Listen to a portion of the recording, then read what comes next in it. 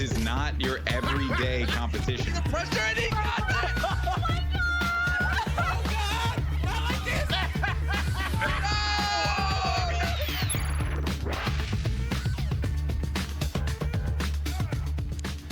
Well, hi there, hey there, ho there, gang. Welcome to Block Wars Charity Challenge here on Twitch Rivals. My name is Kate, and alongside me, we got Kara, we got Curryway. Kara, let's jump right in today's competition. It says charity, and we have a great one coming up. We'll tell you more about that later, but don't let that fool you, because after charity comes the word challenge, and Block Wars is anything but an easy one today.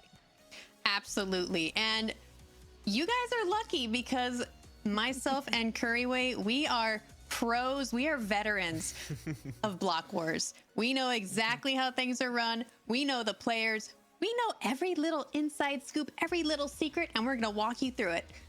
Oh, I love it. And there will be walking, there will be running, there will be sort of speed running, but not really running. We'll get to those mechanics a little bit later. Curry, Kara mentioned, and I think it's a really good one, you guys come from a great, diverse background. You're going to be showcasing a lot of some of those players that make up this incredible community. Talk to me a little bit about what you're looking forward to and what our viewers should keep in mind today during today's competition. Yeah, I mean, absolutely. Block Wars is a phenomenal Minecraft event. You're going to see 8 minigames today and then a finale. And the thing that's so great about these minigames is that they are all so different. You're going to see movement. You're going to see combat. You're going to see something for everyone. There's team elements. You're even going to see cooking. There's so much crazy stuff in Block Wars that is just so cool. And I'm so excited for a wider audience on Twitch Rivals to see that today. Absolutely. And we talked about earlier in our rehearsal, we talked about these game modes being beasts. And I thought, well, you know, beasts of a game mode, I will say, Kara, but there was so many beasts that it was a corral, because in fact those game modes are all over the place. Let's talk about that tournament format. Kara, jump in with me here as we take a look at what is going to be going down for the 40 players, aka 8 teams. Yep, we got 8 teams here of 5 players each, and each team we saw a little bit, they're very balanced, but we'll get to that later. We have 8 mini games leading to a final mini game. They're going to play a total of 8 mini games. I'm going to say it's a lot. And they're going to earn points based on their performance. The top 2 teams will make it to the finals, and they will play the final mini game Shockwave to decide the winner. And the fun part about this is the players themselves get to choose the mini game order, except for game 5, which you guys will be choosing based on a poll.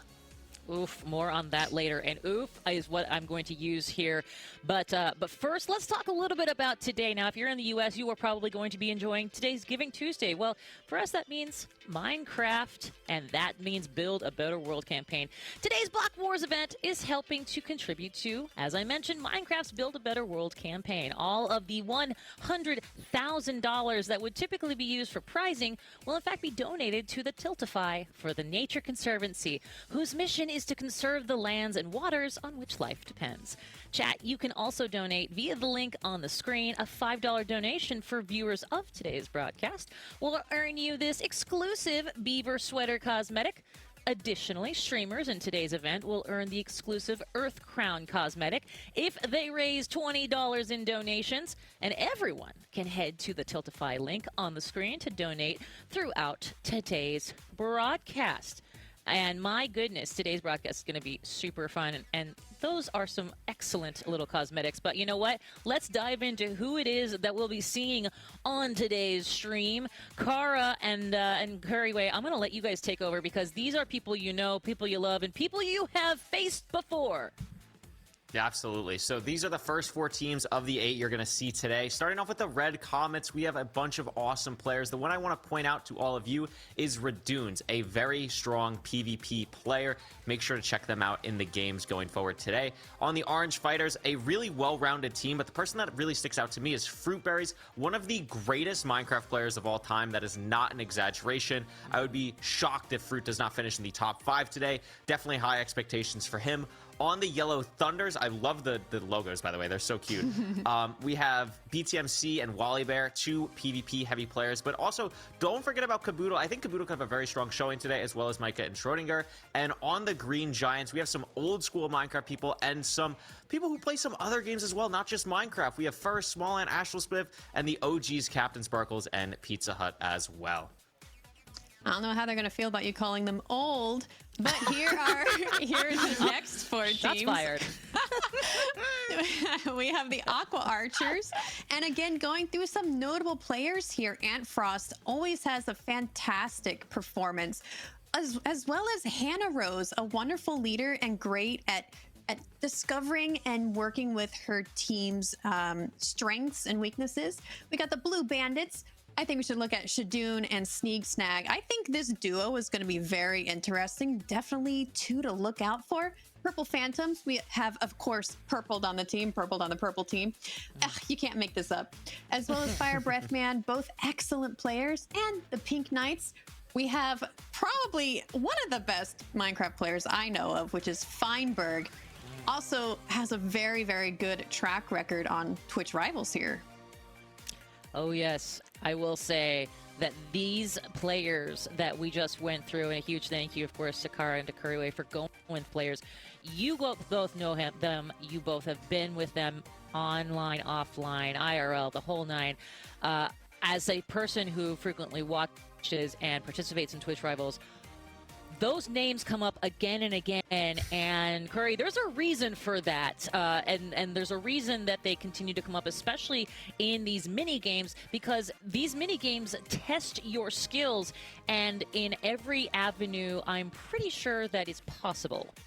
Yeah, I mean, absolutely. I mean, you think of, obviously, Minecraft, you're going to think of movement, parkour, PvP, stuff like that. But I think the main thing, and this especially shows with people like Shadoon and Sneak Stag, is that teamwork and consistency is everything. I think that's something that especially Sneak Stag has gotten so much better with recently. I mean, pretty much every event that I see Sneak in is just like first or second, like every time. He has been on such a tear, and there's just so many other amazing players, and maybe new ones that will start their journey of just greatness today.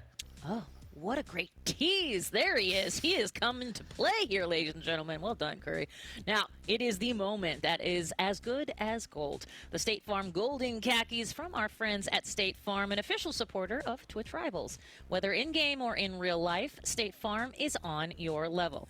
Now, let's work together to reward other good neighbors in the Twitch Rivals community. First, we'll need you to answer a quick poll to choose the category for today's Golden Khakis award. And at the end of the show, you'll pick the winner of today's State Farm Golden Khakis trophy.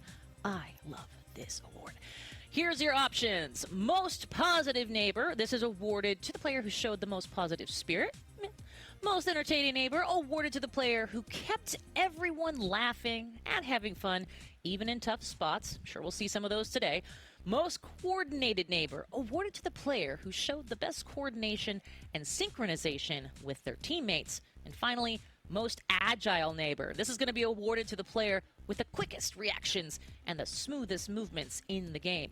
Go ahead and vote now in the poll in the chat. Okay, let's talk. Kara, I'm going to start with you, and then Curry, I'm going your way. Let's talk. Who do you got? We got most agile, most positive. We've got most coordinated, most entertaining. Who are you voting for? What are we thinking here? So, you know what? I'm going to go with the most agile neighbor because as someone who is getting up there in years, my reaction time and movement is not the best. So I'm going to need to see an amazing clip that teaches me how to do it.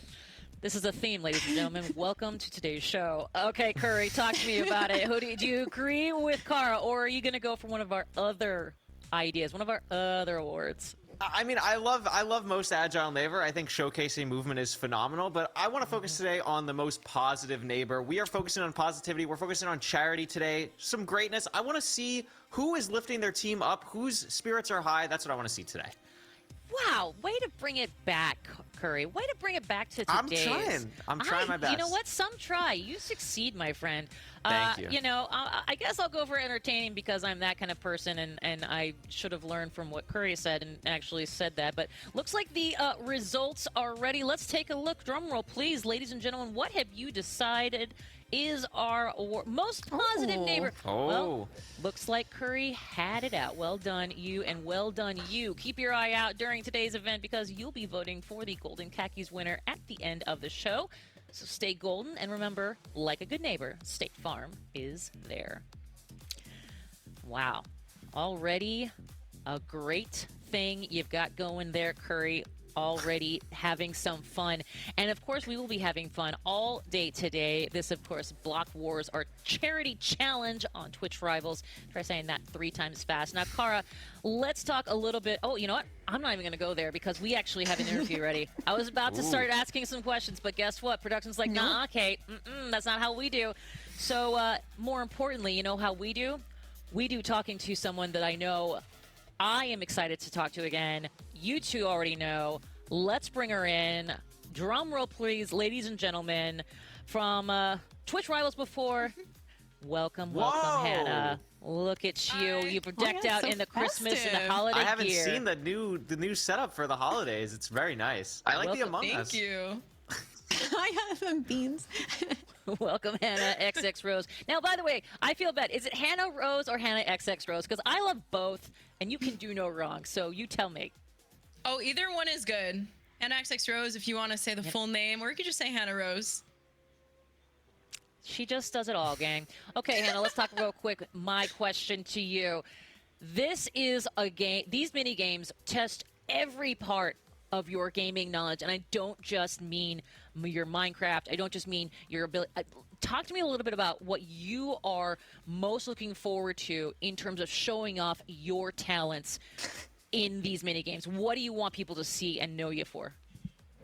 I'm really, really excited for all the PvP games, but I feel like that's such a basic answer because, of course, I'm excited for the PvP games. But I also really, really like the team games where you have to work together with the rest of your teammates. You know, some people are more experienced at Minecraft than others, but there are some games where you don't even need prior Minecraft knowledge. You know, you get in there and it's a puzzle or it's a cooking game, and you know you have to find ways to work together where you might have never been able to do something like that before. So I don't know. I'm excited for the team games and the PvP games especially. I'm really, really scared for a race, but that's just me.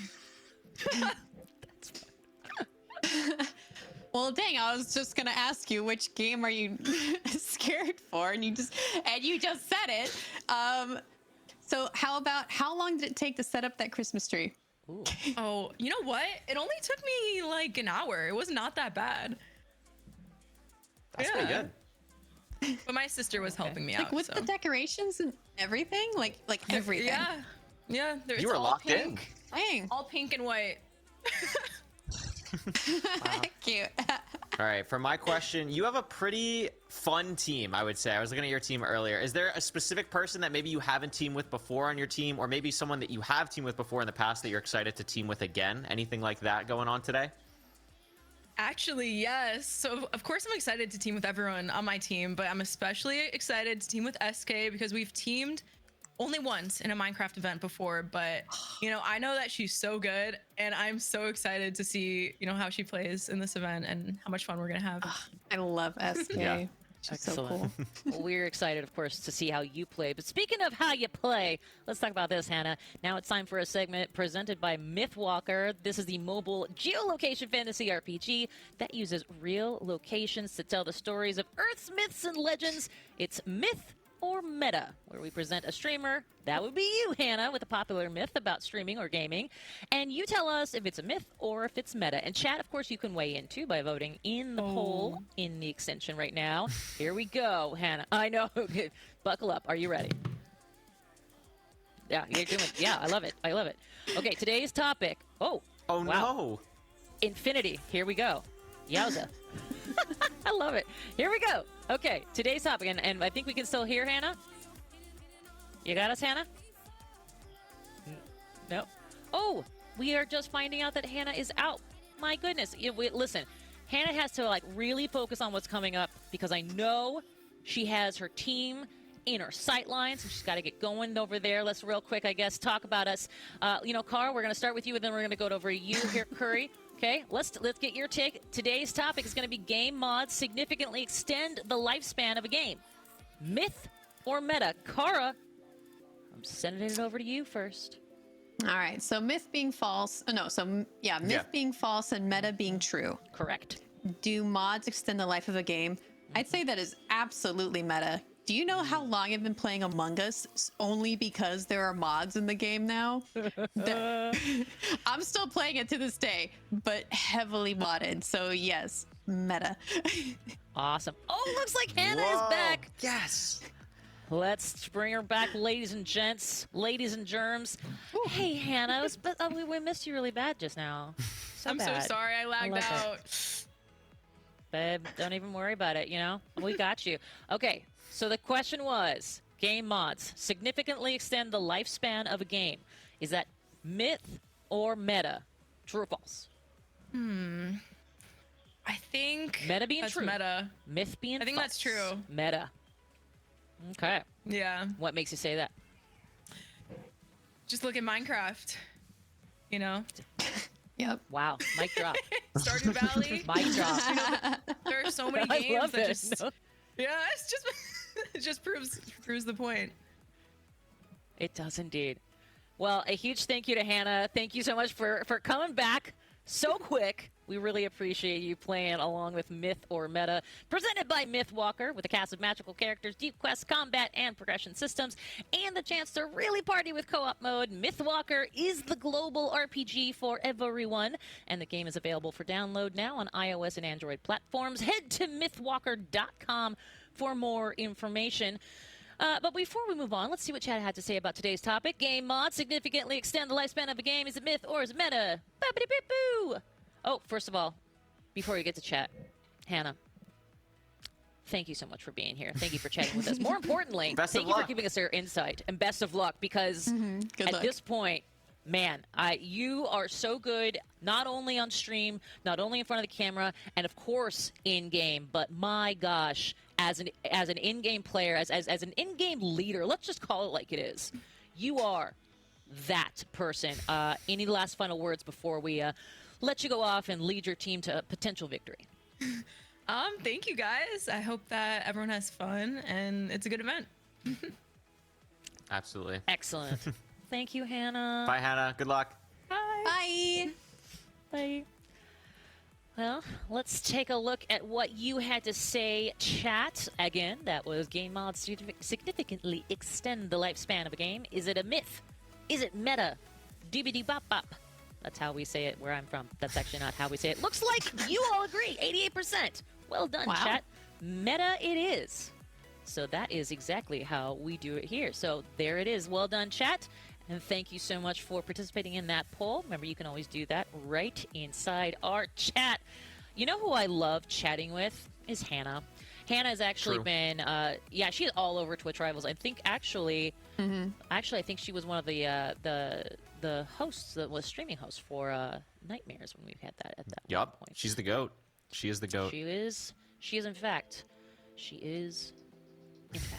Either way. Okay, Kara, let's talk real quick.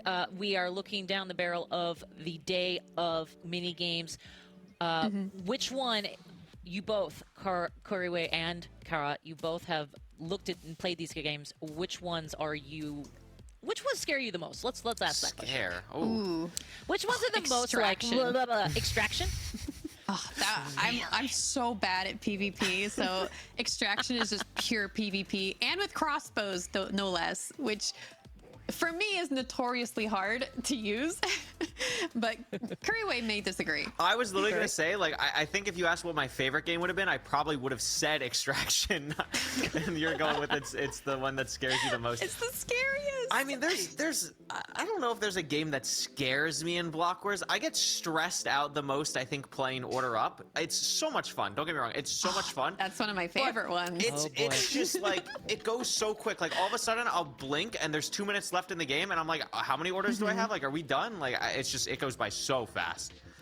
Such is life, friends. Such is life. Well, hey, chat, before we jump into today's gameplay, our friends at Honda want to give you a chance to play right in chat with two super fun games. One is a classic memory game where two of every image are hidden under the squares. As a team, you'll collectively decide which two squares to reveal, and the goal is to match all of the images before the time runs out. Game 2 is a maze. See how quickly you can navigate the Honda Prologue SUV through the maze. You must collect the Twitch Rivals V and then find your way out the other side before the time expires. Remember, chat, you must work together. So have fun and good luck.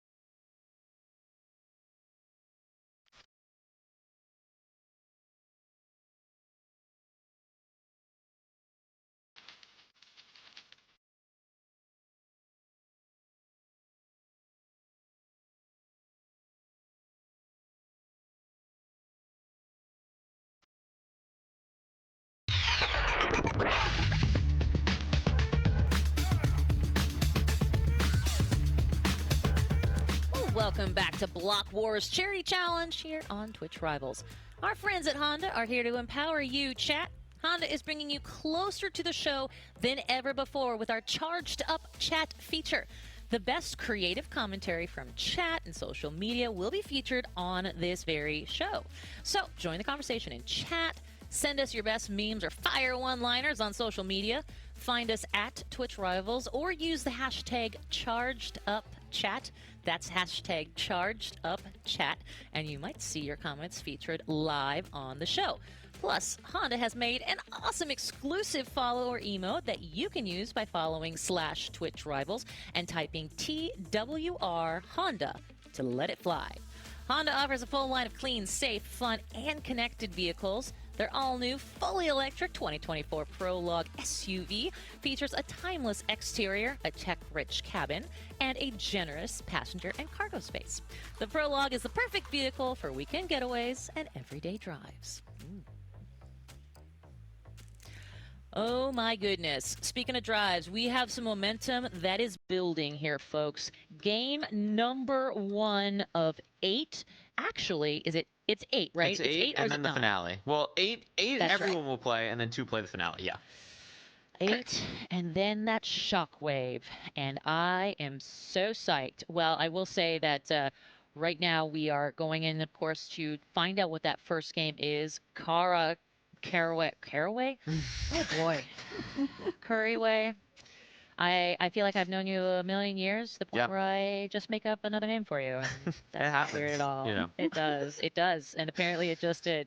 What a weird moment. Anyway, Giving Tuesday it is, everybody. Welcome to the Block Wars. I think I'm going to end up sending it over to you all as we get ready to jump into our game number 1. But before I do, real quick, Curry, we're looking at the first game. What do you think is going to be game number 1? And Kara, you can answer this question too. I think Carl will probably agree with me, but I would bet so much that it is going to be Order Up as the first game. Almost every time Block Wars gets played, it's Order Up. I feel like just because everyone... Really? Really? You don't think so? I feel like every time I play Block Wars, it's Order Up. It's always the first or second game because everyone loves it so much. They want to just play it and not really like worry about it scoring-wise and just want to play it and play it immediately. Okay, it definitely has Good say, never been Cara. played last. Yeah. In all the times I've played. Yeah, I can agree with that. Yeah. Interesting. Well, that's something that I was not expecting. Although, admittedly, one of the things I was going to say, sort of to add on to that, admittedly, one of the things I really enjoy about these mini games is that while, and you two can attest as being players, I can only imagine the stress that comes from playing them. Me as a viewer, Cara, I love watching it because it is so much fun. But if you put your player hat on for a moment for me, bring me through what these players are experiencing, even though, of course, it's for charity and a lot of money goes to a great charity, Nature Conservancy. But you're still fighting for guts and glory here. Oh, yeah. What is the moments before jumping into this competition feel like? I can only imagine stress. So it's a lot of trying to plan out game orders. So you want to play your best games last because the points matter more as the competition goes on. So you want to try to strategically vote for the games you're not good at first. It doesn't always happen that way because you're going against everybody else who has their own agenda to also vote for as well. So even though you have this strategy in your mind, it doesn't always go the way you want. So you also have to be very flexible and you have to be like, okay, well, we wanted to Order Up first, but it's going to be Tomb Titans and we're really good at Tomb Titans. So we're just going to have to deal with it. And then you're kind of freaking out a little bit and then you got to deal with it. Yeah.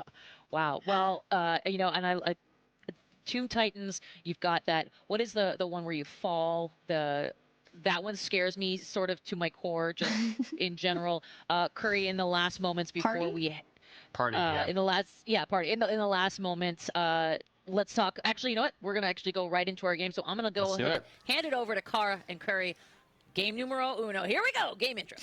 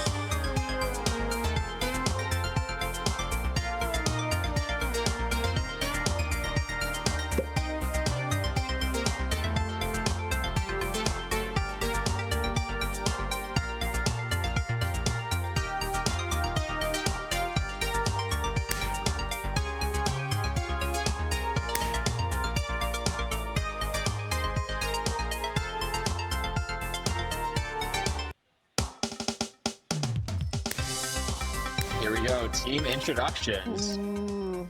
Red Rab. This is my favorite part. What is it? Red Comets. Red Comets. There we go. Red Comets. Brain breaking for a second. And then we have Orange Fighters. Oh my goodness. So many teams, so many intros. I want to see, it's always a good indication in the beginning, team chemistry wise, like who coordinates their team intro? Like what's going on? Where are we going? Stuff like that. I want to see. Oh, they got a little bit of twerking going on. Okay, you know You'd what? love to see Something's better than nothing, I guess. You know, we'll take that. Oh, here's the old Giants, as you I like to say I said old school. Or at least I hope I said old school. I'm really hoping I said old school. Aqua Archers. Nice. There we go. A little coordination there. I like to see it. Blue Bandits. Oh, getting ready. a little coordinated. Very excited for that team. I always like the Shadoon Sneak duo. And then you talk about a duo, FBM and Purple Dawn Phantoms will be that should be illegal. Yeah. That's an illegal matchup. It is definitely going to be interesting. A team to watch for sure. And of course, another team to watch. Any team with Feinberg is a team to watch. Let's be honest. And here we go. Absolutely. Team are going to decide the games now. The decision donut. And oh, it's going to explain in the chat. Perfect. Here you'll vote for the games being played. Each segment has a game assigned to it. You vote by standing on the segment of the game you want to play. But there are a couple tricks involved with this, right, Curry? Oh, there are some. My personal favorite, I love the golf rules because it just makes everyone panic immediately. Just swapping the voting. There's stuff. You can get a cat. You can put someone on top of you. There's so many like random things to do in this, and it's gonna be exciting. Throw dynamite, or sorry, throw TNT onto one of the points. Oh yeah. Just kill everybody. Once you die in the donut, you don't come back either. No, you don't. Really It's crazy. It's just and there is only a certain limit. You can't throw your power up right at the last second. I think it's about 10 seconds or so. But here we go. It looks like Order Up and Race are the two games with the most people at the moment. Race surprising, honestly. Going back and forth though. Yeah. It looks like it might be Race at the moment. Oh, a lot of people kind of bouncing around. It's still looking pretty Order Up. Yeah, Order. A lot of people. Someone has a knockback stick in Order Up though. Oh, yeah. Here we go. I think it will be Order Up. A lot of people in the Aqua game though. I can't tell what it is. We're just out of reach of the sign. I think it might be the purple game. Yeah, that is Order Up. So it will be Order Up. Game Order Up, 1. Yep. What was that? Oh, that was Extraction. The Aqua. Okay, interesting. So, yeah, we'll be Order Up number 1. Race getting second is very interesting. Team-based resource gathering game where teams will compete against each other to deliver the most food orders to hungry customers as fast as possible. You and your team will spawn into your very own kitchen, equipped with cookware, some cooking essentials, an active order list to track your current active orders, and an elytra which one of the members of your team can select before the game starts. At the start of the game, you'll only start off with 3 orders, with the remaining order being different from the rest in the form of rush orders, which are always found in the first slot and will appear at random periods throughout the game. Rush orders are slightly more difficult, but are more rewarding. However, these orders expire after a certain amount of time has passed, so you'll have to act fast and deliver the orders before they refresh. You'll be given some time to view and plan with your team on how to tackle your order before the games begin. Once the game starts, it's off to the farm, where you'll find a variety of areas dedicated to different types of animals and crops, which are indicated by a giant floating item. You may also see custom ingredients in the farm area, which will allow you to make a variety of different custom recipes. Once you and your team have gathered the required ingredients for your orders, you can return to the kitchen and start assembling them. Once your order is ready, place it in the corresponding chest and right-click to pick it up. Then it's off to the delivery area. Once there, you'll have a distance to target and an arrow indicator to help guide you to your client. Once delivered, you'll be teleported back to your kitchen. Throughout the course of the game, a trade composter located in your kitchen will become active at random intervals, which can be used to gather upgrade tokens for you and your team. In order to receive upgrade tokens from the trade composter, players will need to use up a large sum of their ingredients. The number of ingredients needed to trade for one upgrade token will increase the more upgrade tokens your team buys. Additionally, if teams have an order ready or one of their players is currently holding an order to deliver when the time expires, a 30-second overtime will appear to let them deliver their order. Overtime will end once all ready orders have been delivered, or when the 30 seconds runs out. Crafting and gathering will also be disabled during overtime to disallow further order progression. So you want all of us to just immediately cook a Let them cook. Yes, let them cook, exactly. So something to watch in the early section here as the event is paused is going to be which team member gets the elytra off the bat. Usually you want it to be one of your two best players, just because the movement that it allows you to have is so beneficial. You can obviously get more as a power-up later on with the composter, but that's usually a big sign, communication with that. I love Order Up, Kara, because it's one of the games that has the most communication overall in it. It's such a team-oriented game. Absolutely. It's like running a restaurant. Like, literally, everyone's shouting orders out. Everyone's saying, "Is this delivered yet? Give me more apples. Go kill more sheep." Yes. You know, it's just typical things you hear in a restaurant. It's the best. It's the best. So you'll see a lot of the paths here. Players actually want to stay on the paths because it will give them a speed boost. You can see Crow here gathering apples. Now, I know there's some custom fruit. It's lemons, and I don't remember what the other one is. I want to say peach. I'm not sure if you know, but there's one other custom fruit from a previous one. Is this a new thing for Order Up? Because last time I played this, there were not. Yes, this is a carry. It looks like it's an orange. It's a carryover from the last Block Wars, and they added oranges and lemons. Gotcha. So I don't know if this is going to be a mainstay going forward, but I'm very glad it's in the Twitch Rivals here, so people get to see it. Here we go, Hannah, our interviewee. Seems to be on crop duty. What do you usually get put on if you're playing Order Up? What's the duty? I've done a bunch of things. I've done getting the meat. I've done getting the apples, get the produce. I've really done it all. But I think usually when I play Order Up, I'm usually the one assigning roles to people, and then I try to just fill. Because I find the aspect of managing everybody to be really fun. Yes, absolutely. And it's important. It's important. You'll see, like, knowing how much stuff, you could see the chest that Hannah opened, you don't have a lot of inventory space, especially early on. So it's really crucial that you make sure people are getting the right things. You can see that on the top that it says composter active.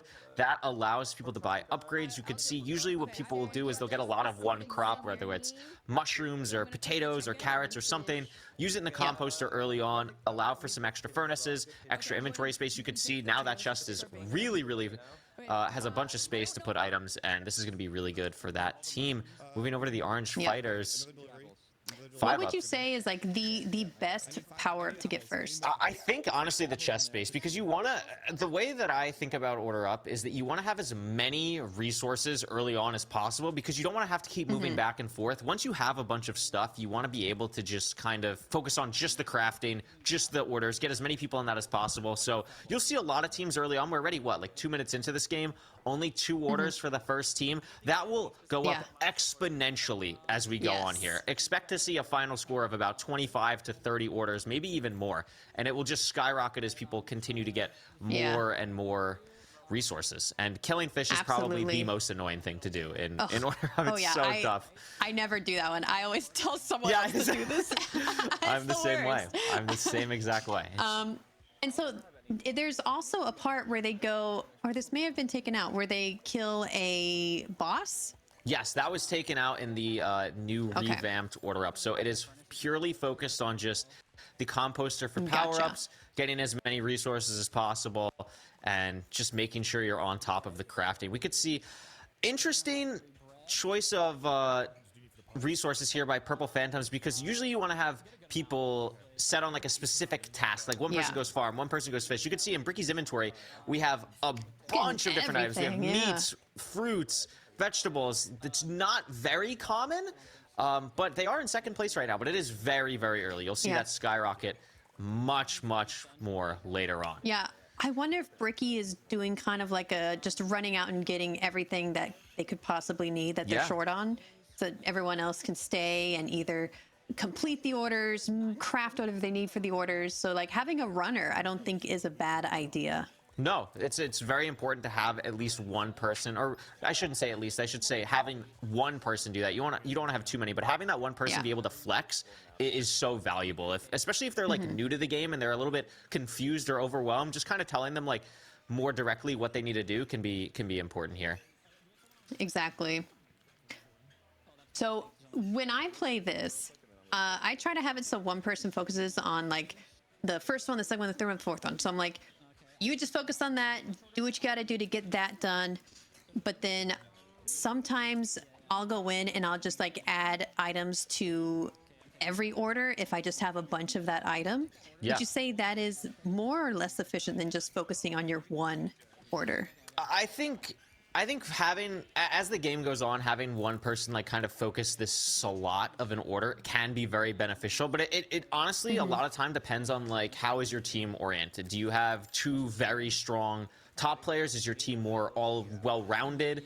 That could be a very crucial thing. You could see, I thought Purple put all of the cookies in the chest for a second. I almost had, I was like, what are we doing here? But no, he is very good. He knows exactly what he needs to be doing. You can see he's going to be on kind of chest duty, organizing what needs to be cooked, what's going on, and seems to be kind of cranking out the orders right now. Purple seems to be doing really good. The Phantoms are kind of crushing it early on here, ahead by 2 orders. Yeah, that's really good. Yeah, very good. We're talking about this team dynamic, right? You have 2 players on this team who could easily be the #1 player when this is all said and done here. So having those 2 shot callers kind of be able to help other players kind of be aware of what they need to get can really make efficiency really, really sky high. And it looks like Fire Breathman is the person with the Elytra just sending out orders, and that is one of the best movement players in the game. So that's just going to work out really well for them. Yeah, so I assume that the Elytra player should be the sole person or just the main person sending out orders then? Absolutely, yeah. They're going to be the main person sending out orders. Now, this is interesting. You'll see Feinberg, I'm almost certain, will have the Elytra on Pink Knights here. Parasite, I've teamed with them before in a Block Wars. Very good player. Interesting to see them handling the chest here organizationally wise. I think that's smart for Pink here, and that's going to allow Feinberg to really just focus on sending orders, and that's going to be really, really crucial. You can see here's Feinberg now getting a bunch of stuff organized. I would say, because of Feinberg's experience as an All Advances player, as one of the best, if not best, Minecraft player in the game, inventory management is, I think, honestly, one of Feinberg's highest strengths, if not his highest. It's just so crucial, and in a game like Order Up, his team is always one of the top teams. And you could see Pink Knights, you didn't see them too much earlier, but now that the game is starting to get longer, we only have 3.5 minutes left. You expect to see Pink crush it up the leaderboard. They're currently in 2nd place. I completely agree with that. And just seeing how he was making those cakes, he knew exactly how much of each ingredient to get out without wasting any time, getting too much or too little. I think just knowing Minecraft inside and out, knowing the recipes by heart is such a great quality to have for a game like this. It's so crucial, and something that I'm actually noticing now that is such a great quality of life change. I don't know when this happened in Order Up, but you can just shift-click items in the chest, and you don't lose the item. So when I thought Purple put a stack of cookies, he did. It just, the chest automatically knows how much is needed, which is such a great change. And I did not know that. I did not know that. I've been last time I played Block Wars, I've just been individually putting items. So that is just, wow. That's the amount of times I put in like 15 fish when I only needed 2. Yeah. And you can see, here we go. Knights and Phantoms seem to be the top 2 teams. 2.5 minutes left. A comfortable lead, and Feinberg, you can see just like coming back, order, go next, coming back, order, go next, and just shredding orders. You can see how useful this Elytra is, and the movement is just so clean. Very, very fast. Yeah, so the Phantoms were ahead by like 4, and now they're only ahead by 1 order. That is crazy how quickly Knights is catching up. Although we see Green Giants only behind by 1 order as well. Absolutely. Wow. So once you get that momentum. Once you get the momentum, it's like you start to get a rhythm, and once you know that you're not going back out to get more items, it's like, okay, like now we can really fully focus, and it's just a big mindset shift for the whole team. Absolutely. So we only...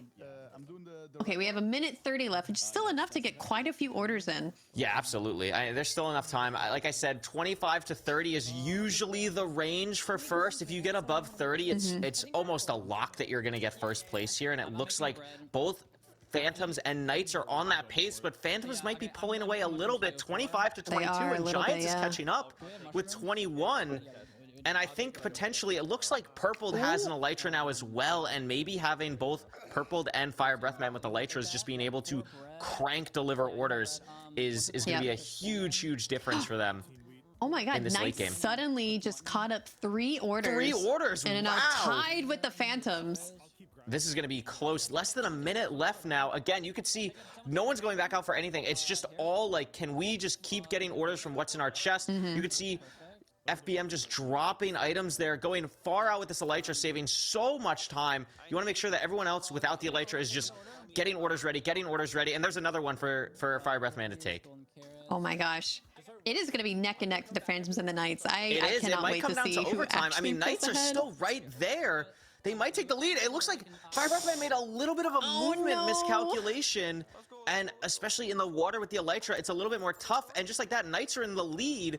But what's going to happen as well as we get down to the game ending here is it's not just about how many orders you complete, it's about how many of the bonus orders you completed and how fast you completed each order. And Firebrick also having a little bit of a misstep, but should be fine. We'll get it. Also in overtime, do they have an overtime order? They do not. They don't have an overtime order to take, but the Toon delivered one. The Toon delivered one for the Knights just at the end there, but Phantoms also delivered one. We don't know who it was for them, and that is going to be it. Game over. Phantoms and Knights tie with orders, but we don't know who will win with points. But wow, what a performance from both teams, getting over 30. So a question, if there is a partially completed order, will they get bonus points for that? They will not get bonus points for that. And you can see on the chat, it looks like Phantoms, even though both teams got 31 orders, Phantoms get 125 more extra points, and I'm assuming that's only because of the rush orders that they did more of. So incredibly tight race here in the beginning. And that's going to be the first round done by the Phantoms. But we have 7 more games to go. It really is anyone's game. It really is. It's good to have so much extra stuff. And it was interesting to see that the scoring for games 1 through 5, it's all times 1. It's all the same, yeah. Yeah, and that's it's only really games 5, 6, and 8. Sorry, 6, 7, 8. 6, 7, 8, yeah, and they scale. So game 6 is 1.25, game 7 is 1.5, and game 8 is 2x. And it's to make sure, you know, sometimes if the scaling is too high, teams can... If you save like a PvP game or something for the late game, like some player can just pop off and then you end up getting like 6,000, 7,000 points, and it gets a little bit crazy. So I think this is a really fair balancing way, especially in an event like this where it's just kind of more for fun. Having more of that available is kind of good. Kate, what were your thoughts on Order Up? Do you like that? Well, I did like that. I will say, Order Up is fascinating for a number of reasons, not the least of which is that this feels like more like a team building exercise than it does a mini game. And it does. I will tell you that it hugely, and I will say also that it is fascinating because you hit the ground running. If you're an in-game leader, if you are a team that hasn't gelled, this is the ultimate, you know, put up or shut up situation. And it's fascinating to me that well done Curry for predicting it was the first one out the gate. Personally, I'm looking at it based on like what I know of these kinds of games, because there are some out there that are similar to this mini game, and I think of it as more of a ripping the Band-Aid off. Yes. I mean, that's the other thing. Like, I didn't mention it when I was thinking about it, but maybe one of the reasons why a lot of people like playing it first, of course, it's fun, but it's a good, like, icebreaker to get used to your team. Sometimes you're teaming with people you've never met before, so having that, like, immediate, we have to communicate in this game, having that right away and being more comfortable with your teammates as the games go on can be really important. 100%. Kara, you had mentioned that this is a mode you were not super jazzed about on the way in. Are you more solidified with that feeling now? And more or less, I guess, this kind of a mode, this kind of a mini game, is it something where you would like to do it better? Have you seen some of these things? More importantly, have you seen anything from this last mini game that you're like, I'm going to pick that up the next time someone forces me to play? Oh no, I like this mini game. I think it was Curry who didn't really like it. My bad, Curry didn't like it. I apologize. Yeah, it's very stressful. It's very stressful. It's fun. It's stressful. I like it just because I was projecting, Kara. I was projecting because I hate it. All good. Continue. No, but you're right. I think watching the top players really gives me some ideas for the next go around, because I'm usually the one that's like, all right, deliver this. You deliver that. You do that. Yeah. Now I feel like I can organize a little better, knowing what people are good at and getting like the right upgrade order and everything. Yeah. Yeah. I'm gonna win the next one. I believe it. I believe it. 35 orders for you next time. You guys are like this is that's one of those games where I feel like the sweat on the palm of my hand is beginning. Let's take a look at the standings and see how the sweat on the palm of these teams' hands has brought us to where we are after game number 1. Whoo-wee! Okay, Curry, let's talk about it. 1 and 2. Samesies, but the points are not. Yeah, so the reason that happens is that there were certain orders. They probably did very similar orders, but Phantoms did those orders first. So let's say the second order in order number 2. Phantoms completed that before the Knights did, so they're going to get the extra bonus points for that. Sure. But you could see, like, it's actually surprising. There is a pretty sizable gap between 2 and 3. I mean, Phantoms and Knights were right there, but everyone else, like, 3 to 8 are all pretty similar, within 500-ish points of each other. I mean, that's about what you'd expect in this first game. And again, 7 games to go. I think this is something that a team like Comets would want to get out of the way. I think Comets is much more of a PvP-oriented team, or even like a more individualistic team with like something like Race. I think they'd be good at. So getting something like this out of the way, I think they're probably pretty happy to still be within like the pack there. For sure.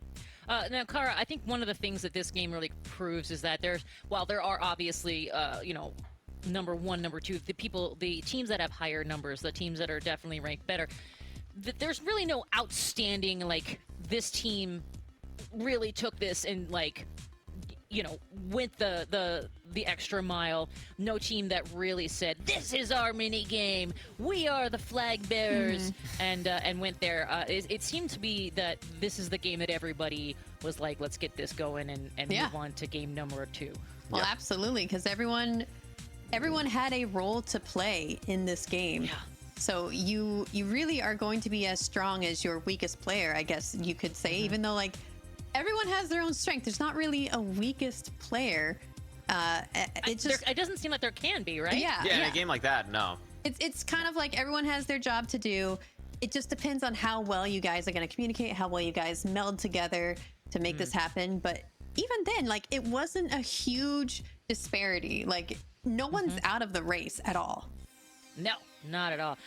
Curry, real quick, these team sports, these team elements for these mini games, when you're strategizing, when you're practicing, if you get a chance to do that, is this one of those games where you would use as a practice game, or do you think this would be more of a, okay, well, we'll use this or not? Like, would you use this game, or would you go for something that was more mechanically or sort of physics related?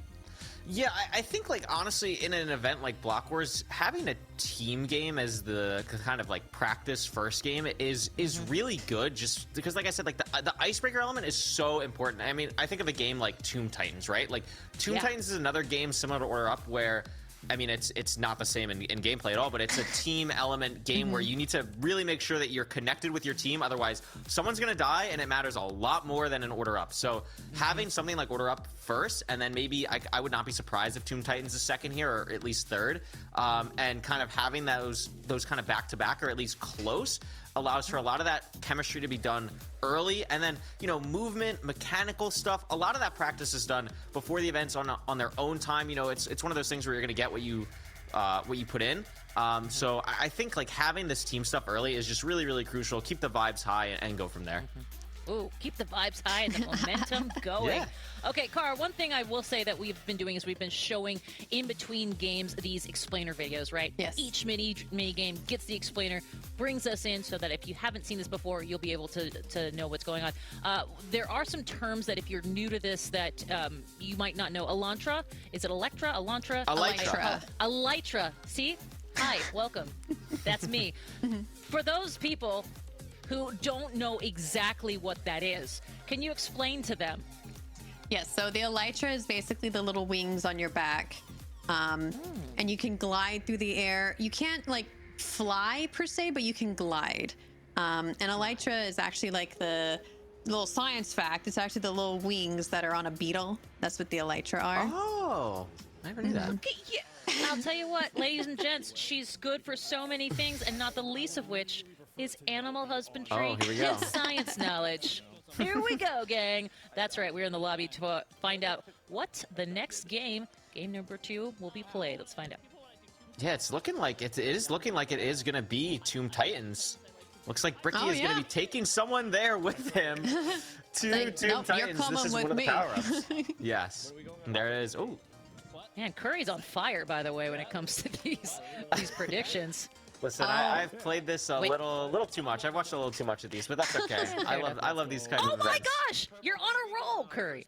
Yeah, there it is. Perfect. Tomb Titans, and I think this explainer video will be very, very helpful. Hello, for adventurers, the and welcome to Tomb Titans. Tomb Titans is a team dungeon crawler where teams are spawned on the outskirts of the same gargantuan grid-like dungeon. Once in the dungeon, your team has one objective: obtain as many artifacts as possible and trade them in for points. There are numerous ways to obtain these artifacts, such as slaughtering mobs, opening chests, smashing pots, and finally, looting enemy players' graves. Upon the beginning of the game, players are equipped with basic leather armor, a heavily used shield, basic weapons, torches, a compass that points toward the center room, and most importantly, a map, which will show you the locations of your teammates as well as merchants and an outline of the array of rooms. Within these rooms, you will find many things, but let's talk about the thing you'll find the most: mobs. There is a wide array of different mobs throughout the dungeon, some much more powerful than others. If you kill these mobs, they could drop artifacts such as coins and even can drop weapons and armor that you can then equip. These mobs can lurk in all kinds of corners and can even be hiding behind doors, which you unlock with levers. Inside rooms, you'll also find ceramic pots of all sizes that your team can destroy. When a pot is smashed, an item will drop onto the ground. These pots have the capabilities of housing very valuable items, so break them all. There's also a little something in the room at the direct center of the dungeon. From what we've seen from the ancient writings we've come across, there's a powerful entity that resides there. There are also numerous candles you'll be able to see. These candles come in 3 different colors, and each color leads to a different point of interest. The more candles in each cluster, the closer you are to the point of interest. The lime candles lead to simple puzzles which can be completed to reveal a room containing loot. The cyan candles lead to merchants, an NPC where you can exchange items for 75% of their total value, and you'll be able to keep adventuring after interacting with it. Finally, the purple candles lead to your escape portals. Escape portals can be found towards the center of the dungeon and will be guarded by a group of powerful mobs. In order to bank all of the valuables you have been collecting during your time in the dungeon, you must enter one of these portals. Once you enter an escape portal, all valuables in your inventory will be added to your team's score at full value. However, you will be a spectator for the rest of the game. Portals have no limit of how many players can escape through it. It's always good to know where one is in case you decide it's time to go. Do keep in mind that if you don't escape when the game ends, you won't be able to obtain any points from the artifacts in your inventory, as they will forever be lost within the tomb. When a player is killed by an enemy mob, a gravestone will appear at the spot where they met their end. The gravestone can be opened with a right click, and inside you will find all items that were in that player's inventory.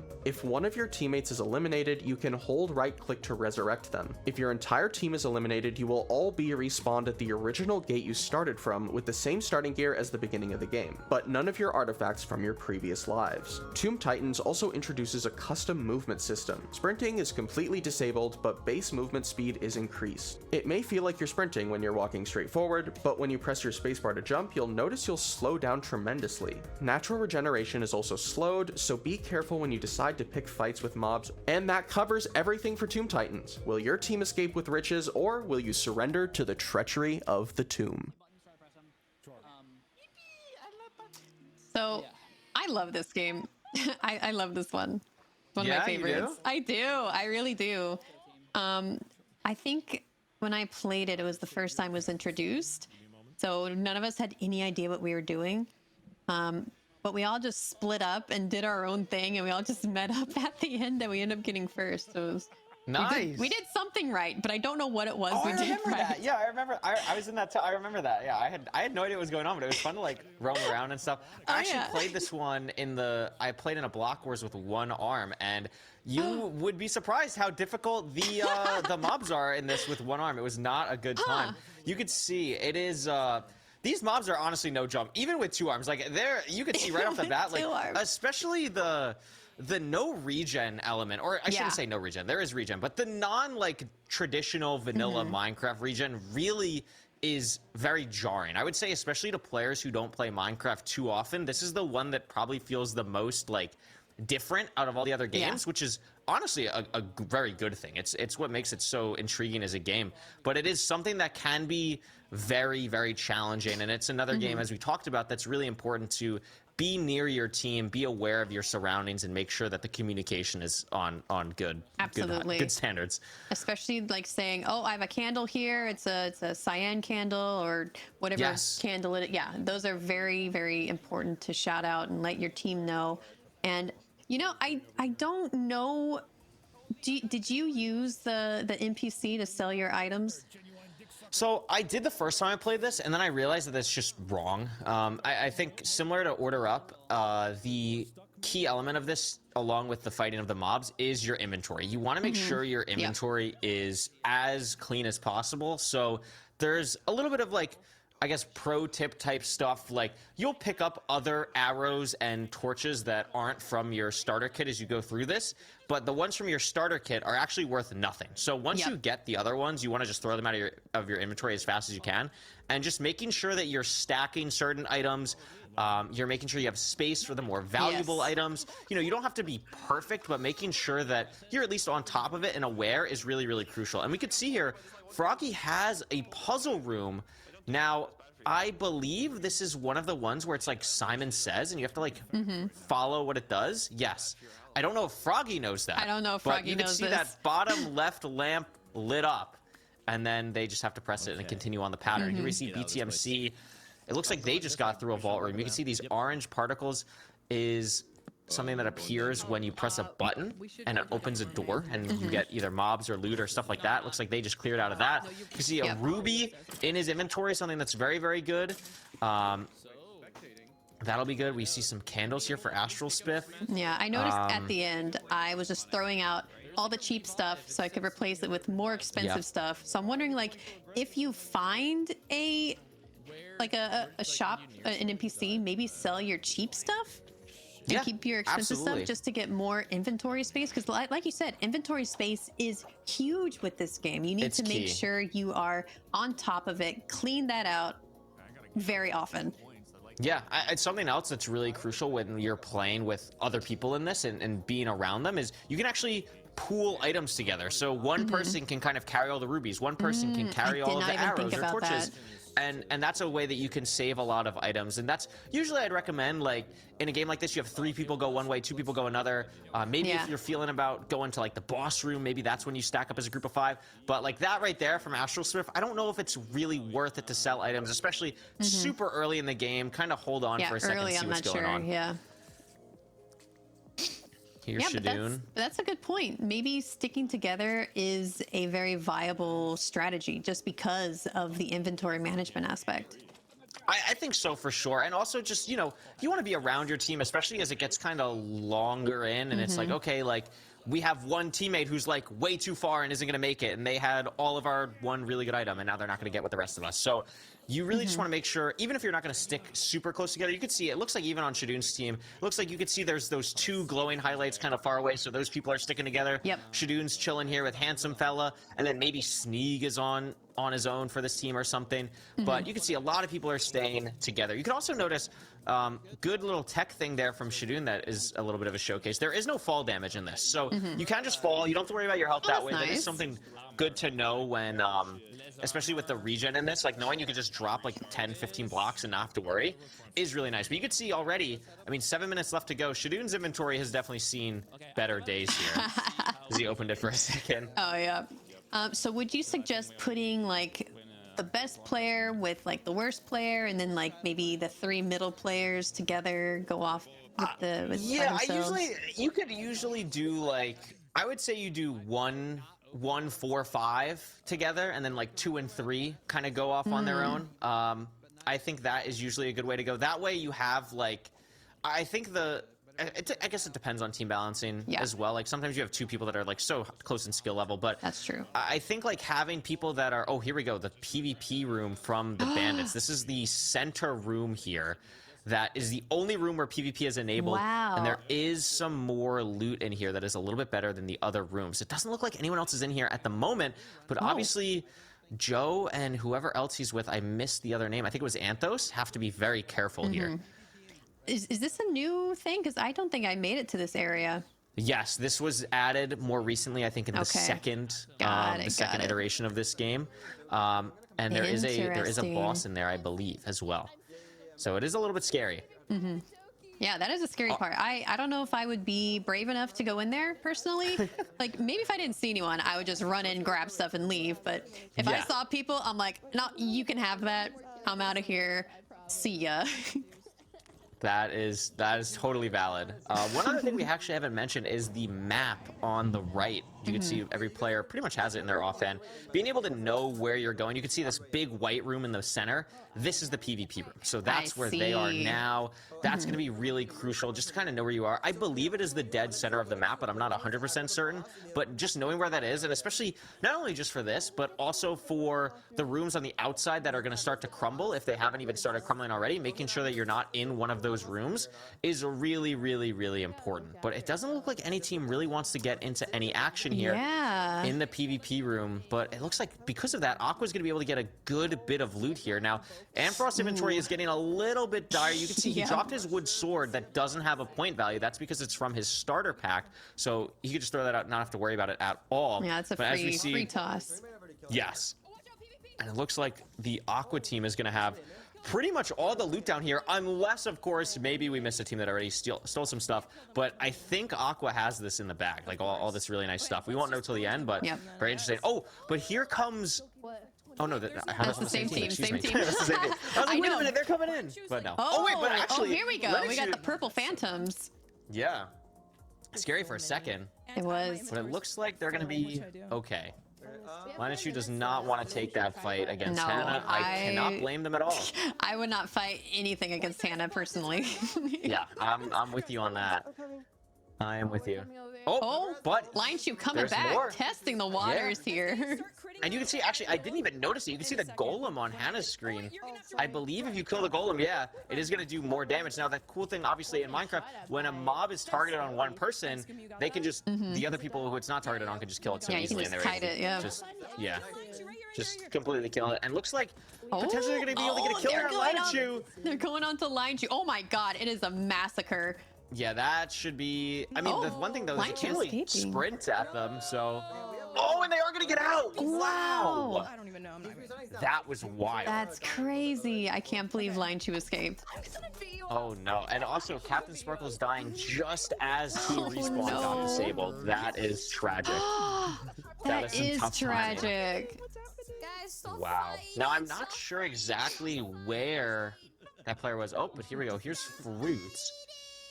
Not sure exactly. Looks like all of that orange team is at least close to each other. You can see the 4 names on Fruit's map. Looks like one person is a little bit farther on the bottom right, but hopefully they all should be able to kind of get out of here.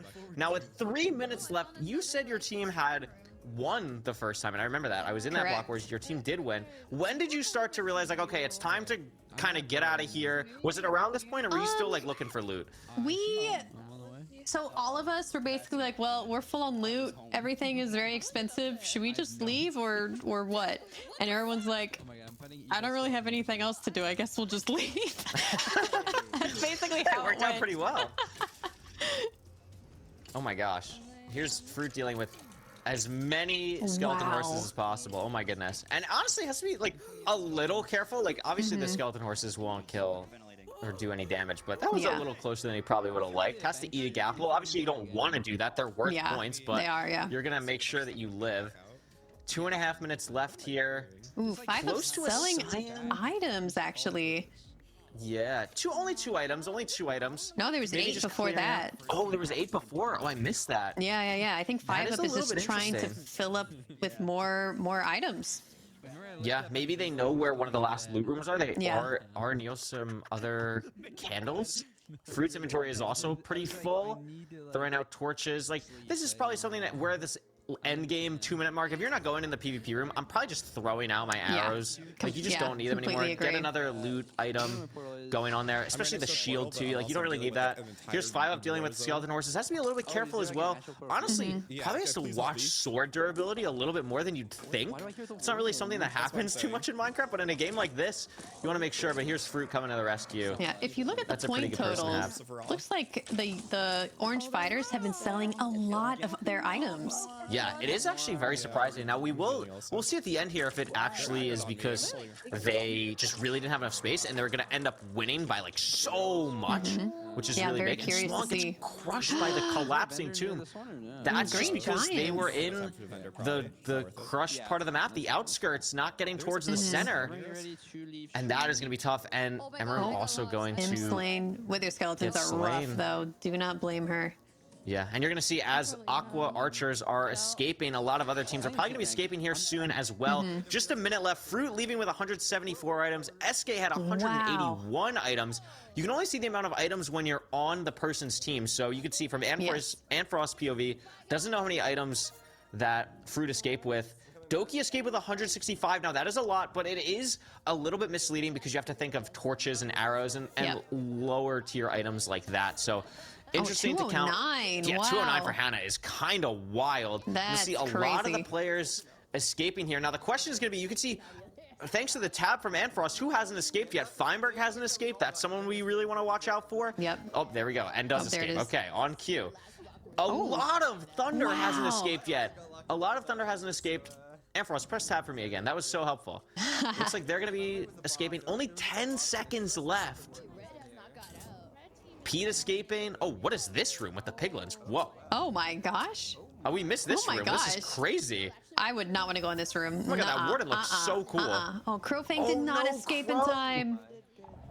Wow. I guess Crowfang was maybe the only person that didn't escape. That is going to be unfortunate. And you can see that it is going to be the Orange Fighters that did get first. But it's so close on the top 5. The But top there 5 is- is separated by There like is something 100 to say. points. There's something to say about selling your unneeded items to the NPC just so you can get more room for more items. It just gave him that little bit of a lead into first place. Yeah, that literally mattered. That literally mattered so much. That gave them like 2 extra placements. It's crazy. Do you know what's crazy? A room full of piglins. That's the thing that's going to be going through my mind as I drift off to sleep this evening. And it will certainly be something that wakes me up into a cold, nightmarish shiver later this eevening. That was wild. Anyway. That was a wild room.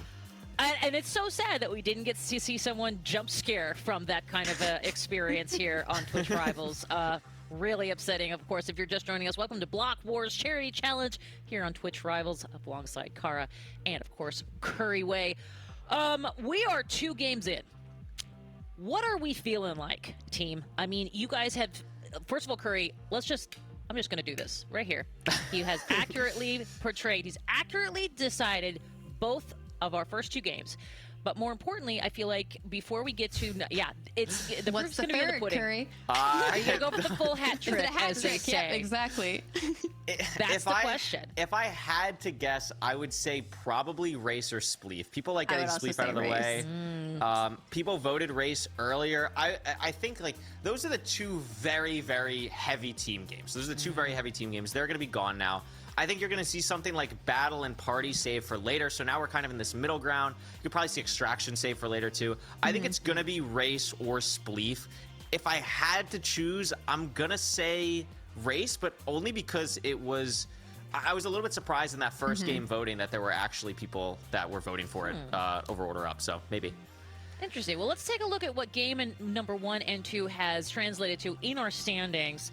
And what an interesting... Okay, Kara, let's talk about how the standings look from game 1 to game 2, because these colors, it's almost as if someone took this bag of colors from game 1, shook it up, and now here we have the standings for game number 2. Well, you can see Phantoms, they did well in Order Up, and they did well in Tomb Titans. And as you can see, Comets did not do well in either Order Up or Tomb Titans, but based on how their team is made up, they're going to be dominating in the late game. I guarantee it. So the fact that we see these teams like in first place right now with the games that we've had is not super surprising to me, but it is interesting that the Phantoms did very well in both team games. I think just because they have a very like well-rounded team, as well as just having Feinberg there, helps immensely. What do you think, Curry? I'm honestly like, if I'm the Purple Phantoms right now, I'm over the moon. You got the 2 team games out of the way. You're up 500 points, and you have Race later for Fire Breath Man and Purpled. You have Battle later for Fire Breath Man and Purpled. So Oh, sorry, you you're got right, this probably Purple what you and Fire wanted to Breath. get out of the game, like out immediately, and that's really good. I think the surprising thing from that graphic is how close Purple and Pink were originally, the Phantoms and the Knights, and now there's a 500-point gap, and that's like very, very interesting. Tomb Titans is the most new game for Block Wars, so a lot of people aren't 100% sure how to play yet, especially new players. Like I said, it's very alien to people who are more new to Minecraft, so it's very interesting to see that dynamic already. But you know, you see something where we have a little bit more of an individualistic game later on, potentially next up. That could be where the points really start to shake up, and you see a team from the bottom, like the Comets, come right back up into the top 5. For sure. Oh, look at that. We got game number 3. It Yeah, here we is go. locked and loaded. The voting has begun.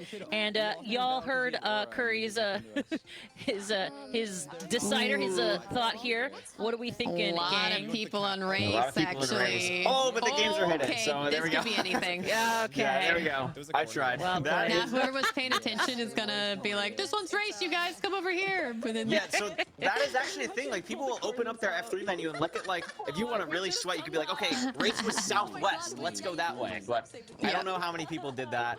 It looks like, you know, who knows? It could be literally any game. That's what's so exciting about this power-up. So oh, we'll see. Oh, it looks it's like it might be extraction or race. Oh, it's close. It is Oh, it's extraction. extraction. It is extraction. Interesting. I feel like it would have been race though.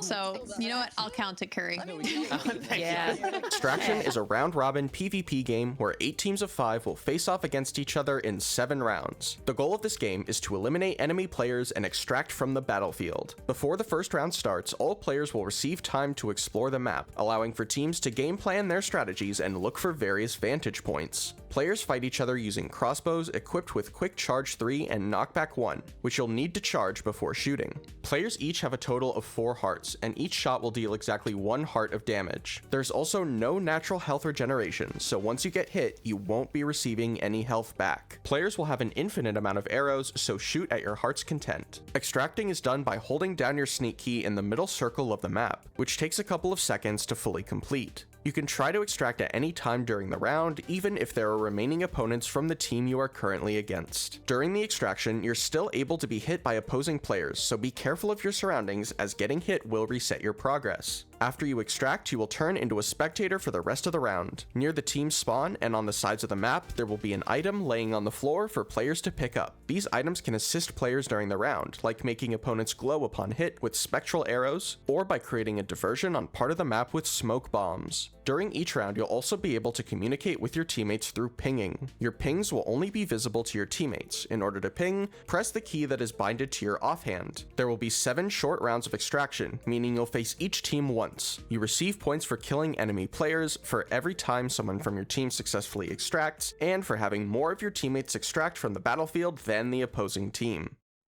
Big cheese. Fuck, do I know like tier list rankings of Cogbots?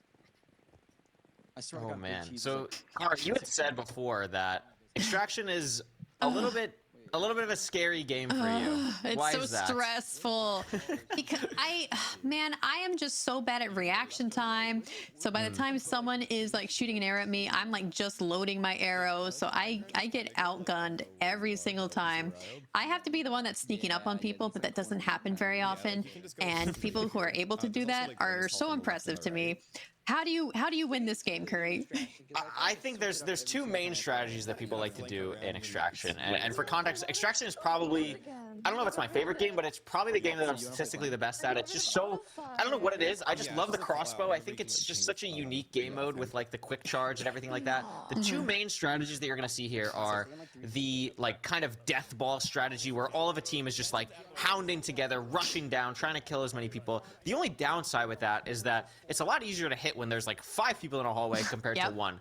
But I do kind of like that strategy a little bit more than kind of splitting, because if you're not quick, or if you are quick with the death ball, you can just completely drop a team or half of a team so quickly. And you can see right here, the Knights versus the Phantoms. What a great first game. And you can see just like that, the pink team all staying together here in this death ball strategy corners out 2 people and is able to really just get a good head start here. Now, I don't love this aggression from Pyro because he's on 1 heart, and that is going to be a death there, but Feinberg is able to clean up. And it looks like the Pink Knights are going to be able to take this. Oh my god, I One more cannot tell player the left. difference in their colors. I'm gonna be honest It is a with little you. tough. It is a little tough. 'Cause, And there we go. You were Pyro like is hype. the pink team. I'm like, is that not purple with the? But yeah. It is tough. It is definitely tough. But thankfully for those teams, they won't have to deal with that again. True. For the rest of the rest of True. Extraction. So that's good. yeah, Ampharos giving comms. But yeah, there is a good point to you saying like all the teams staying together. I find that when the teams do stay together, they end up doing much better than the ones that split up from all the times I've played this. Yeah, I think my personal strategy that I like is I'll usually try and flank a little bit, and I'll have the rest of my team death ball, and then if they are able to get the other like half of the team to start to rotate, I can come in from the back and just get a bunch of arrow shots in, get a bunch of damage in, and then even if I die, all the people on that team are then just like one shot, and then it's just super easy for them. Very true. Very true. You're like the sacrificial lamb. Exactly. Like I don't mind playing like that. I don't mind. It's just Oh if yeah, you I get wouldn't the mind points, that that's what either. matters. It's all Yeah. about the team W, man. Exactly. Something to note as well, obviously the health power up, that can be very important. Fur is going to get that, and Pete is also going to get that. So Giants here against Archers are going to have both health power-ups, which can be pretty big, especially because I don't think either person... Sometimes you can get hit when you pick up the heart, and it's like a net neutral. Yeah. But I don't think either player got hit here, so that's a big boost for the Giants. I don't think so either.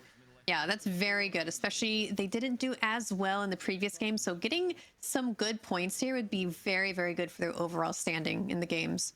Yeah, I think honestly, this is a really, really good game for the Green Giants. I think you have a lot of people who are very familiar with Minecraft, and someone like Fur, I've teamed with before, very, very strong in this game. So glad we're getting to see their POV here. You could see just kind of flanking around, making sure you get the shots, and it's just really, really important to get that damage in. You could see Astral calling out for their team, looking around. Doesn't look like there's too much left. It's a 4v3. It's a 4v2 now. 4v1 is just Ampharos. To be fair, And it looks Ampharos like- is a force to be reckoned with. Ampharos is a force to be reckoned with, but I don't know if he's going to be able to pull it off on two hearts. He's being surrounded. Yep, there he that'll do goes. it. That was a Giants very will good definitely win take for the that. Giants, yeah. Yeah, absolutely. I mean, you can see Kevin Furrow still 3 hearts. I mean, you don't get extra points for having more hearts when you extract, but just interesting to see. Like, it seemed like that was a very strong performance there, but they weren't all able to extract. You could see only one very extraction for the sad. Giants. Now, that does matter for points, so a little bit surprising there. I think they got a little bit too lost with Ampharos, so even though Ampharos died, prevents another team from getting a lot of points there. That is very true. Time management is a huge aspect of this game as well. So even if you kill all the other teammates or all the other team players, you can't celebrate for too long. You got to immediately get to the extraction. And then there's also some teams that just go straight for extraction when they notice that the other team is distracted, or maybe they're focusing on just one player. Have you seen that very often? Yeah, distractions are a huge thing. Like, making sure that you're just kind of aware of where everyone is so important, because you just don't want to get caught up on, especially on this map. This map is so unique because there are not a lot of sight lines. It's very closed in. There's not a lot of places to flank from, so it makes it a little bit easier to kind of keep everyone like in your sight lines. But if you do mess up, it's much more punishing. Nice kill from that was Ricky an there onto amazing Joe shot. Bart, and that's going to be a team wipe for Purple Decisive. Phantoms. And with 30 seconds left, they can all definitely extract. Yeah, very easy extraction there, and that's going to be big for them. They're not in the top 4 leaderboard right now, so that's going to be a big, big round for them. Huge. Very nice. I do like that this game, you get points for your shots landed and not necessarily the kills. Yeah. Oh, wow. That was amazing. Which is great, because I feel like I do a lot of damage to people, but I can never finish them off. So this kind of game is perfect for me when I'm not shaking in my boots, you know. No, it's a really good point, and I think, like, honestly, something like that too. Like, when you're a newcomer, you also want to like feel like you're doing something. And I think, like, just the fact that, like, if you hit a shot, like, if you're just like, I'm not really sure what I'm doing, but like if you just do damage, it's so rewarding. And I think that's like really, really an important thing. And I think that's something that Block Wars cares a lot about, like trying to have that accessibility in all the different games. Absolutely, I agree. You can see, looks like in this game, Green Giants very spread out, but they are in third, so this has been working out a little bit for them. Looks like they're going to be fighting the Phantoms here, and Astral's a great sight line. Has to make sure no one was focusing him until just now. Yeah. Oh, but this is a really tough spot to be caught out. Even though doing damage, if you can get line at you, I think that's a worthwhile trade. I think so too. don't know if the rest of the team capitalized enough while that was happening. Bricky has a flank on Fur, and yeah, I think Giants there were just a little bit too spread. It was a really good flank from Astral there, but when everyone on your team is flanking, it doesn't make as much of a difference. So yeah, a little bit tough there. I am surprised that purple team is not doing better than they are, though. Really? Interesting. Why so? Just because of, like, Fire Breath Man and purple? I agree. I think they're very strong PvP players. Maybe, like, I think Fire Breath Man, I think, is the strongest PvP player on that team. And purple is not bad at PvP either. No, not at all. Yeah, so I think something... I think you raise a good point. I think the thing with Extraction is it is a little bit more of a team game. If not everyone is on that same page, you know, if someone like Purple or Fire Breathman are caught out, it's still a 1v5. And when you don't have like a sword or other PvP utilities, it can be a lot more punishing. Very true. We're going to see, looks like here, Pink Knights, almost all of them going right here. Oh, looks like Pyro is going to get shot. Oh, I don't know what that orange player was. Shot from the back. Oh, getting shot from the back, though. This is what I mean. You want to be really sure you're watching your sight lines. Pyro not as aware of the mid there, getting shot twice, but is going to have a little bit of room here, but not going to be able to do anything. Kind of cornered in there by orange. Yeah, Pyro got pincered. While that's happening, got 2 kills. They're all grouped. And they might still be able to pull this out. It's a 4v3 for Pink. Yeah, I feel like with 2 people being devoted just to take Pyro down, they kind of lost the manpower they needed to face the rest of the team. Firemark does go down. Someone trying to extract, and Emerone is down. That might be it for the Knights there. The only player left is Detoon. It's going to be a 2v1. It might be doable. I'm not sure how much health either player is on. But honestly, if you're Detoon here, what you want to do again is just, if you can make sure that the players don't extract, that's big. And Detoon's on 4. He might be able to pull this out here. Shots on 5 up, but 5 up is also high on health. If you can get one last shot on Fruitberries, maybe get that kill, that could be really big. Is going to get it. Detoon is doing a pretty good job, but I think 5 up might have him here. 5 up does end up taking him out, but that was a really, really impressive performance. Ended up landing 9 shots that round. And again, stops 5 up from extracting, so you're happy with that if you're on that team. Like that's absolutely, you know, you take that. That was really great from Detoon there. Yeah, Detoon saying close in the chat. Absolutely, no lies detected. Yeah, I mean, if 5 up didn't have that extra heart there, that could have been a different story because they could have played completely differently. So that's why getting this heart early on can be really important. And Shadoon going aggressively for this extra heart doesn't get it. So this might be, and Shadoon's just out because he didn't get the extra heart. What a play from Orange here to really zone in and make sure to take care of Shadoon after not letting him get the heart. And again, just cornering the other players on blue here. You could see, going to be able to take them out. Handsome fella down. Really, really nice play from Orange here, and that's why they're in first place. I mean, this is really, really impressive. You're not going to be able to trade with 5 up there. Nope. That's just 5 a up wrap. is showing some really great movement. 5 is phenomenal at extraction. One of 5 up's best games, and when you're paired with Fruitberries, that's going to be a pretty good duo there. This is going to be a pretty good duo for sure. It is pretty close, I would say, on the first 3 teams, but there is, I would say, looking at the tab on Shadoon's stream, this is a big drop-off already. We're only... It is. There are 2 more rounds, so that's a big drop-off. That's a big drop-off. Yeah, top 4 compared to the bottom 4. That is quite a big point disparity, which is a little surprising to me, personally. Yeah. Especially for Red Team. Another team that I thought was going to... a little bit. Yeah, I thought Red Team was going to be amazing at PvP, but there's just something... They just don't have the sauce needed for this yet. I think sometimes, like, you know, we say PvP, but extraction, obviously it is player versus player, but it's not that traditional, like, sword, bow, like...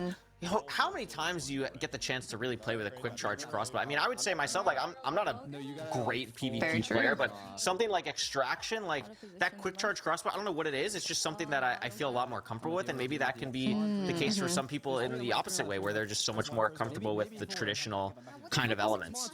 That's a good point. Very, very good point. Looks like the health is still here. Wow. Oh. It looks like this is just a domination from Orange. It really is. 3 Orange is people doing amazingly. Green down, and Green was doing great in this. It's not like this team was bottom of the barrel or anything. Very impressive from Orange here. Oh, Pete is putting in some work though. Go Pete, go! Potentially gonna put in some work, and that's gonna be it though. Wow, 7 for 7, you heard Fruit say. That is a really, really impressive performance. And based on their points, I would guess that Knights probably also went 7 for 7. They're pretty close. So that's really impressive. Oh, no, looks like they lost this round to Blue, so maybe they went 6 for 7. Very close there. I think you're right about that. But again, really, really impressive performance from both of these teams, and they put in a sizable gap. And Knights is going to be right back up there with Phantoms when we check the leaderboard, and I'm very, very excited to see where Fighters end up after the end of this game. So that was very impressive from them. I feel like Fighters definitely have a very good team dynamic going on for them. They've done well in like most of the team games. I think something that I really notice about Extraction is a lot of people who play other video games that aren't Minecraft tend to do very good in Extraction, especially like other shooters. It's something that they're a lot more familiar with. You kind of get the same, like, I'm going to peek around a corner or something. So seeing someone like Sleepy or 5UP do really well there, it makes a lot of sense. Completely agree.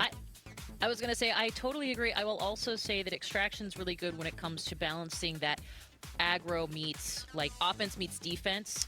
And trying to make that balance work, especially as we're now right into the thick of it after game number 3 here. And you know what? That means it's time for us to head to break. But don't you worry. Don't you even fret, because as I mentioned, we're here in game number 3, but we're coming back to game number 4 because of this, of course, Block Wars, the charity challenge on Twitch Rivals. We'll be right back with more drama coming up after this.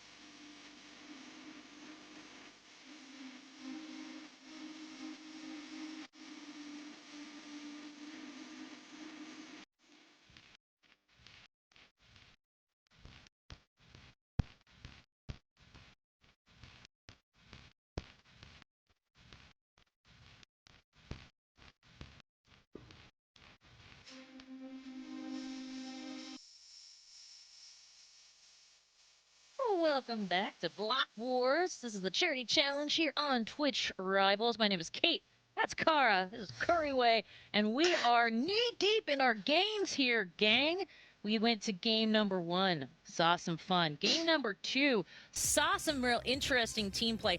And game number 3, I think it's pretty safe to say we saw some offense, some defense, and the standings will, of course, reflect all that. But first, let's talk a little bit about today, because Minecraft is about today's Block Wars event. It's about helping to contribute to Minecraft's Build a Better World campaign. All of the $100,000 that would typically be used for prizing will be donated to the Tiltify for the Nature Conservancy, whose mission is to conserve the lands and waters on which life depends. Chat, you can also donate via the link on the screen. A $5 donation for viewers of today's broadcast will earn you this exclusive Beaver Sweater cosmetic. Additionally, streamers in today's event will earn the exclusive Earth Crown cosmetic if they raise $20 in donations. Everyone can head to the Tiltify link on the screen to donate throughout today's broadcast. Remember, this is helping us celebrate Giving Tuesday, everybody. If you're celebrating here in the U.S. or all over the world, it can be Giving Tuesday wherever, or Giving Wednesday if you're on that side of the time zone difference. I'm not great with math, but it seems like someone might already be into Wednesday. Speaking of, let's talk a little bit about momentum and drive. Curry, we saw a lot of it in that game number 3, but game number 4, pardon the pun, feels like where the rubber is going to meet the road. Yeah, absolutely. We're going to start to see the standings really, really shape up here. Once you see 3 games, it's like, okay, what's going on here? This is the standings from the last game, Extraction. And again, you could see a pretty big point disparity. I mean, it's very common in PvP games to see this type of point disparity. I like having all these different stats. Like, seeing the actual kill-death ratio of teams, 35 to 13 is absolutely absurd. Like, that is insane that the fighters only died 13 times. I can't even believe that. Something interesting to note, the Giants actually have more kills than the Phantoms, but because the Phantoms had more extractions that are worth more points, they ended up taking the leaderboard over the Giants. Yeah, I think what's interesting here, gotta tell you, and you guys tell me, Kurt, let's talk about this real quick. This is going to be our first real sort of foray into the offense of these teams. Like, I'm looking at Fighters right now who found themselves at number 1. They got up there. I'm looking at Giants, where the Knights and the Phantoms have been the overall, the consistent, we're going to play this, well, regardless of the game. We got some of these teams that are very clearly good at this aggressive, this PvP, this particular type of game mood. They're in a great one. And I'm noticing that this is sort of that first head fake in that direction. And I wonder if this is going to be a little bit closer to what we think the final standings are as we come into game number 4, 5, 6, 7, 8, and of course that final game. I think Fighters definitely have a chance. If you probably asked me before this event started, I would have said Knights Phantoms, just because I think having players at the top level, especially Feinberg is someone that's just is always in the final. We use his name a lot. Yeah, just there. Sure. So we see the standings here, but it is enough for the Fighters to knock over the Knights a little bit. So there's a very, very clear top 3 now. 1,000 points after game 3 is honestly very surprising. So that's a huge gap. So, I mean, but we talked about Orange. They have Fruit Berries. That's a huge player that could be doing well. So if Fruit Berries is going to be able to step up here, get a top 3 finish, and then you have someone like 5ups or Sleepy get top 10, that team could absolutely make Shockwave. Absolutely. Okay, Kara, we talk about it, depending on the esport, we talk about it as it's sort of anybody's game. We talk about it a lot in the Battle Royale area, and I think it's somewhat applicable here because these mini games, they throw everything at you and you never know which one you're playing next, right? Let's talk a little bit about, as we saw those standings and as they do get sort of crazy mixed up, where do you think we're going next? I mean, in other words, do you think these standings are going to change drastically going into our final game? And more importantly, do you think it's going to be the Phantoms of the world and those top 2 teams that have been sort of at that 1 and 2 volleying between those? Do you think they're going to be the number 1 and 2 at the end of the day? And I know that that's a caster curse. I get it. But without perhaps saying exactly everybody the specifics, do you think the status quo will maintain itself? I'm of two minds here. So one, these 3 games are probably the most team-based games of the roster that we have. The next games are going to be very individualistic. Like if you just have a couple really good players on your team, they can accumulate a lot of points for your entire team, where it won't matter too much if you have someone who doesn't do quite as well, because of those top players. If they're so dominating, they can rack up quite a few points. However, there are still very good players on purple, pink, and orange, which could also be those players that are dominating and racking up those points as well.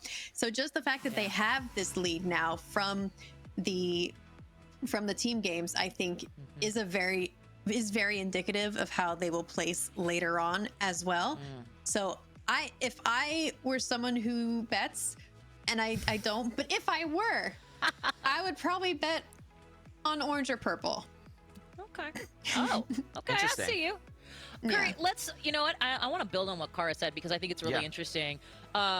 We talk about that the next level being sort of the individual. Let's call it what it is. We're looking for people to pop off, right? Yes. We're looking for that. I would love to know. We continue to use, and for good reason, the names Fruit Berries, the names Feinberg. We continue to use those names. Is there a name out there that perhaps we haven't been continuing to say out loud that could be that spoiler out there? Is there someone else we should be looking at, or perhaps that you could see?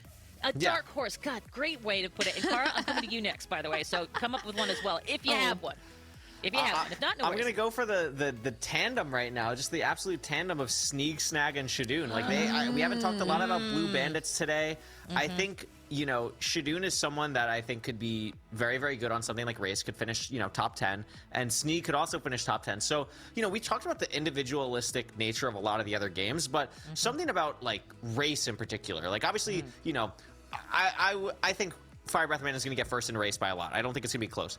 But what's important in the point scoring with the Race is how does everyone on the team finish, because there are bonuses for players, or team bonuses for like the whole team finishing. So it's great if Fire Breath Man finishes first, but if someone else on his team finishes 40th, they're probably not going to be the top team at the end of the day. So I look at a team like Blue, where all the players on that team, like there's 3 people on that team that I could see getting top 10, and honestly all 5 could get top 20. So that could be a team where they're really looking forward to a game like that. And then, in something like Battle, like they could be very good at too. So I would definitely not count out Blue Bandits yet if we're looking for a dark horse team. Wow. Yeah. Now you're having me do math in my head, and anyway, Kara, what are your thoughts? That was such a good answer. I know. Curry always has the best answers, dude. I've watched a lot. Listen. I remember playing against. I played against Sneak and Shadoon as a duo a lot of times. They are scary on the same team together. They mesh really well. Man, well, hearing his explanation and his logic, I'm inclined to agree. But just for the sake, just for the sake of being contrary, I'm gonna say, okay. I think Green Giants, in that same regard, kind of had the same vibe as the Blue Bandits, because most of them, if not all, are very like familiar with Minecraft and the mechanics. And I know Pete is amazing at Race. Sparkle's amazing at Race. Small Ant, also very good. I'm not as familiar with Fur and Astral Spiff, but from what I've seen them do in the previous games, like they're not novices either. So I'm gonna say Green Giants, I think, are also a team to watch.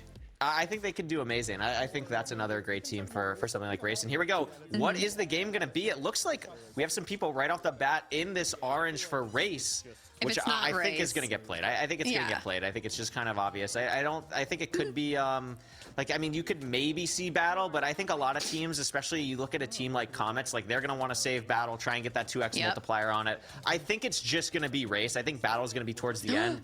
TNT is big, though, if people don't get out of the way. Oh, my God. That was a little scary for a second. I love the cats item. And they just follow awesome. one person. It's so cute.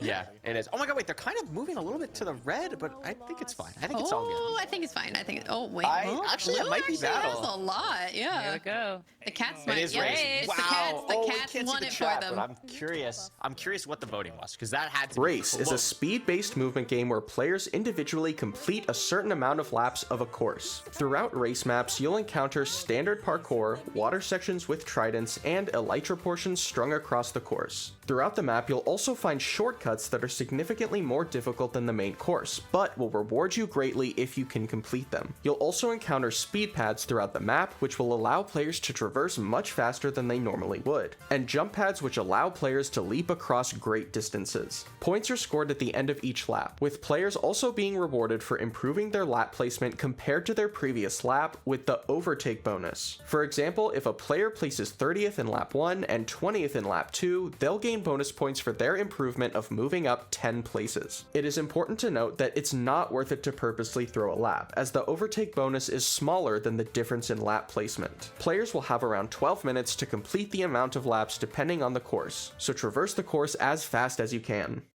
Look me go. I got the most terrifying Instagram notification. Twitch rivals mention you in their story. What Oh, that's a jump scare to come back to. Oh my god. Yeah. We missed the story. We missed something going on the Pink Knights. Wow.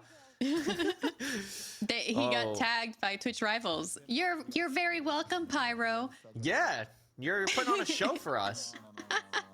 So 30 seconds. This is a map that hasn't been played in a while. I forget the exact name. I should know it. I forget what it's called. But this map has gone under a lot of changes recently and has some new elements. I don't know what to expect specifically. I mean, all we know is kind of from the videos. It looks like there's some new jump pad, iron bar sections, but I'm very curious to see. You're going to see a lot of players go for this top left section on the front. It's going to be really nice to get a good boost. There's a quick little jump to go through, but we have an event pause before anything else. Yeah, something to add. There was a substitution mid-game on the orange team.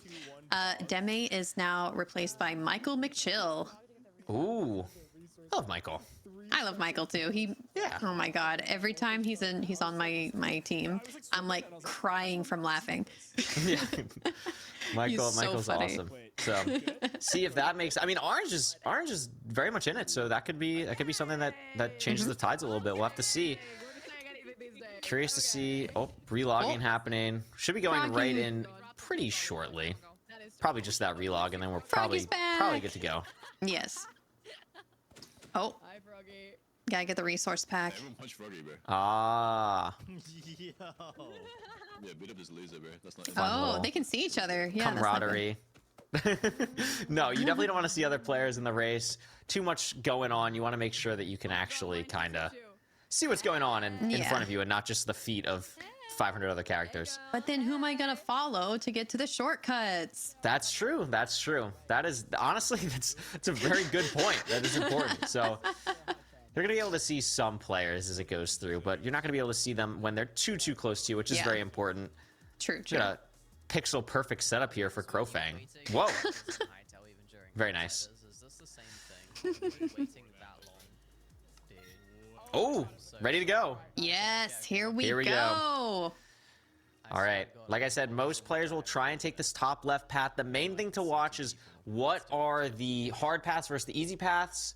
Going to see what's going on here. Looks like Crow's going to take the simple path here. You can see a lot of players flying on the top left, flying on the top right. Yep. A little bit hard. I think one of the problems, here's Feinberg, when you play with that dynamic FOV that Crow has, I was looking at that. It's so hard to see what's happening. So Feinberg is someone that plays in Quake Pro, which is the same thing that Crow is playing in, but doesn't have that dynamic FOV. So is going to be able to see a little bit easier here. You'll see this a little bit different colored ice on this path here. That's actually better for speed, and that's something that Feinberg's going to really be trying to align himself with here. Is going to be going to the Trident section. Also, hold on. Feinberg plays on Quake Pro. Feinberg plays on Quake Pro. It's actually, I mean, Feinberg is the speedrun guy. It is actually beneficial for speedrunning to play in Quake Pro. It is like, you are at a disadvantage if you do not play in Quake Pro. It's that much better. I can't either. I still play in 80. I could never play in Quake Pro.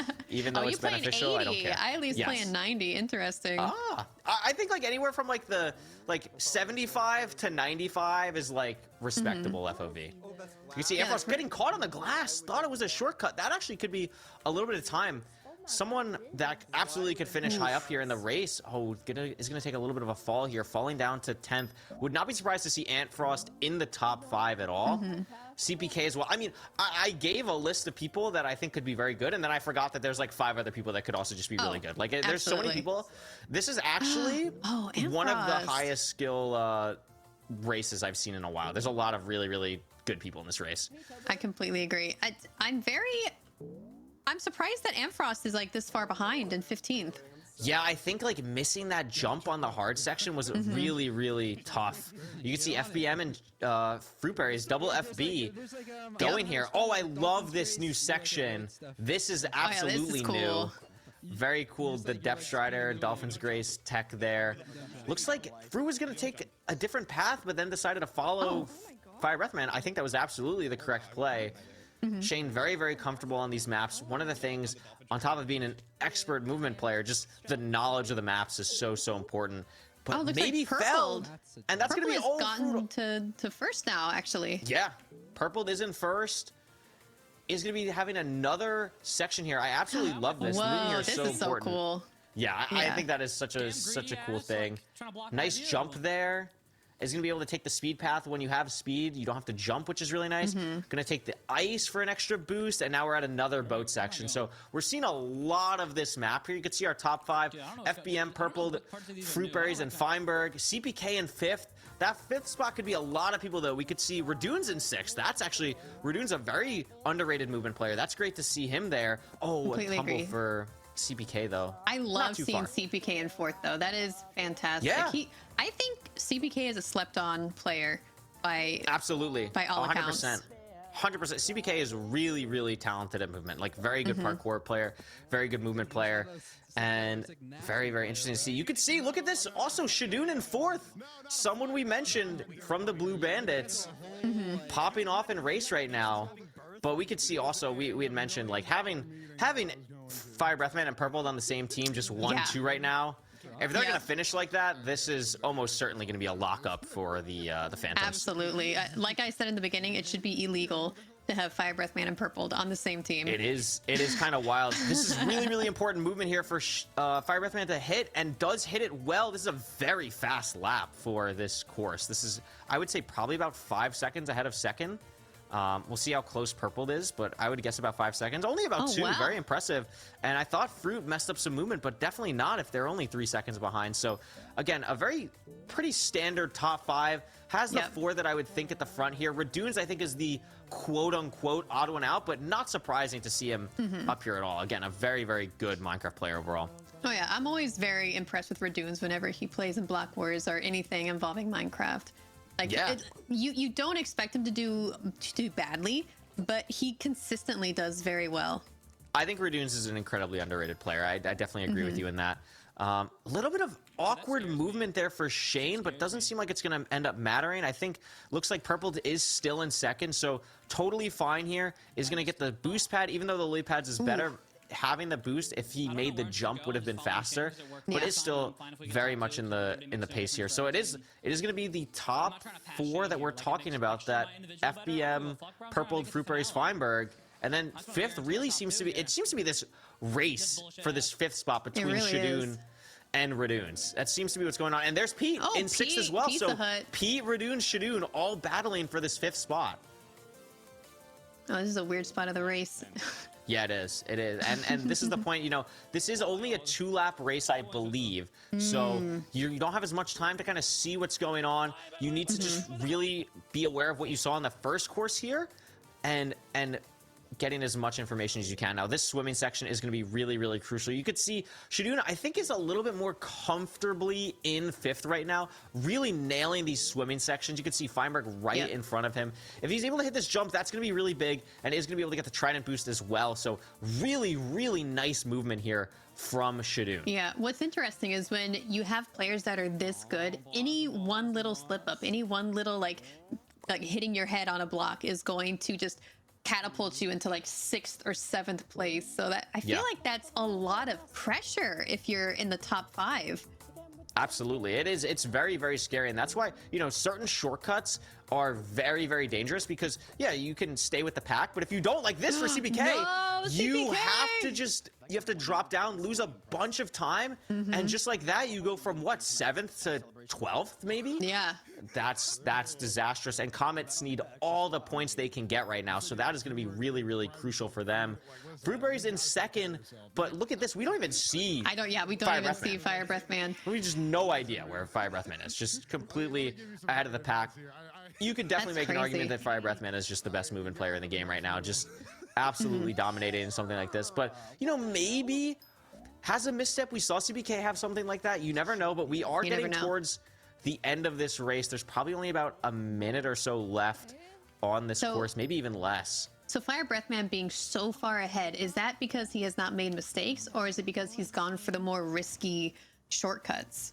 Honestly, I think it's just both. I think Fire Breath Man is just someone who wants to go for all of these shortcuts and just kind of prove to themselves that, like, not only am I going to be consistent, but I'm also just going to be better than everyone and just hit every shortcut.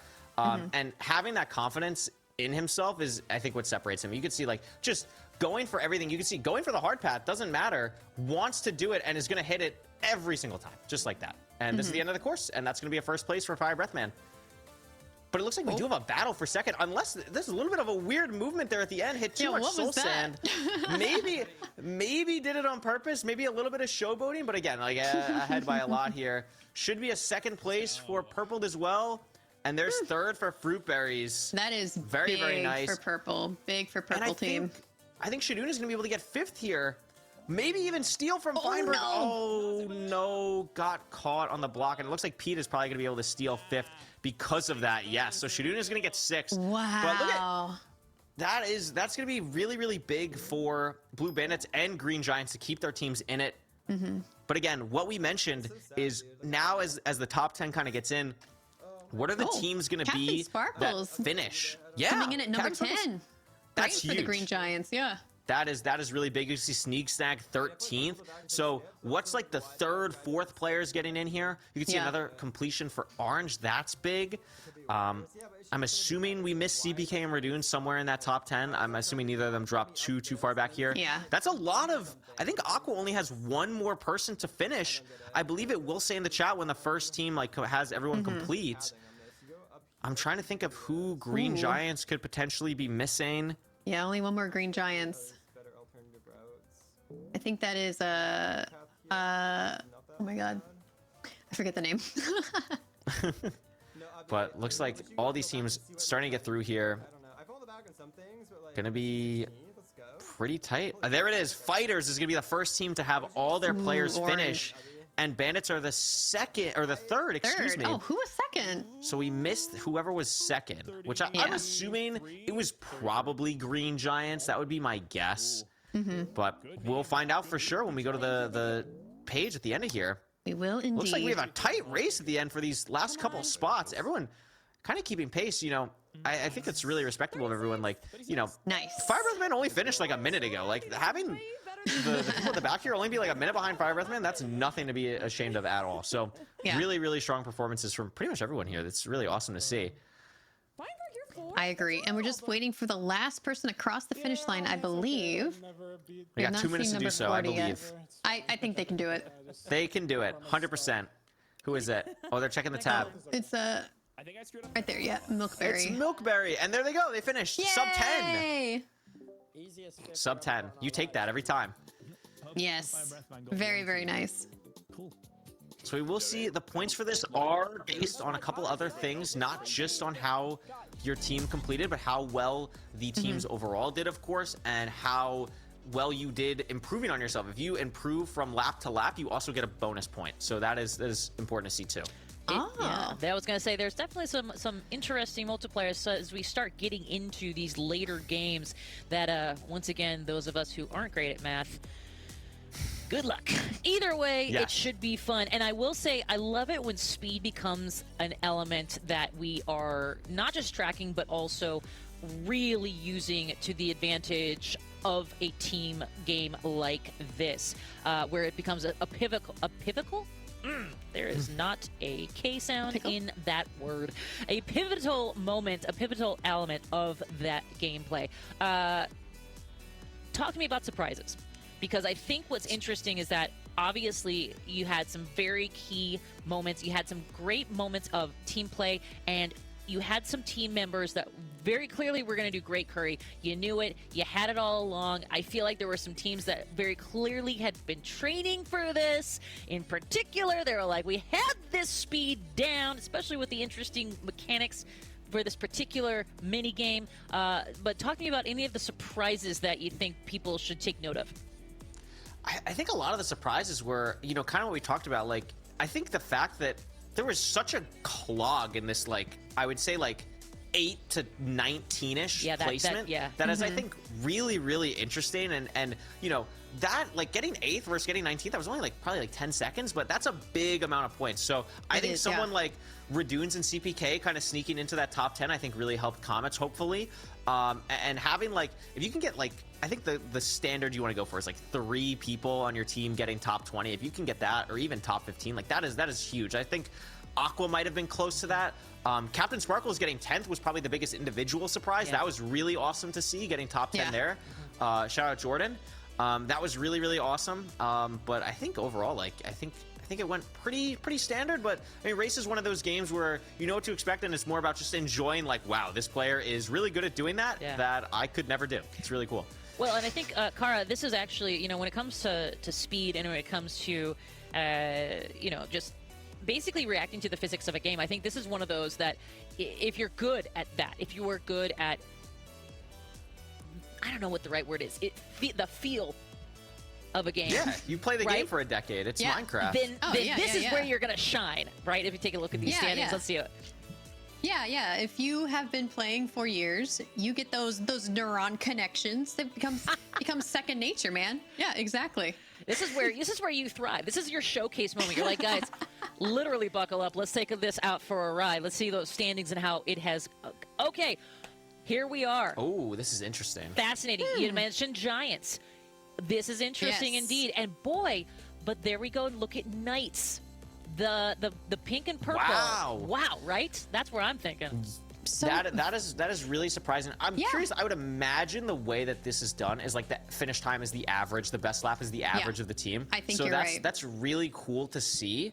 And I think this is like, I think the biggest thing. Oh, here's the actual standing. So that's big. You can still see there's about a 900-point gap between the top 3, but fighters seem to be separating themselves a little bit from the Knights. That is really interesting. I think the main reason from that is you see a team like Fighters has, you know, Sleepy, 5-Ups, Root Berries. Those are all people that I think finish in the top 15. So having that, like we talked about, is really important. And Knights, this is, again, it's not, you think of race as an individual game, like you want to have one person pop off, but it really is that team game because everywhere where your team finishes really matters. Yeah. Well, I completely agree. So the fighters, the fighters doing better than the Purple Phantoms, even though like top 2 was Purple Phantoms, because the fighters were more evenly balanced in their skills, that ended up working to their advantage, which was so cool to see. Yeah. I will say what is fascinating to me, and I think this is just anytime we see specifically Block Wars, specifically Minecraft mini games, when they are specifically team oriented, is that you really, when you have this well-rounded, it's okay. There's a phrase in what is the phrase in traditional sports? It's like I should ask my husband this. It's like defense wins ball games, but offense sells tickets. Offense wins games, defense wins championships. Or offense sells tickets, defense wins ball games, something like that. Oh, I'm sure he's giggling at me right now. I can hear me. Anyway, but the point is that it may not be flashy, but having consistency, being the most balanced team, maybe not having the person that does that beautiful pop-off, but having the people that stay right here within this nice, the aperture, the up and down here, that nice little moment. I'm, like I said, math. We gotcha. Thank you all for speaking case. But it's definitely something we are seeing can get you to the top of those leaderboards and can keep you there through and through. And as we head into game number 5, it's obviously helping out some teams and not others. But we'll see what happens here. Hey, speaking of seeing what happens, chat, guess what time it is? It's time for you all to choose which map we're going to next. Which map will Curry Decide is going next. So go ahead and choose and vote in the poll in the extension. Right now, it is your turn to shine. Sure, some of these players can showcase their abilities to race through our final last mini game there in game number 4, but game number 5, it's all about you, chat. So go to the poll, make your decision, tell us what they're gonna do, find out what these players are going to be showcasing this next round. Will it be more team-based? Will it be more speed? Will it be, you know, what's the one I'm thinking? I'm excited. What was what did I tell? What was the map? The one that's going to scare me to my core. That's going to literally stay with me. Not the piglins. Oh, that was Tomb the Titans. dropper? The dropper. Oh, yeah. What the is dropper? That's Oh, party. that has party. Yeah, that would be party. Yeah. So you could choose that one and scare us all. It's going to be great. I'm sure it's coming. Yeah. It's something I'm. I think the audience is going to pick Blitz Hunt. Blitz Hunt is a fan Ooh. favorite. I think people are going to pick Blitz Hunt. That's my guess. I'm into that. If they want to be crazy, the crazy choice would be Battle. Getting Battle out before the point multiplier would be really crazy. I don't think they're going to crazy, or would it be like not what's the right word? Like they would definitely mess with a lot of teams. That's Yeah, it would be bad that for would a be lot the of one that would teams. mess with the teams What's the that most phrase? if Battle gets played right now. Murder, like Debbie Downer. I mean, not Debbie Downer, but like for points, you know what I mean? Upset. That's the word. I am Yes. good. Wow, interesting. That would be. Cara, what do you think they're gonna pick? I know we're getting close to having them pick, so don't look. I feel like I think Blitz Hunt is like the most entertaining one for the audience, so I can see that being picked. Maybe even Party. Yeah. Who knows? Who knows? Maybe they want to wreck a couple teams and they'll pick Battle. Who knows? Oh God, I do enjoy that. Shoot, see, my problem is that I, unlike these two fine people beside me, I have never played. Party map one. Oh no, That's big. I was gonna say I have never played the level that they have, so I have never had the stress that they have had. I just enjoy watching the stress unfold before me, and boy, are you as well, chat. From the bottom of my heart, as the viewer that I am, thank you for choosing Party for game number 5. Yes, well said, Cara. Well said. It's gonna be awesome. Well, that's interesting because like usually Party is the last game that's played. Party is usually last. Yeah. Party is usually last. I think this is honestly like you have to remember this is the last game before the multipliers start. So getting Party out, like I think of someone like Feinberg is so good at Party. Feinberg is so good at Party. Having that before the multiplier, especially now that like Knights is kind of getting a little behind fighters, like that they would have loved to save that for a little bit later on. So I'm curious to see how a team like that does in Party in game 5. Yeah, could this be the nail in the coffin for Pink Knights? Maybe Not being able to get their their multiplier. Yeah. Sorry, but I will say I'm excited. You're excited. Let's find out what we're excited to watch right now. Check this out. Players will face off in 4 unique minigames, ranging from PvP to parkour and beyond, where the goal is to have fun. The current minigames you'll be seeing are Photon, Go Down, Beep Test, and Splat. Go Down is a game where the objective is, well, to go down. Players spawn at the top of an area of random blocks split into 3 different colored layers, and must descend down the map trying to avoid fall damage. Upon reaching the bottom, players will be returned to the starting platform to go down again with reduced base health. Colored platforms can be found around the map, which give items and power-ups to ease your descent. Green platforms provide boosted health regeneration, red platforms provide weapons, and blue platforms provide other assorted items like potions and pigs? Points are awarded for kills, reaching checkpoints at the base of the colored layers, as well as a bonus awarded at the end of the game for your lowest height reached. Remember, you must safely land at the bottom in order to receive points. Landings that result in your death will give you nothing. On death, you will respawn at the most recent checkpoint you have reached, but try not to since there is a point bonus for completing a lap without any deaths. Fall damage is also reduced by 60% to make things a bit more forgiving. This game will get chaotic.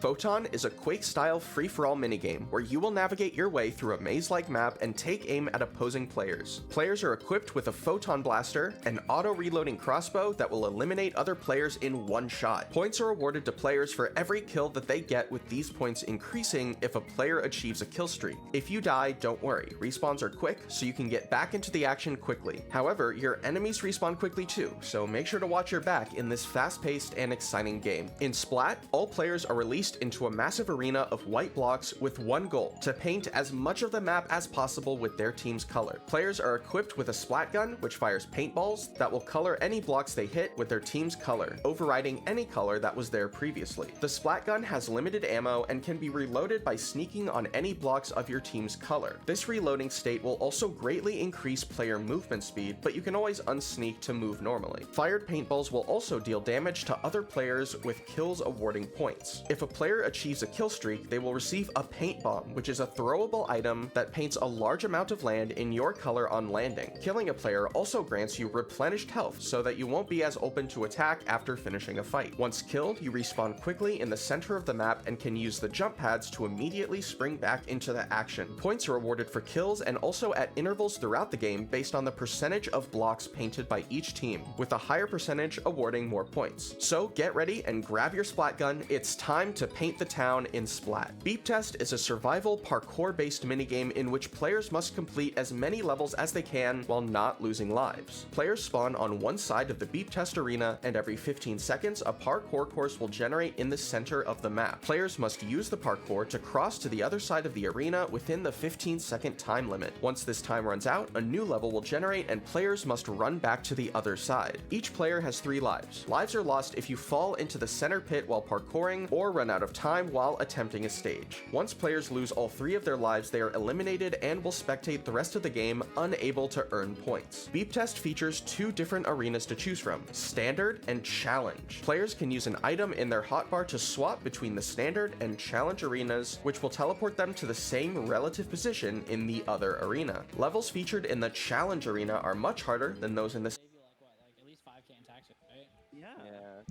I'm so excited. This is going to be so cool, and there's no way for the players to vote. These games are going to be completely random, so we have no idea what of the 4 games is going to be first. You want to just get lucky? You want to hit the 1 and 4? What's going to be first, Kara?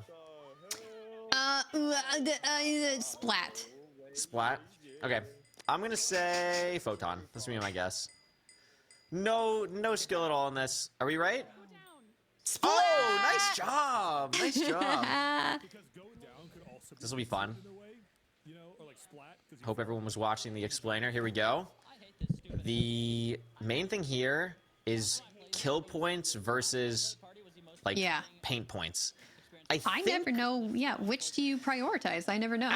I like to prioritize. If you're not like unbelievably good, like getting like 5-10 kill streaks, I think just prioritizing paint is just so good. I think like even like when I play, like I think just going around, being aware of like where teams are kind of forgetting about, or where there's just like a team hasn't been for a while, is really, really good. And I think that's just the main thing, especially like, it's also, I think, a very beginner friendly game. And I think it's honestly good to start party with this, because it's just like, it's kind of like the order up of party, right? Like you're like a team, like, okay, you're going to go this way, I'm going to go this way. We're going to figure it out. And we're going to paint some walls. That's how it's going to go. Yeah, I think I always try to aim for someone else's color, because then it kind of feels like to me that I'm getting double the points, because I'm lowering someone else's points and also increasing my own points. But you bring up a good point to like go for places that are being ignored by people, so that your own color does not get covered up. So like then I don't know either. This is a lot of like offense versus defense kind of balancing as well. Absolutely, absolutely. So there is not going to be too much time here in between the games. I don't believe it's 45 seconds. I think it's a little bit longer than 45 seconds. But curious. Oh, I think what the counter is, the counting blocks, is that the score will get kind of checked every 45 seconds or so. I think that is correct, yeah. So that is going to be very crucial.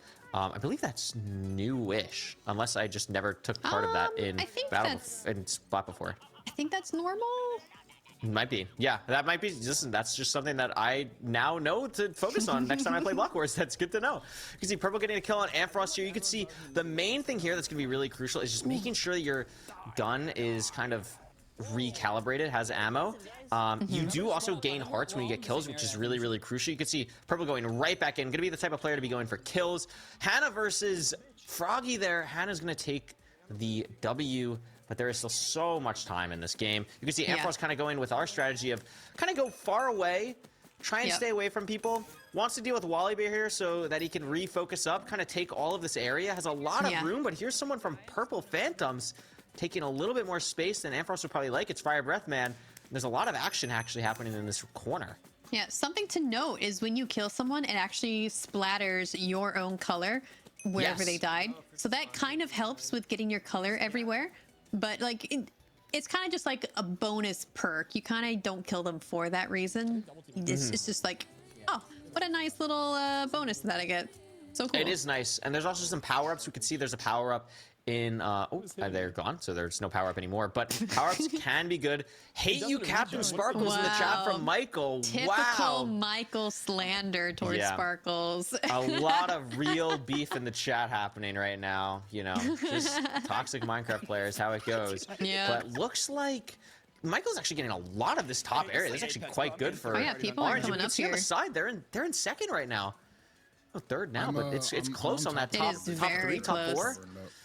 Oh, we got yellow covering up the orange up there now. Oh, no, he's gone. Always, Michael's found a really nice little spot for him. Yeah, this is nice. Oh, gets knocked down, though. They lose that. That's a bummer. Tough there. But that was really, really good, getting all that space. And there's not too much time that Michael still might have gotten a good payoff here. Here's Crowfang getting the last little bit of blocks in. And that's going to be the round. First. Orange got first for that. Nice. That is really, really, really nice. And then again, Giants are there, Fighters are there. No Phantoms, no Knights. That's very interesting. Very interesting. So, I mean, it's one game of 4. It's one game of 4, but it is something to notice for sure as we go on here. Something to keep note of. Which of these 4 teams is going to be in the next top 4?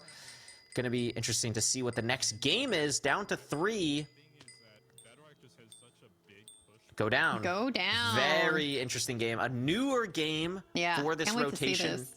So a lot of players may not have seen this. Oh, Crow is Crow almost did it in the live. Donovan, that's a little silly. That's funny. The main thing here is getting those power-up points are so crucial.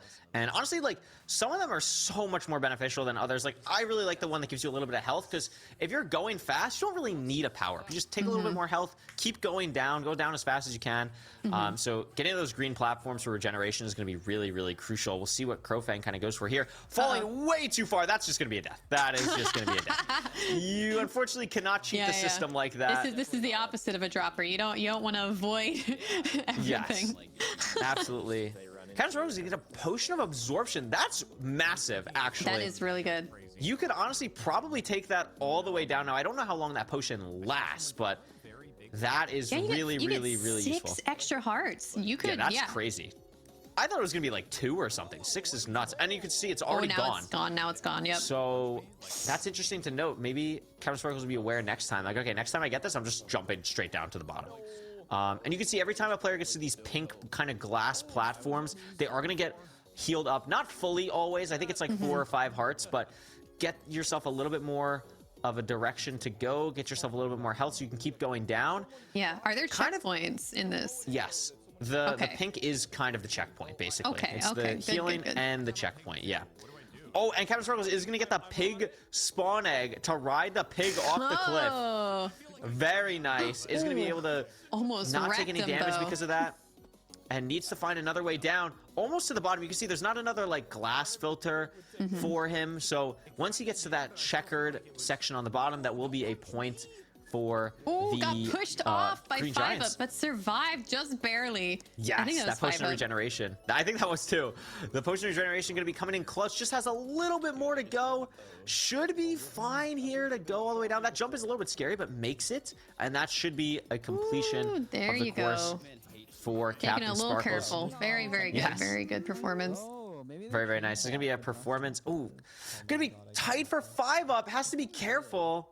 Has to regen a little bit more, but should be able to, at this point, get all the way down.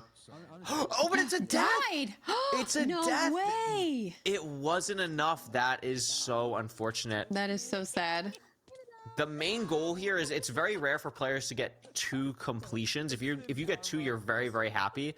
Five no. died again. Five might not be able to get one here for the fighters, but they are still in first. So I think either Fruit Berries or Sleepy or other players on the fighters are really coming in clutch here. I was being a little impatient here, not taking his time, losing too many hearts. It's tough, but it only has 1 second and is not going to get to the bottom.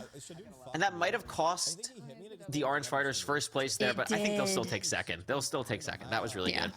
Wow, what a most blocks fallen, purpled by 70 blocks. Second very SK, impressive. very shout out. nice. I was gonna say shout out SK. That's pretty awesome.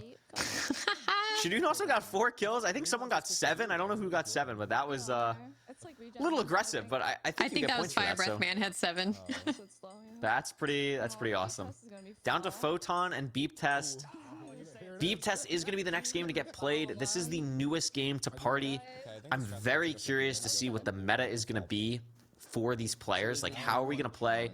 Someone like 5UP, I think, is going to go straight to the challenge arena. Yeah, that makes sense. Well, I mean, Beep Test has always been in party, but this new where you can choose which side is new. Yes, it is a new variation of Beep Test, but I do believe this is the first Beep Test, and I want to say like a year. Like they did remove it to revamp it, and I'm very excited to see this new version that they've cooked up. It seems pretty cool, and it looks like you also can't see other players, which is very interesting.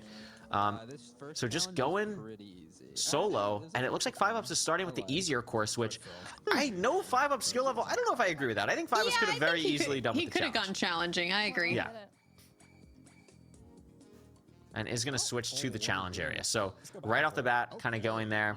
Looks like you have a pretty good bit of time. If you look at the orange bar on the top, you can see that it's going down. That's how much time the players have to finish the course.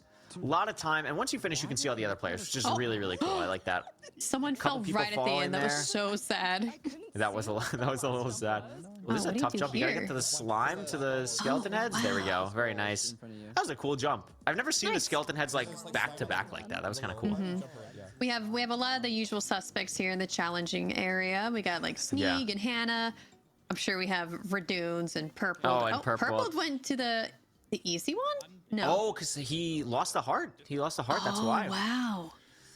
Wow. A little bit unfortunate. Going back to the challenge, though, so feeling pretty good. Wants to keep going. Obviously, Purple is a very, very strong movement player, so I think it was just a little one-off fluke here. Is going to be able to...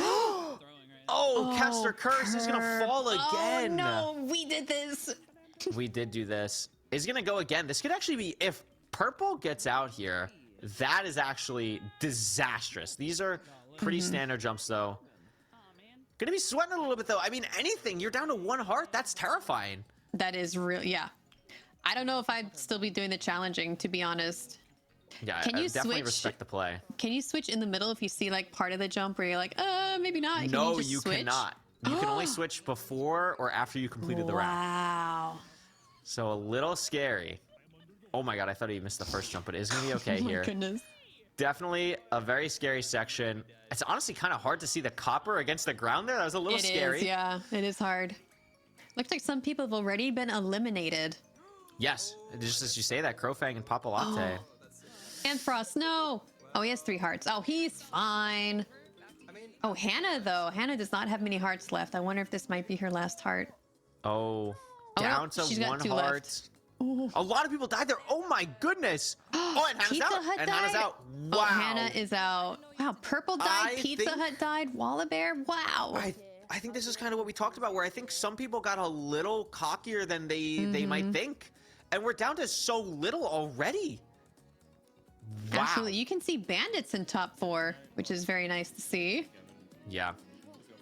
Feinberg, Fire Breath Man, we saw for a second there. Feinberg down to 2 hearts, so did have one thing that caused him a bit of trouble. Wow. He's going to be doing well here. Going. Not even waiting. Very nice Flawless. movement there. No hesitation. And Captain Sparkles will be Sparkles saying is dead. his last goodbyes. Unfortunate. Goodbye, Sparkles. 4 deaths there. Also, Joe Bard and Emerome, along with Line Chew. Yeah. Fur doing really good. Fur is a really underrated movement player. I played with Fur recently in an event. Very, very strong player. Shadoon also finishing. Also has 1 heart, though. Fire Breath Man out. Smallin out. Amfrost out. Sneak out. 5UP's out. Oh, my gosh. Wow. Oh, Shadoon, what are you going to do here? There. Oh, no. And that's Shadoon is a very out. tough jump. That is That's hard. a very tough jump. Did anyone even make it?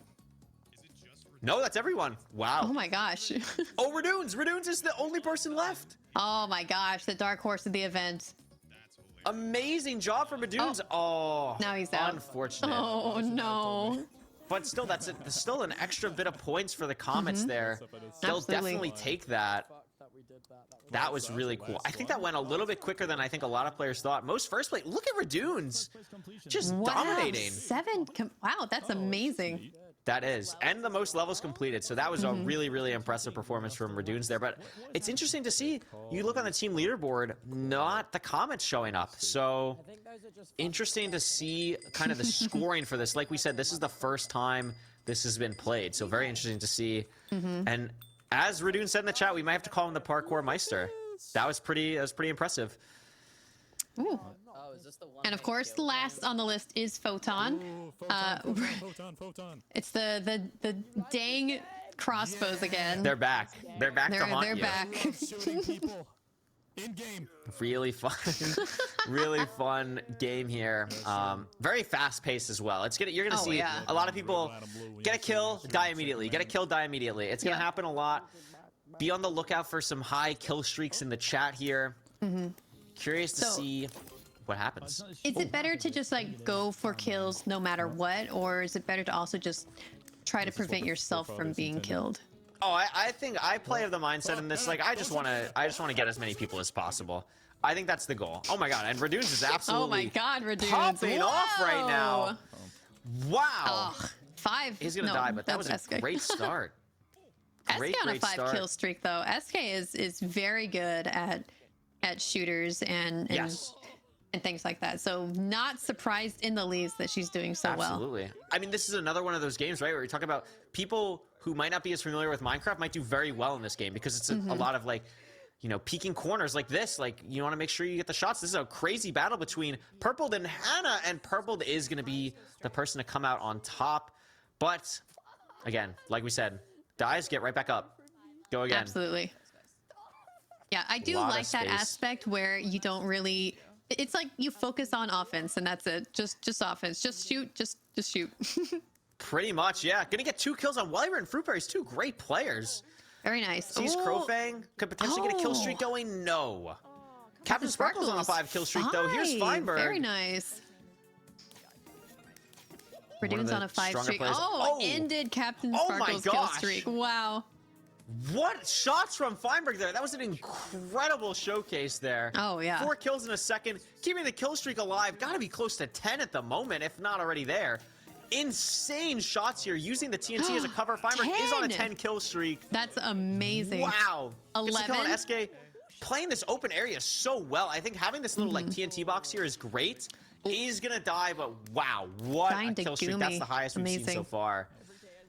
Do you know what the highest like record is?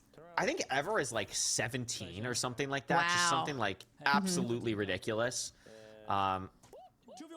Looks like Purple seeing some people. A teammate behind him as well. Good shot on Hannah. Yeah, look at this. You don't want to see this coming around the corner. 5 Breathman and Purple gets Hannah again. Unlucky spawn. Unfortunate. Gets the tune. I didn't even see D-Tune. What the hell? Yeah, really nice. Fruit Berries from behind though. You can see every player spawns with invincibility for about a second, but it's not too useful. It's so fast. It's not something that you can rely on at all. Oh, great shots here from Purple. Can you get the shot on SK as well? No! Ooh. SK and just only too 20 good. more seconds till the round ends. You could see there's a battle for first between the Phantoms and the Fighters again, and Knights are right there as well. Yep, top 3. Just the ones we've been looking at this whole game. The whole time. Absolutely. Here's Fine again. 7 seconds left in the round. Can he get another kill? Sees some people, but they're running away. No, he's not going to get the last. To shoot, just trying for that one last hit, but could not quite connect. Very curious to see who got the most kills on this round. Very interesting. But it does look like the Phantoms are going to pop off. Most kills, 4 people got 25. Wow, I was going to say, I wouldn't be surprised if it's Feinberg, and he was one of them. That is crazy. And Fine, of course, does have the highest kill streak. We saw that 11. That was amazing. What a play. And very well-rounded. Look at that. Just from 1st to 8th, like 300, 400 points. That's not bad. Very consistent. And as we said, Feinberg and Purple, 2 players there topping off the leaderboard. A big gap between second and third. Feinberg and Purple playing amazingly.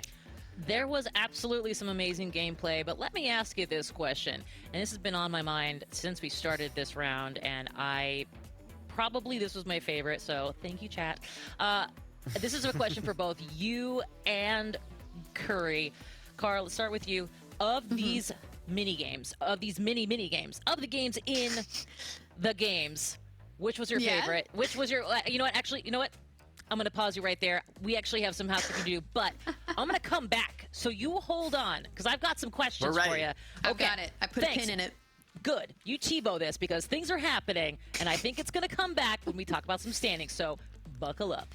Well, chat, our friends at State Farm need your help selecting the perfect moment for us to shine a bright light on during today's State Farm Spotlight. Check out the poll now and choose the one you'd like to see us break down later in the show.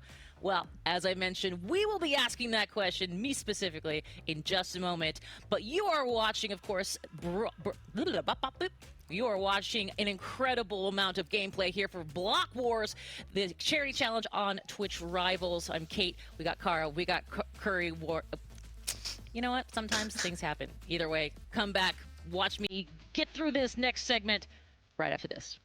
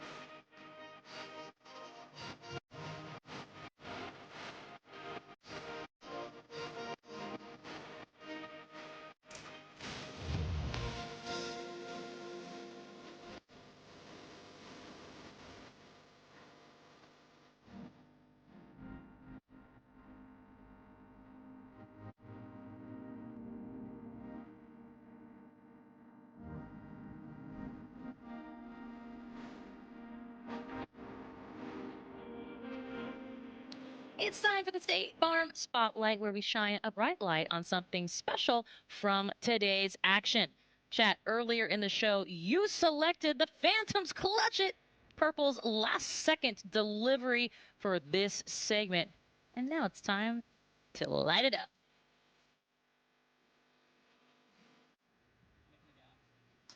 All right, so we were talking earlier about this. Yeah.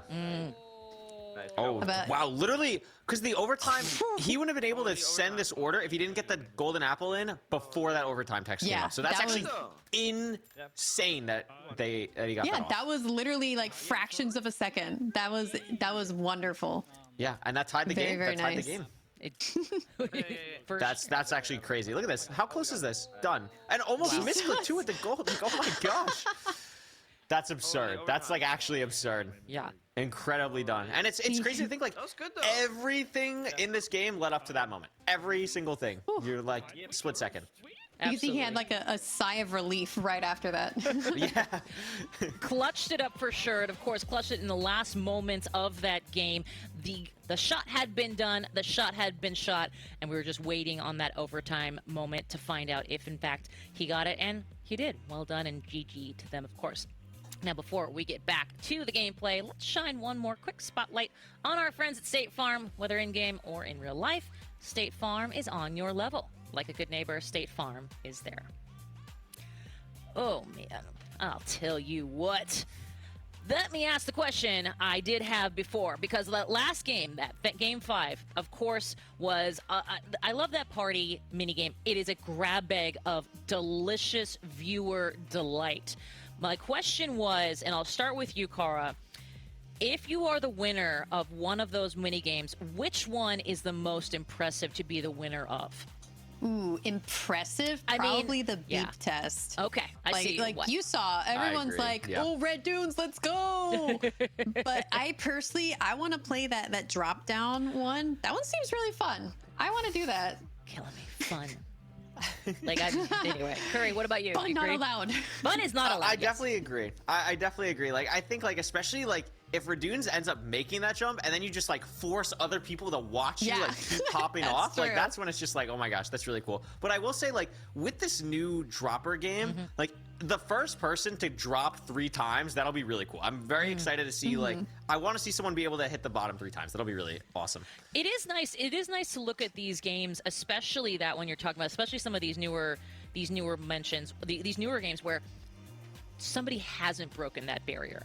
We've got that moment of like, let's find out who is going to be the first, who is going to make that moment, and who is going to have that pop-off entity that we can all look at later and say, they did it. Pin that on their Twitch channel. Pin that on their Twitter.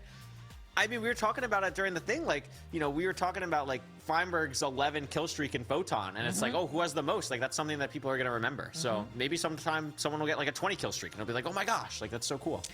Okay, well, let's talk about this. We just came from Game 5, and for me, I look at Game 5 and think you had to be a completely different player, and I shouldn't say a completely different player. I think you have to be ready for a you know what? Never mind. We're starting to it's going. You know, never mind. I had some questions and some thoughts, but let's just jump right in because game number 6, we are deep in it. We're game 6 of 8 coming into the final that would make it 9. There goes Purple, getting sent to. I believe this is Battle. I believe this is Battle. Yeah. But I think it's gonna be. I think it's gonna be over Spleef. I think no one wants to have Spleef be last. Yeah, that's gonna guarantee over Spleef. Battle, yeah. So I think it's going to end up being... It's probably going to be a Blitz Hunt finale. Blitz Hunt finale is very fun. I think Battle will be after this. But Spleef now, getting this out of the way, making sure it's not last. Reminder that this is the first game that will have a multiplier. And now we get a video because Spleef in Block Wars is not just any ordinary Spleef. It gets a little crazy. Overspleef is a game where players must try to survive as long as they can while trying not to fall into the void. In the classic round of Overspleef, each player is given a shovel which will instantly break blocks and give you a snowball for each block broken. These snowballs can break blocks blocks upon landing and can be thrown at opposing players for knockback to try to force them off of a layer. Players will be able to destroy blocks near or under opponents to cause them to fall while avoiding falling themselves. As the game progresses over time, the layers of each floor will start to decay, which is indicated by a timer and a pop-up text. Once the decay starts, the multiple layers of blocks will start to vanish, eventually being reduced down to nothing. There are 3 rounds in total, with every round being a different variation of overspleef, like TNT spleef, where players are equipped with a bow and a rocket launcher to knock off opponents with range, or to soar to an above layer, and meteor spleef, which has meteors that take out chunks of the map and leave large projectiles that can be thrown at players to deal extra knockback. The objective of overspleef is to be the last player on the field, and the rounds will end with either one player or members of a team emerging victorious. Cara, what are your thoughts on spleef? Are you a spleef enjoyer? I like spleef for the most part, because sometimes I'll be very aggressive and I'm like, ooh, I want to get this one player in particular, and then I'll just try to hunt them down the whole game. That usually leads to early death, but sometimes when I want to be safe, I just mind my own business, try to stay on top of the top layers, and then do pretty well. But for this, I'm not sure how heavily survival versus kills are weighted. Like, what is your analysis on that? I am notoriously horrible at spleef. It is just so hard for me to understand, because I want to be friends with everyone. I want to be friends, and no one else wants to be friends sometimes. And it can be a little bit difficult when that happens. I think going for kills is definitely the most fun way to play. Purple's already on the second to last layer, I believe. Oh my gosh, and it's just going to end up getting a bajillion snowballs here. This is like the main kind of thought process. Once you get a little bit low, once you're down here, it's just about having the firepower later on to kind of mess with the people above you. And doesn't really have to worry about anyone spleefing him, because there's just no one else on this layer, because he's the first one here. So it's at least kind of a silver lining.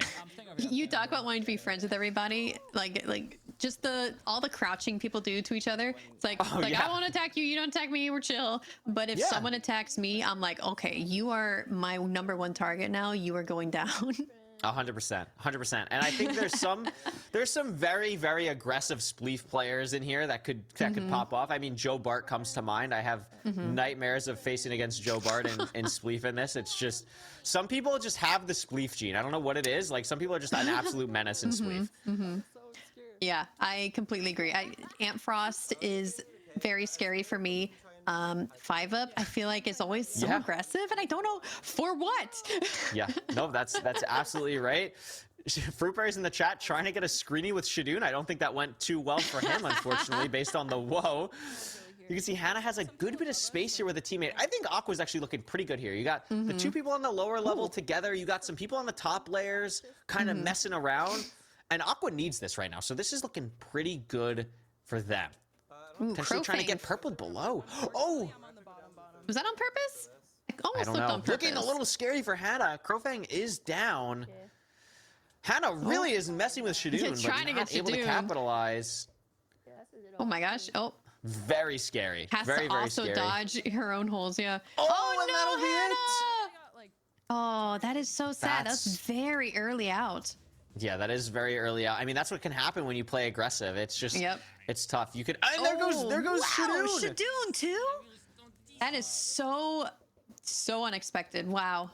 That was crazy. That was actually crazy. You could see it's starting to get a little bit tighter down here. You could see the Blue Bandits have some friends over here. Also see Handsome Fella coming over. Oh, and never mind, and Handsome Fella's down. There goes Blue. Down to 20 people, so there's not that much space. And look at that! What a play from Caboodle! Immediately, just eviscerating the other 2 players on the Bandits. That is great. You can see on the top here, Fruit having a lot of space, but gets knocked. Finds some space on the bottom, but it's just going to be absolute chaos now. The only person left on the high ground is 5-ups. Oh, there's Captain Sparkles, one of the last ones alive. Oh, yeah, and it looks like it's actually going to be Fruitberries as the lone victor left. Wow. Wow. That was a very, very hectic final. We are going into the second round of normal. I didn't think Meteor was getting played. It is going to be 2 rounds of normal into the TNT round finale. So if you want to prove yourself in the normal mode, this is the last chance to do so. And looks like it's a pretty even board so far. Fighters on top. Yeah, okay. Thank you. Okay, appreciate that. That was. How fast they wanted to do it. I do Listening like into the Radoon. I know, yeah. I do like the I do like the teams at the beginning who kind of just like make their own little island in the very beginning just to chill on. It's great. I like this. I mean, Radoon's is making his own like personal He island is, here. yeah. Oh, but getting sleep on the bottom. Ended up getting like Oh, 4 there goes Fighting them. back. Yeah. For the team. Fighting back there. I always wonder about spleef strategy. It's one of those games where I don't take it as seriously as kind of the others. It's more just so silly. So like experimenting, kind of figuring out, you know, maybe I just go to the bottom on one game and just spleef everyone out. So looks like some players are doing that. I mean, we saw Purple do that last round. Looks like Radoon's trying to team with Captain Sparkles a little bit. I respect it. Sparkles is not going to accept that. I'm going to be honest. No, I don't think so. I do not think so at all. Just kind of hanging out. First layer's already decaying. No deaths yet. Interesting to see. Here's Feinberg on the top level. Oh, wow, yeah. You can see Quake Pro giving him such a advantage of kind of all the other players here. It has so much space. I can see the advantage of Quake Pro then. Yeah, okay. Yes. Yeah, for something like this, it's big. I know. I don't like it either. I don't care that it gives an advantage. I'll never do it. It's just, I just can't do it. But I see why. Yeah. Yeah. It's also interesting. Oh, sorry, continue. Yeah. No, I was going to say, like, it's just interesting. Like, I feel like when you're a player like Feinberg, and this just got proven wrong, like, you almost have, like, some type of aura. Like, no one wants to go for you because it's like, I don't want to mess with this person and get them angry at me for the other rounds. Because, like, you never know. They're still around after this. You don't want to get caught out on the bad side of someone like Feinberg here. I completely agree. And it looked like there were quite a few people still on the top layer. Like, I can still see someone right now on the very top layer, which is incredible. Oh, yeah, there's a couple. Yeah, like, are they... If you stay up there long enough, like, people can't mess with you because they can't reach you anymore. Yeah. The one thing is you can see, like, the zones do, like, close in differently. So the top zones close in. So there is a big benefit of being on the top, but you just have to make sure that you do know where you're going to end up falling. That's, like, super crucial. Like, Shadoon has to figure out, where am I going from here? Like, what's the next kind of game plan? And it's just going to drop down here. So this actually works quite nicely, but has to be careful. Someone right underneath, a little scary, but seems to be holding his own and has a lot of space here, actually. Oh. Ooh! Getting snowballed a little bit by Radoons. Really nice movement, though, to stay up here. But again, like, where are we going after this? You got to be careful to not drop multiple layers. But thankfully, I don't think anyone else is going to pay too much attention to Shadoon now that he's the last one up here. Really impressive performance to be the last person standing on both high layers. But now it doesn't matter if you can't perform now. Down to 20 and is going to drop all the way down to the bottom. Has to be careful. Has a lot of space here. Yeah, but Might this is the point where room is small at, and no. Yeah, you can drop like 3 levels instantly to death at that point of the game. It's so scary. It is so scary. Looks like FBM is going to get a kill on Sneak. Trying to get Wally Bear. Has such good positioning. Gets Wally Bear down to one last player. It's Smollett. Oh my gosh. And it is going to be the Purple Phantoms with Fire Breathman being the last person left. That was a little scary. That was very scary. But is able to clutch up. Wow. And now we're at the TNT round. Oh my goodness. What do you prefer, Car? Do you like the TNT round or do you like the normal round more? I was gonna say I like the meteor round more than TNT round, but the meteor. Oh wow, he's going very far to the bottom. I don't mind the TNT round, but I do like that you can like propel yourself up to another level. I think that's my favorite part about it. Yeah, the fact that you can propel yourself upward. The thing is, though, a lot of times as we're seeing, it's not more about spleefing the blocks. It's more about just hitting the players with the bow. And that can be really crucial. That's actually one of the reasons why I believe Fire Breathman went to the second, third layer, is because once the players fall down here, you can kind of catch them off guard as they're like going up or something, trying to shoot them off. It can be really beneficial to get some kills here. You can see that's exactly what Fire Breathman was trying to do there. And a lot of his team is going to be trying to do the same. We have a couple players going up to the upper level. You know, I never thought about dropping early to get to surprise players. Yes. Yeah, it's something that's become, I think, a little bit more meta more recently. Is going to be able to, the one thing you have to be careful of is, obviously, the arrows don't regen right away, so you have to be a little bit sparing, but is going to get a nice shot on the 2, not enough to knock them down all the way to the bottom.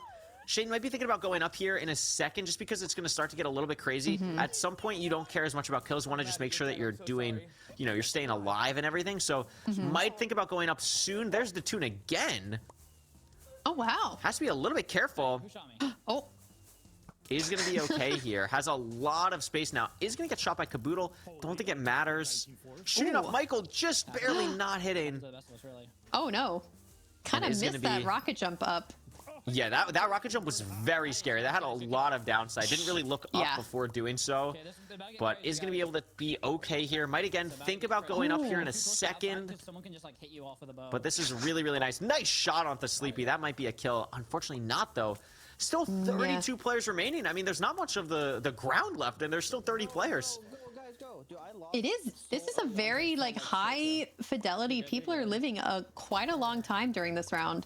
Is it just harder? Absolutely. It's just harder to hit people with the bow than the snowballs. It is harder, and there's just I think it's much more. People are more worried about themselves staying alive than hitting other people. You can see Hannah really trying to think about where am I going to fall off this top layer, doing a great job of that, and is going to get shot off, but is going to be able to land. Thankfully, shot off again is okay. Really, really good movement and keeping her cool to stay alive here. And great job getting back up here. This is great. Has a really nice sight lines. Is going to have a lot of space here. Hannah could absolutely take this if no one's looking up. I think has the advantage on fruit berries. Never mind. One wrong move and dropped directly like past so many layers. That was very impressive. There. Unfortunate. Oh, and there goes Feinberg all the way at the bottom. And 2 from Comets. Wow. Going to be surviving there. That is huge. That is really big. Unfortunately, still wasn't enough to put them in the top 4. And it looks like Fighters, again, like, ever since, like, the second, third game, they've just been on fire, winning this by over 300 points over Giants and Phantoms. Wow. Wow, indeed. Let me ask, there is one of the things that I love about, obviously we talk about these mini games and, you know, the different things you have to be good at if you're going to dominate sort of on a whole, that I think was really good with this last game was, let's talk about elevation.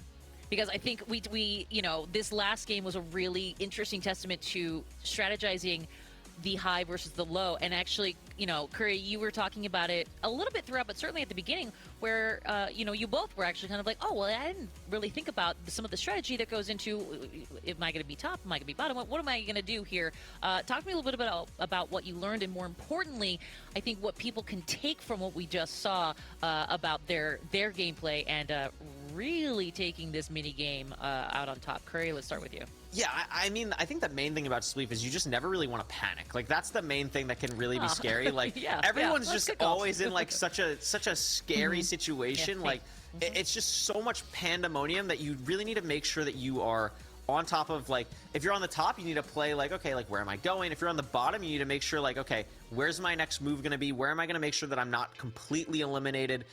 So there's a lot of different ways you have to think depending on the level that you're on. You're absolutely correct about that. But I think the main overall thing is wherever you are, don't freak out. Everyone's thinking the same thing. Just focus on what you have control of, which in Sleep is not that much. You know what? Okay, Kara, what about you? I've got some other questions here in a second, but anything to add to that? As per usual, Curry is very good at answering very succinctly and accurately. Yeah, I think what he's talking about, where it's just there's so much chaos happening at the same time. For me, I feel like I have to focus on one thing at a time to really like keep myself like centered. So it's like I'll just be like, all right, just survive, don't fall, just survive. Oh God, I'm being shot. Nope, survive. You know, if you're not good at balancing a lot of stuff, you just gotta stay focused on one objective. It's the tightrope of life in Minecraft and everything else. Let's take a look at the standings here as we talk to Coach Kara and Coach Curryway. This has been awesome. Let's talk about Oversleep and see what we have here now. This is interesting because, of course, now, Curry, we've seen Giants, we've seen Fires be towards the top on a couple of different occasions, but we've also just seen Phantoms at the top consistently time and time again. Yeah, I think like this top 3, I think that the main thing to take away is that top 3 is missing the Knights. The Knights are actually all the way at 8.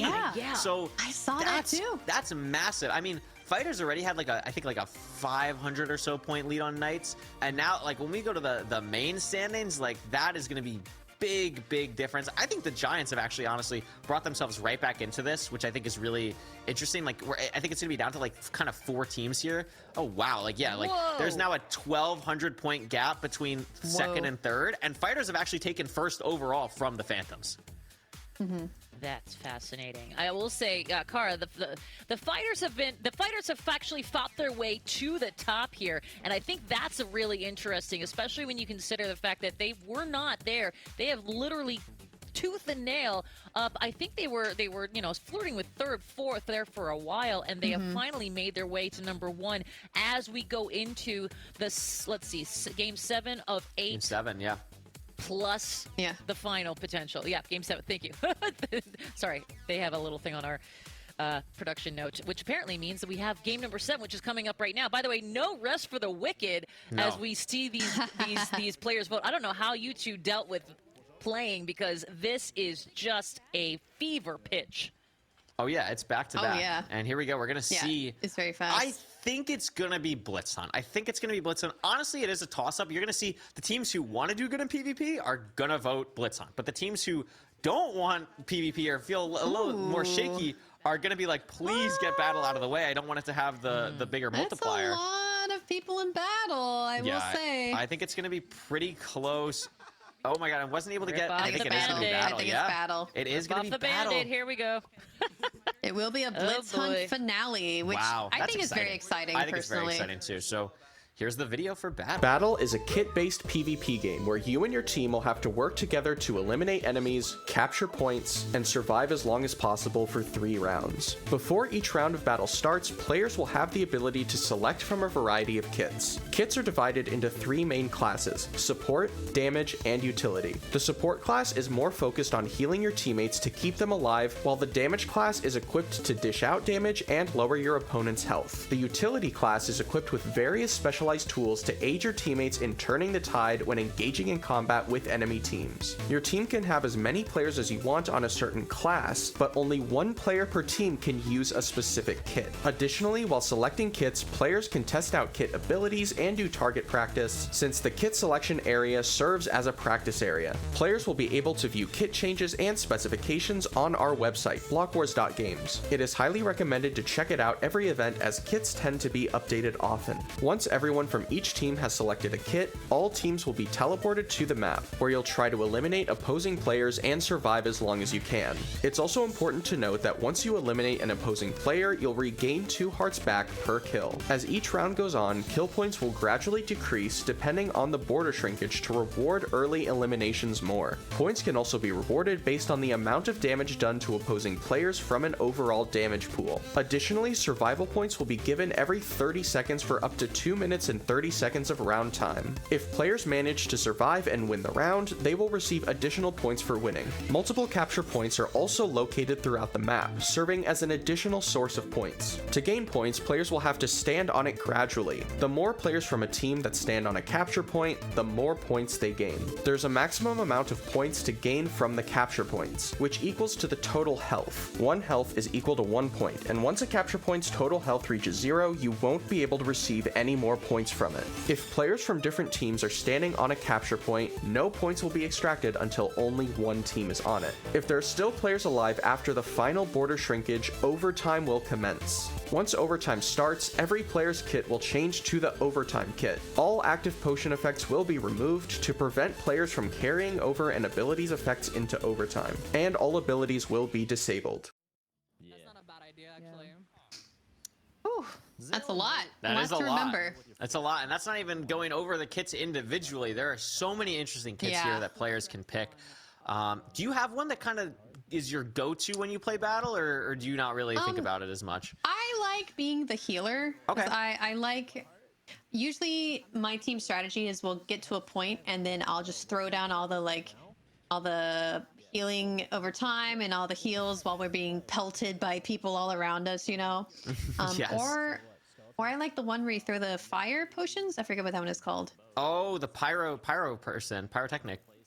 Yeah, I like those too. That's really fun. I like the scout kit. I think that's the one that gives you arrows based on if you get a kill or not if you get a kill. If you get if you hit the person, you get the arrow back, which is really, really nice. I think this kit from Wally is also pretty good. The instant damage arrow and like 20 normal arrows is pretty solid.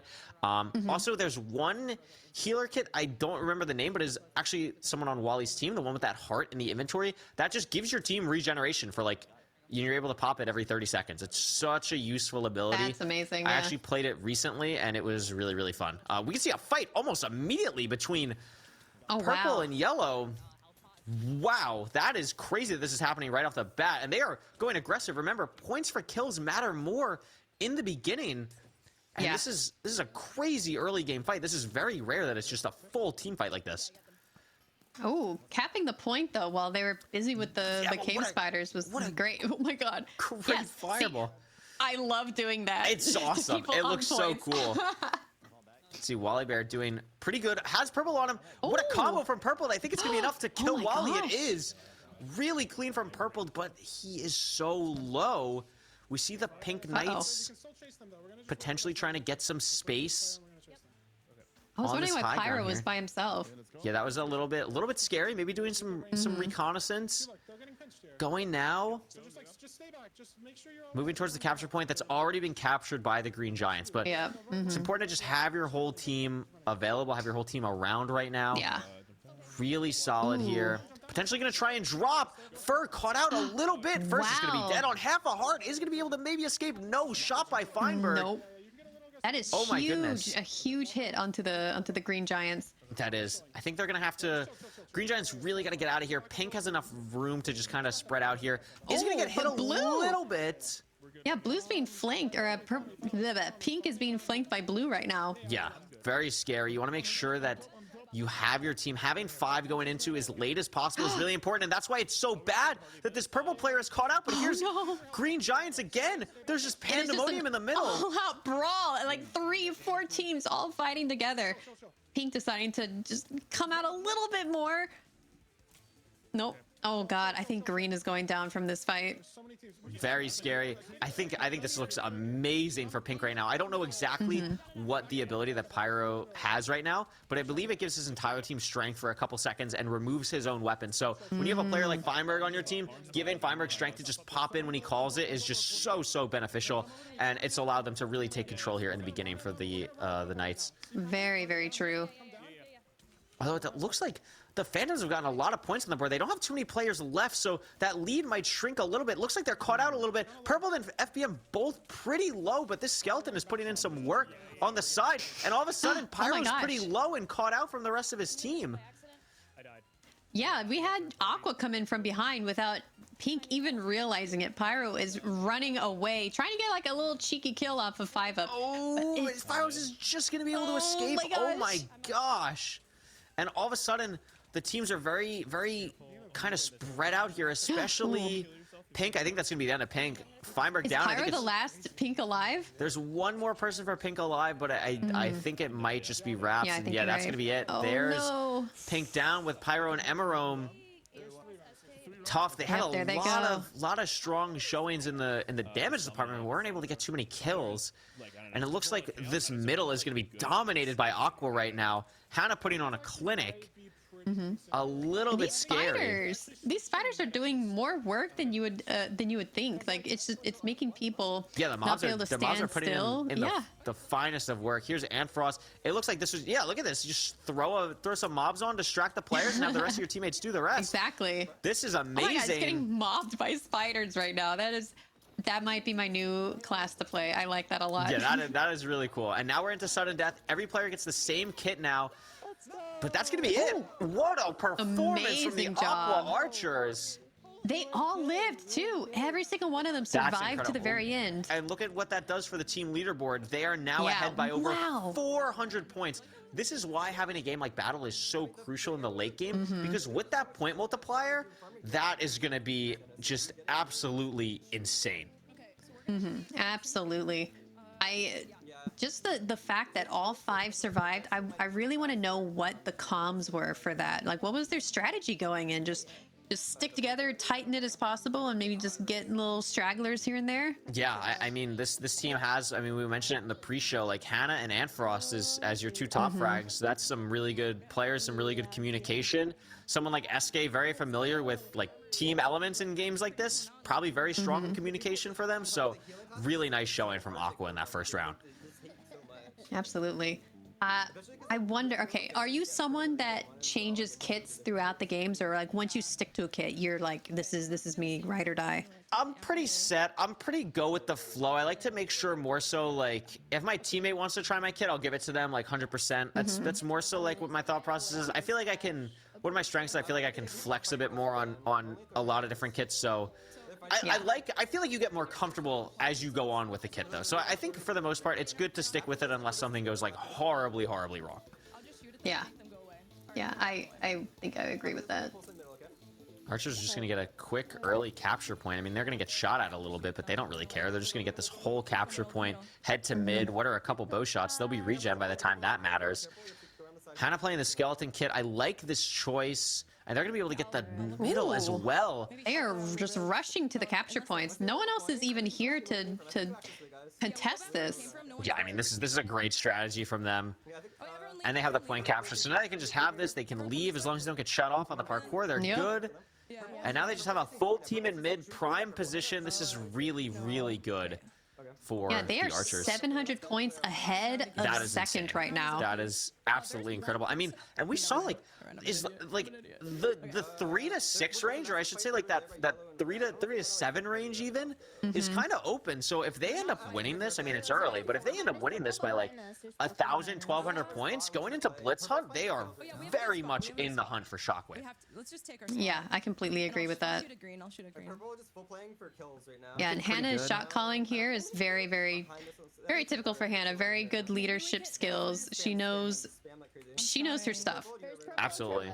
Definitely trust Hannah with a bow, and it has a great sightline. I mean, like, you have 17 arrows. Like, why not just shoot a couple for damage points? This is great. Throw a mob over there, a TNT chicken. That's going to do damage. Like, pressure them off the high ground. Make sure that you have the best sightlines in the game right now, and hope that you can hold this position as the border closes. Yeah. Hold on. I need a clear shot to orange. Hearing the comms for the shots. I mean, getting these arrows is good because you want to use these arrows now. Like, once the border shrinks, they're not going to be as valuable. So you want to make sure you can get as much value of this as possible and make it harder for these teams to rotate. Definitely. Oh, you have one green just pop out of nowhere. That was scary for sure. No, not worth it. I know. See what Aqua can do. Looks like red is a little bit spread out as well. Antfrost drop, but I think it's fine. Gonna be able to just kind of chill here, hang out. Has 2 more TNT chickens. Thinking about using it. Good use of the spider staff as well. I think saving these TNT chickens until there's like a bigger brawl in the middle is really smart from Antfrost. Sees Captain Sparkles only on 10. This should be a pretty clean kill. Trying to hide. Very smart to like not fully overcommit. There's no real reason to. You're already ahead by 600 points. I think just saving your team's health is crucial right now. And that TNT chicken's gonna do some damage. I mean, no one really moved. That's gonna be some good damage points there. Gonna throw another one. This is gonna pressure them off the high ground, and all of a sudden, Aqua's gonna be in a pretty good position for this end game. This is a great kit to have towards the end game where people cannot move away from things. Yeah, this is great. I mean, look at like this kit is crazy. 2 skeletons off the staff is incredible. They're in a great spot right now. Whoever is the poor red player in the middle, I feel so sorry for you. I know. That is difficult. Oh, there's 2 of them though. There's 2 of them, and they're gonna start to put in work on orange and yellow. CBK down though, unfortunately. Oh no, CBK killed Wally Bear. CBK got the kill. Wow. CBK's still living, trying to get as many points as he can for his team. Yeah, and if he can get the sudden death, unfortunately, no, Antfrost is going to put a stop to that. But that is a strong performance anyway. And now Aqua has full control of this middle. Going to place some mobs down. I like this use of it from Antfrost. Just keep the mobs in the middle. And I don't know if he did it on purpose, but the spiders are so good in the middle here because they can climb over the gap to the other players, which is great. Going to get a kill on Michael, and now it's just pandemonium. It should be Aqua here. It might be orange. It looks like it might. Oh, it's actually going to be the pink Knights. What a great... Still not nearly enough to take the deficit between the Knights and the Archers, though. No, that was phenomenal. I didn't realize how many pink Knights there were still. And having Feinberg in that endgame to Shockwave probably made a huge difference for them. That's massive. And gets them right back where they need to be. Remember, they don't need to outplace Archers here. They need to outplace Fighters or Phantoms. So having 400-point gap above Fighters right now is really big going into this last round of battle. Yeah, unfortunately, Fighters are in first and Phantoms are in second, so they really want as much space between Archers and Phantoms. So I mean, obviously it's going to help, but I don't know how much of a help this is going to be. You want to really just lowering that gap into that last game. I mean, Blitz Hunt is such a wild card game. It's a game that Feinberg is very strong at. It is, you know, it's a very interesting game in the fact that it's probably it can be so team-based and so individually-based, depending on how you want to play it. So that will be interesting, seeing how that goes after this last round of battle, where it is so team-oriented. Absolutely. All right, so Totem Master, is that the one that gives, like, strength buffs? The Totem does, I believe, regeneration and strength, yes. Gotcha, okay. Yeah, that's great. Totem Master, I think Summoner...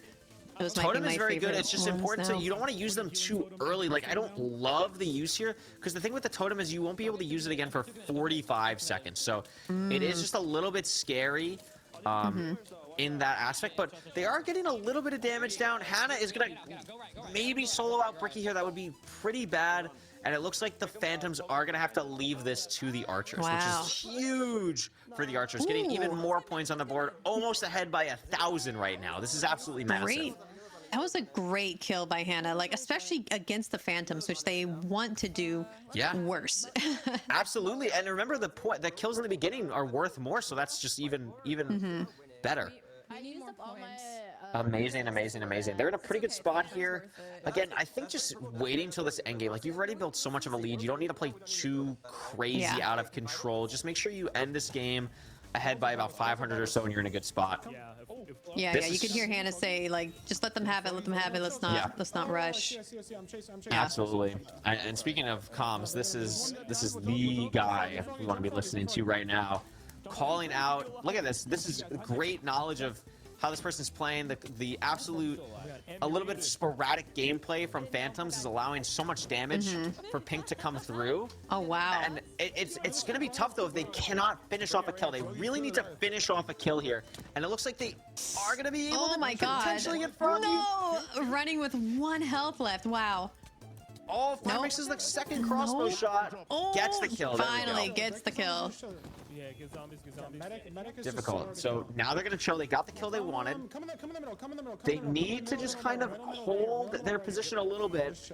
Might try and get a little bit aggressive depending on how Pyro's ability is looking. But they are also, they have all 5 players, so being aggressive is just, I think, a bit of a benefit right now. I don't know how much the other players have. Fibers just press tab very quickly, but you know, seeing this clean yellow kill in the middle, like, you might want to push that a little bit more when you have 5 people if you can get them organized. I don't know. They saw Aqua and they're like, ooh, let's maybe not go over there. Aqua's doing really well right now. We don't want to mess up this lead that we have. Yeah. Potentially going to be able to get Crowfang. It is going to be a Crowfang kill for Pink. That's very nice. Huge. And all of a sudden, they're in a really good spot for this end game. I mean, Blue is above them, but I like this position more for Pink than Blue, just because you have to drop at some point. Even though you have the advantage of being the team to fall, you have to at some point, and that's always scary. Oh, Fiber getting a little bit out of position, though. Trying to get a little bit of a kill.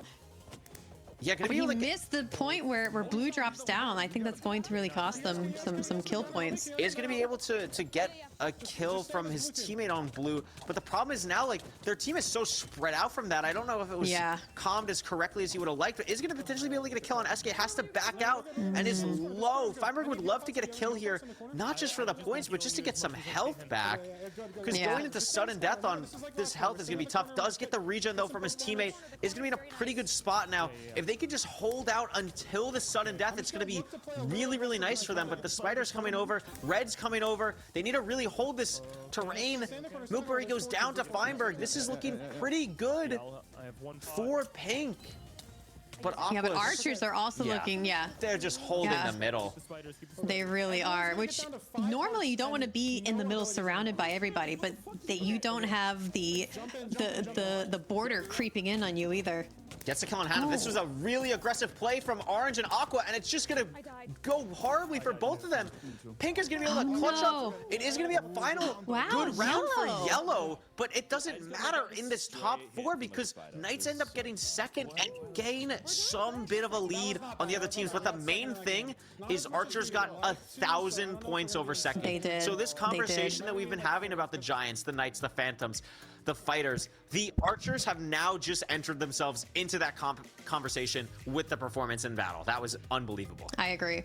You know what? I got to tell you, coming from the world of Battle Royale, I will tell you that I love the fact that Battle comes late in this Block Wars Cherry tournament, because one of the things we used to say all the time, and I think is really important when it comes to Battle Royale, is that anything can happen, right? Anyone can pop off, and anyone can have a pop-off game, and that can skyrocket you throughout our standings. And my gosh, I think that is exactly what we just saw, and I love that then shakes up standings. And wow. Delighted that we got to see that, and certainly delighted that we get to shake things up so late into our game. Was that something at this point, Curry, at this point, so late? Was that something that you were expecting, especially from Aqua? Was this something that the come from behind, the dark horse? Cara mentioned it earlier. Would you have expected that? And is this team one of those that you've seen play a battle royale? And is this something that maybe could have been something they had expected? I was pretty shocked. I mean, you never want to count someone like Hannah or Ampharos out at all, but I was very, very, very surprised in that performance. I mean, winning by 1,000 points over the other teams that have played so well today is incredibly impressive. And I think what really showed was there wasn't like one player on the team that was like, oh, this person got 20 kills. It was a really good team collective effort, and I think that's because of the shot calling from the team and just being aware. No one had an ego. It was just really, really good gameplay throughout all the players. Absolutely. Well, let's take a look at how that translates in the math, in the standings. Of course, this is what it looked like just after that. Yeah, wow. Archers. 1,000 points. That is crazy. Yeah. My gird. Loy. Okay. What are quacks? I was about to ask the same thing. What is this? Are those like pigs? I don't know. I'm not sure what quacks are. I don't know, but I want to. I mean, I think. I mean, 392 quacks is very impressive. That's very, very impressive. Whatever it is, it's very impressive. That's awesome. It's interesting. The Archers got most of their lead from capture points alone, which is incredible. Like, they prioritize capture points, it seems, over anything else. I mean, that's a great point. Yeah. Like, I think like that was like. Oh my gosh. Look at that. Look at, they're right there now. Move over, Knights. We have a new numero trace. That's big. And then only 100, not even, like 50 points difference between Fighters and Phantoms is incredible. That is crazy. That is crazy. I would say this is really a 4-team race now for Shockwave. Like, the fact that Archers really just entered themselves into it. And the thing with Blitz Hunt as a last game, the thing that's going to be really tough for Archers and Knights, it's a game that usually doesn't have too much point disparity. So gaining 800, gaining 1,200 if you're the Knights is going to be really, really difficult.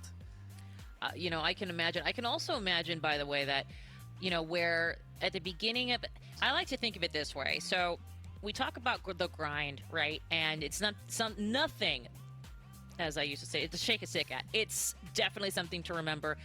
We are under the bright lights. They are under the stress of this tournament. Guts and glory on the line. But I also want to say, like, there are 8 games plus that final. The beginning, perhaps a little cold, trying to go for it. Oh, we're going into 8. Now we're into the final game before we get into that final. They are not just warmed up. Now we are getting into, like, oh man, perhaps getting into like a little bit of fatigue. And what are we going to do? how are we going to make this through? Let's put up or shut up, and I'm gonna shut up because right now I want to see them put it up. Here we go, gang! Woo! Going into Blitz Hunt. Blitz your way through rooms as you either hide or seek other players in Blitz Hunt. The objective for most of the game is to dodge the hunter and survive the round as long as possible. Or if you're a hunter, hunt and eliminate as many players as you can before time runs out. There will be 8 total rounds in Blitz Hunt, and each team will take turns hunting the 7 other teams in a 3x3 grid-like arena. The order of when each team hunts is randomly selected. You may be thinking, isn't the team that hunts last going to be at a massive advantage? The answer is no, as every round a new map is generated, with a middle room and 8 border rooms that are randomly selected and ordered from a pool of dozens of rooms made by our builders, meaning no map is the same and no team that hunts early is put at a disadvantage. Every round starts the same, with the hunting team inside of the glass tube and all hiders on the outside. The hunters inside of the tube will receive a darkness effect, so it is more difficult to gauge which direction the majority of hiders go. The doors in the border rooms will open and hiders will have 20 seconds to swiftly find a spot. Once those 20 seconds are up, the hunters are released and will have 90 seconds to hunt as many people as they can. The hunting team will also gain a sonar item, which will reveal how many hiders there are within a 10 block radius of the hunter upon right-clicking the item. Hiders will receive a pop-up title on their screens stating they have been detected, and will also receive a message in chat. The quickest way to tell for hiders when they are in the radius is when the heartbeat effect is playing with a hunter nearby. In the final 20 seconds of a round, hunters will receive speed 2 in order to help get those last-second eliminations. Once a round ends, a new team will become the hunters, and the process repeats itself with a new map. Both your teammates and the 5 hunters receive the glowing effect. One important thing to note is that hiders are a one-shot elimination, meaning if you are caught, you will be a spectator for the rest of the round until a new one begins. All right, Curry, I just gotta let you know, I'm really good at this game. Are you? This is like, is this like one of your favorites? This is one of your favorites for sure? I mean, it's very stressful, so in that regard, no, but I'm pretty good at it, and I don't know why. Are you good at the hunting aspect or the hiding aspect, or both? Somehow, yeah. I don't know.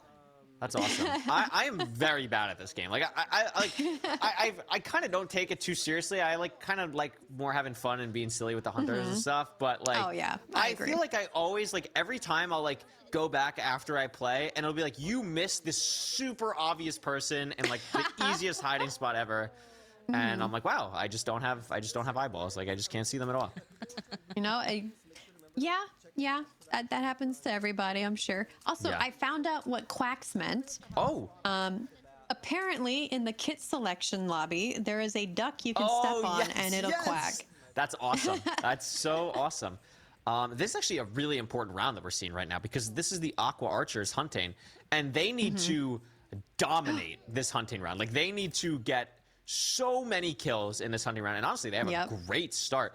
I always wonder, like, the difference between like hunting first versus hunting last. You know, would you rather have people like, would you rather be more comfortable with the spots yourself, or would you rather people be unfamiliar with the spots when you're hunting? So I don't know. It's tough. I think hunting first is pretty good because I noticed, like, as a hider, I didn't really know where to hide until I went through a couple sessions, and then I was like, okay, I know this is a very good hiding spot because I saw other people hiding here. Yeah. You know?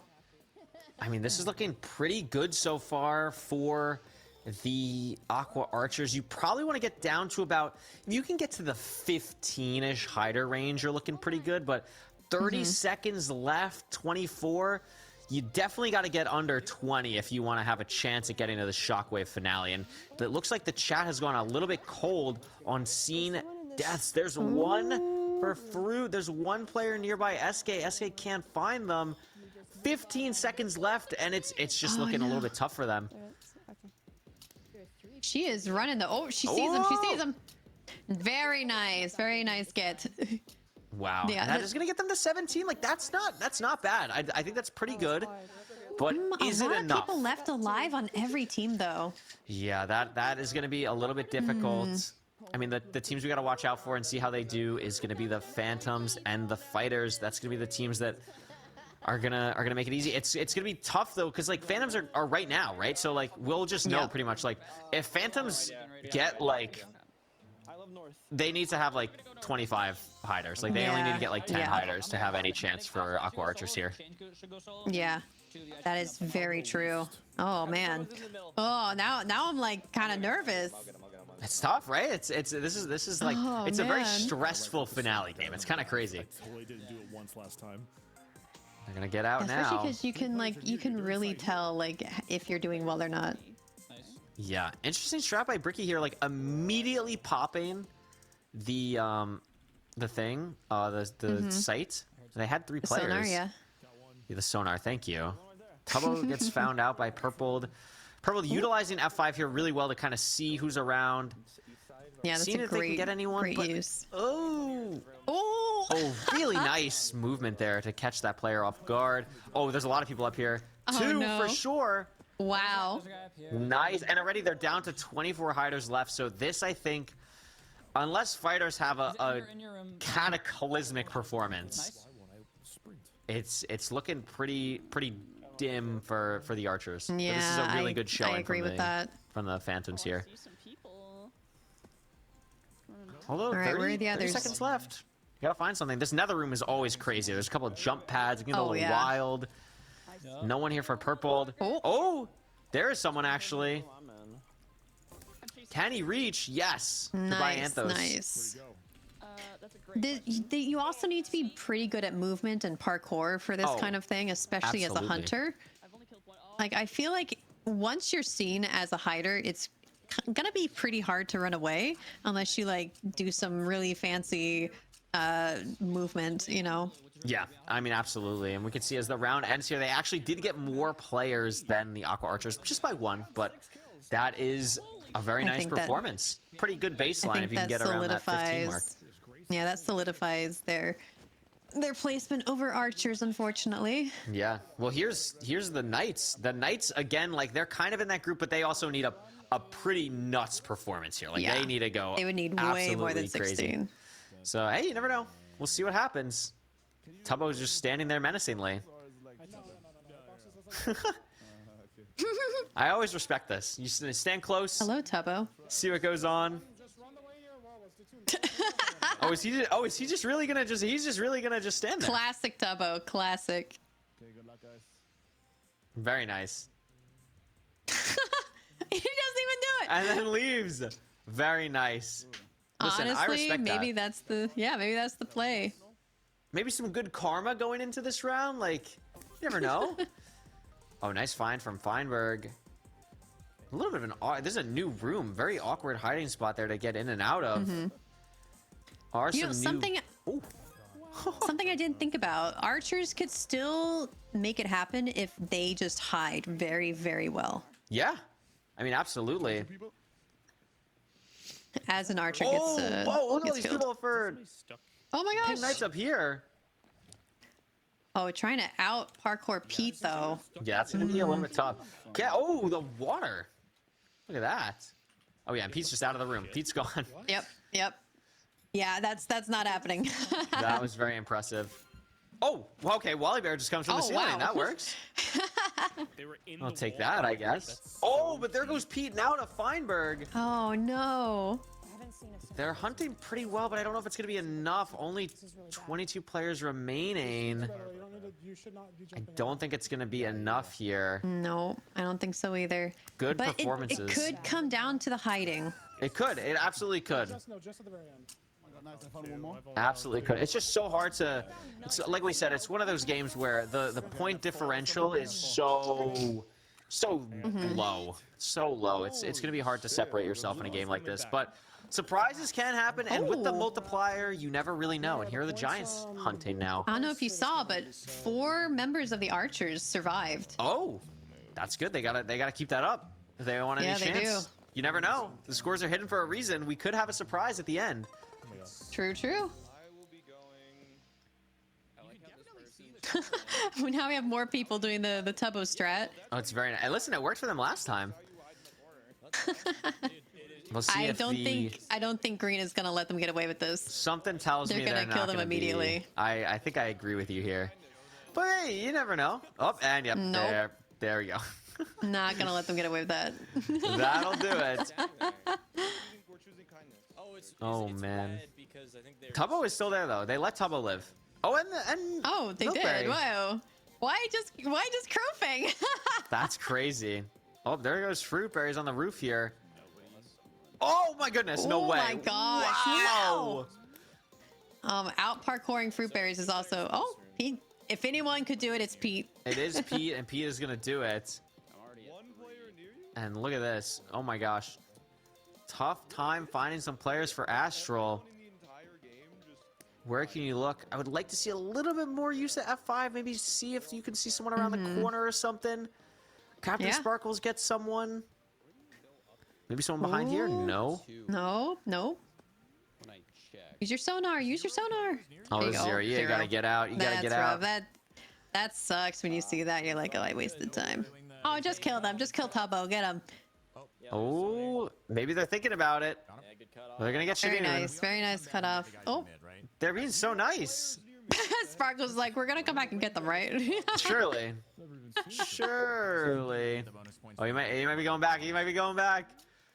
Oh! No. Oh! It would be Sparkles to do it. It would be. He's gonna get that speak on CBK as well. So there just go all the comments after that.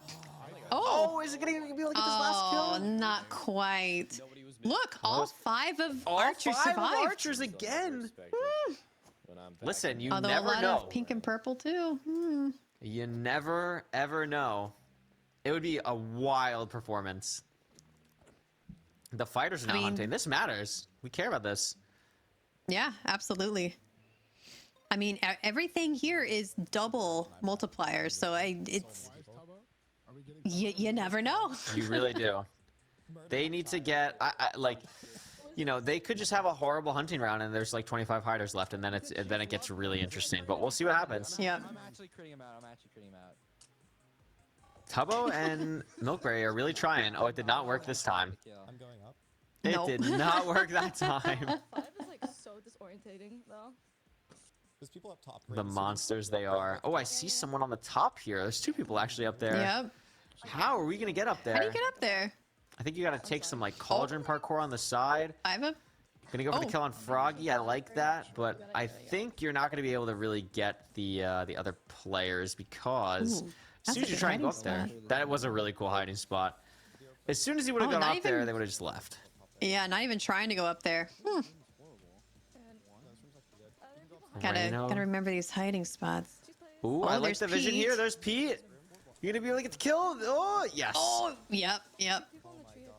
Very nice. Who else in this room? Anyone? Not looking like it. And here's Fruit.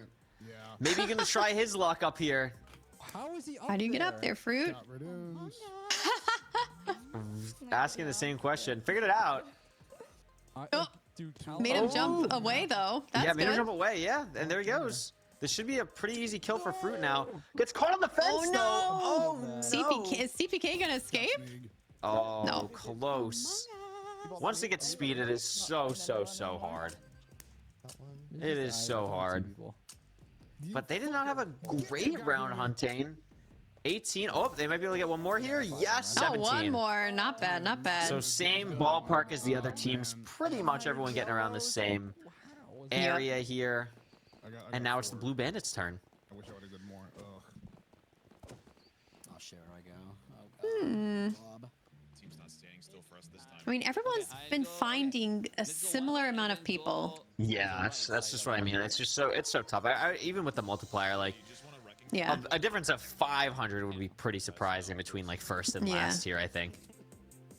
Look at this. The new strategy from the comments being a little bit higher up. Maybe that could work for them. Cause a little bit more effort. Let's not give it on TV. I won't. Wait, are they red team? Shadoon said he won't. Shadoon, he won't. And the rest of the That's so team will follow nice. suit. Yeah, that's good karma. It's good karma. Oh, there goes one person. There's a lot of people here. Oh my god, there's so many people in this area. Oh yeah, there are. For Shadoon. Uh-oh. There's M going down. Uh-oh, fruit berries. Oh, fine and Fineberg. fruit. Oh my gosh. What a great start for the Blue Bandits. Anyone else in this area? This is a cool room. A lot of interesting hiding spots. Like, this is a really cool spot.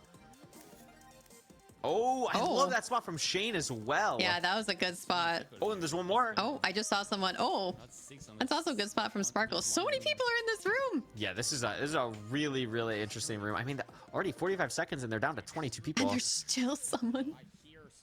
Crazy. Maybe Joe Bar finds someone here. No. Checking corners. Maybe use the sonar. Oh, see someone. Is it up? Is it up? Boop. Oh, there it is. Saw the good green spot by through the Pizza Hut. diagonal. Yeah. Oh, that's sad. Can they find anyone else? Looking a little bit tough. I like this room as well. A lot of cool uses with the jump pad. Sneak looking around, not having too much luck. Zero And people. that might be it at the end of the round here.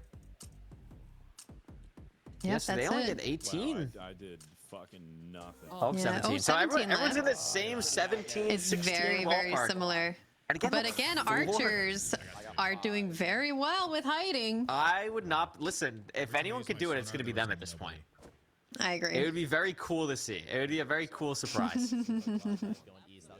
What a way to end. Here are the That'd be Thunders. super hype. A lot of people still in this early area trying to figure out where to go. You guys see that guy to our right, right? And you can see Milkberry on the top. Surely they just will ignore her. Surely. Yeah, I'm going for the green girl. It's a little tough up there. I'm excited for the red conga line that Tubbo has promised just now. Oh, very nice. Wait, how did she get up there? Oh, there's one down immediately. I killed her. But where's the rest? Oh, okay. Oh, okay. I think Yellow they're is finding not the conga playing line. around. No. No, they are not. That's gonna be a lot of kills early here. Can they keep this pace up?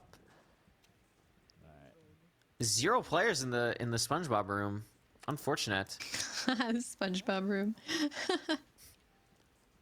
Unfortunate for them. This one seems like a hard place to hide. I don't know if people Yeah. hide in this one. Oh. Oh, he sees someone. Couple people in here actually. I agree with you though. It is a difficult room to hide in, but you do get in this position where like if there's not 2 hunters, you can kind of play Ring Around the Rosie a little bit, which can be pretty Yeah, nice. that's true. Yeah, now you're just like Oh you're my just gosh. never gonna get this person. Just You're just not gonna wasting catch time. up. You're just it's gonna be a tough time. Oh, there's the kill. Oh, onto Hannah.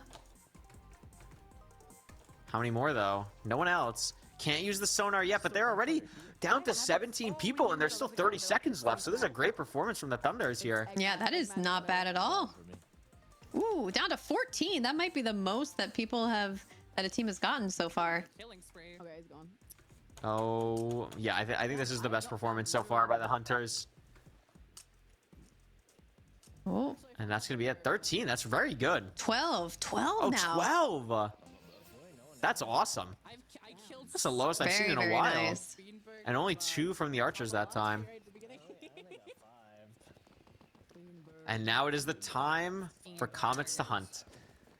I don't think they're gonna hunt though. They They're gonna do a Tubbo's trying to get conga everyone line. to hang mid. Have fun. If I were not in the running, I would stay mid. Yeah, why not? Yep.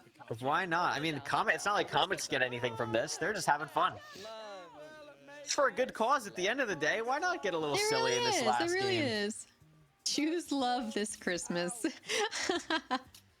There's a good bit of people hanging out. They got some friends. Okay. Who's starting it?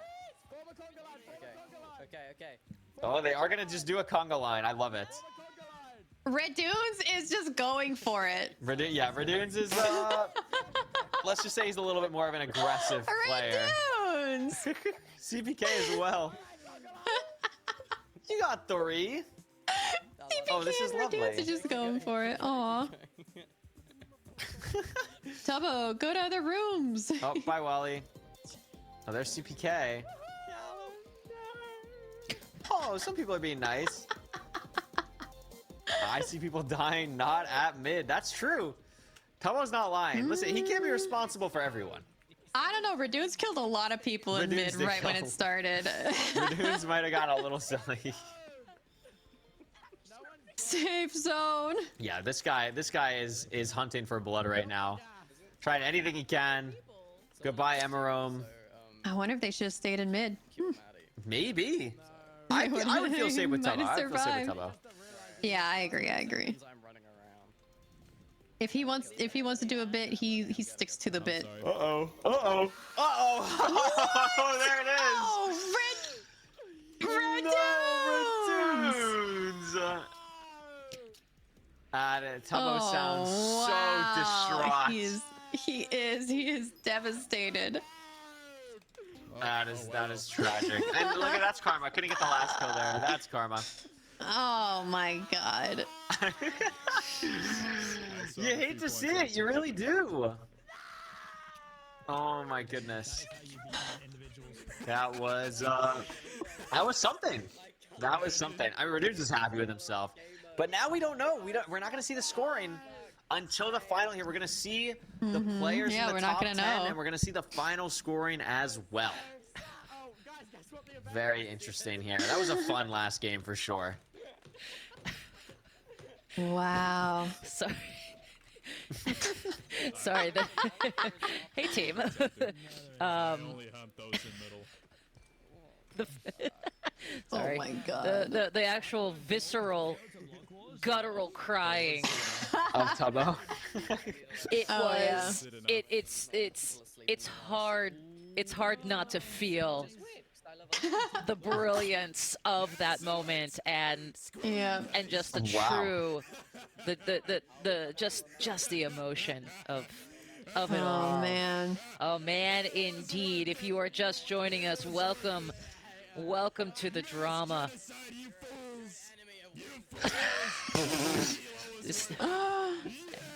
Oh my goodness. Redunes definitely had some fun in that last game, I think. He is the villain. Redunes is the villain.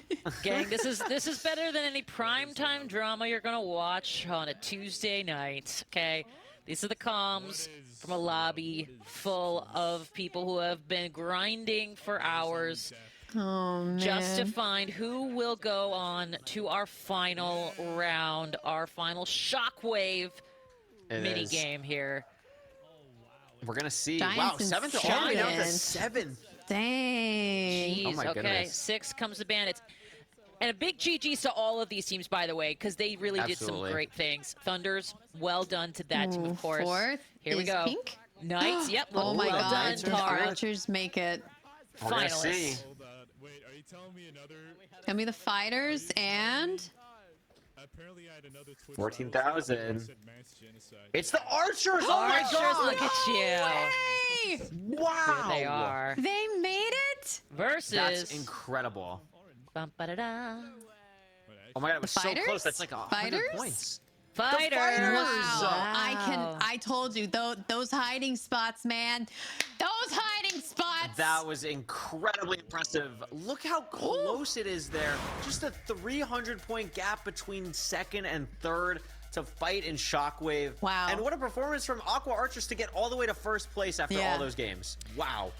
You know, we started at 1, we've made it through 8, and we're coming down to our final Shockwave. And guess what? You've made it with us, and we're so glad you did. But we're going to take a quick break, and so can you. Go get some water, go get something to drink, but keep it right here because right after this, Shockwave. Be right back.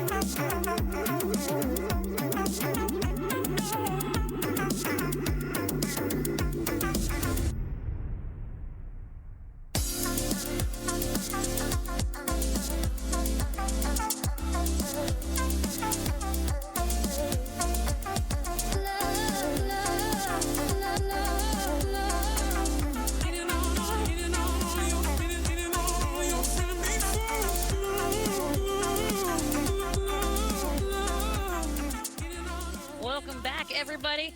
Well, chat, we want to take a moment to thank you, our friends at Intel, for helping us make so many great memories in 2024 and immortalizing them as part of our Intel Core Memories segments. As the year winds down, it's time to give you the chance to select the core memory of 2024. We set up a bracket with the best clips from the year, and each show you've been voting for which clip moves on, all leading up to the finals where you'll select our best clip. We began with so many amazing moments, and you've narrowed it down to our final 4. For our semifinals, you'll be choosing between 2 incredible clips. Vote for your favorite in the poll in the extension. Here's a look at today's nominees. Oh my god. I was thinking Christmas tree, so that might have been Yeah, that's a crazy throw. Oh, that's a GG. Come on.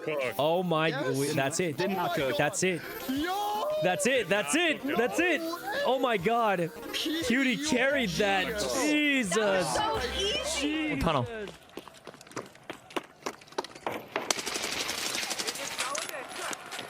I got it. I got it. I got it.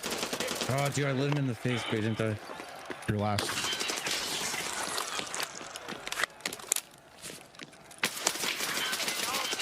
Oh my! It's still. Let's go! Let's go! Get that shit out of here! Oh my god! Let's go!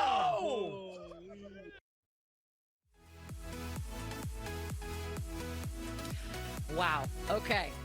Quick sort and that triumphant absolute siege. One of those two. You tell me which one. You are totally going to find out what is going on in our bracket. We'll find out together. Well, see what you guys decide. Either of those clips are going to absolutely be incredible, and we'll find out which one will be going forward in our brackets. Both will be an interesting choice because those are, I will say, quick sort looks like my favorite, but the carnage, the absolute carnage that came from the other clip could be great as well. So we'll find out. If you're going to go ahead and find out in our poll, make sure to go into that extension, vote for whichever clip you want, and you will be a part of this Intel Core Memories. Which one are you going to pick? I don't know. Let's find out. Let's make it happen. Ooh, here we go. Well, of course, those were today's nominees for your Intel Core Memory of 2024. Remember, you get to select the defining moment for the entire year of Twitch Rivals. So vote in the poll in the extension right now. Now, while you're doing that, check out Intel's Ready to Play event to create a custom PC that empowers your play style with Intel Core processors and Intel Arc graphics so you can game, stream, and create all the highest levels. Oh! The results, drumroll please, are ready. Let's find out what you have decided. Drumroll please. Oh, here we go! Making it Wayne. Sorting success, a triumph for sure. Well done, chat. And thank you so much. Of course, chat, your votes are in. We are excited to announce, of course, that clip moving forward in today's Intel Core Memories bracket is Quick Sort Triumph Sorting Success. Try saying that 3 times fast, chat. Tune in to the next Twitch Rivals for the next round as competition for Intel Core Memory of the Year rolls on. Remember, gaming happens with Intel.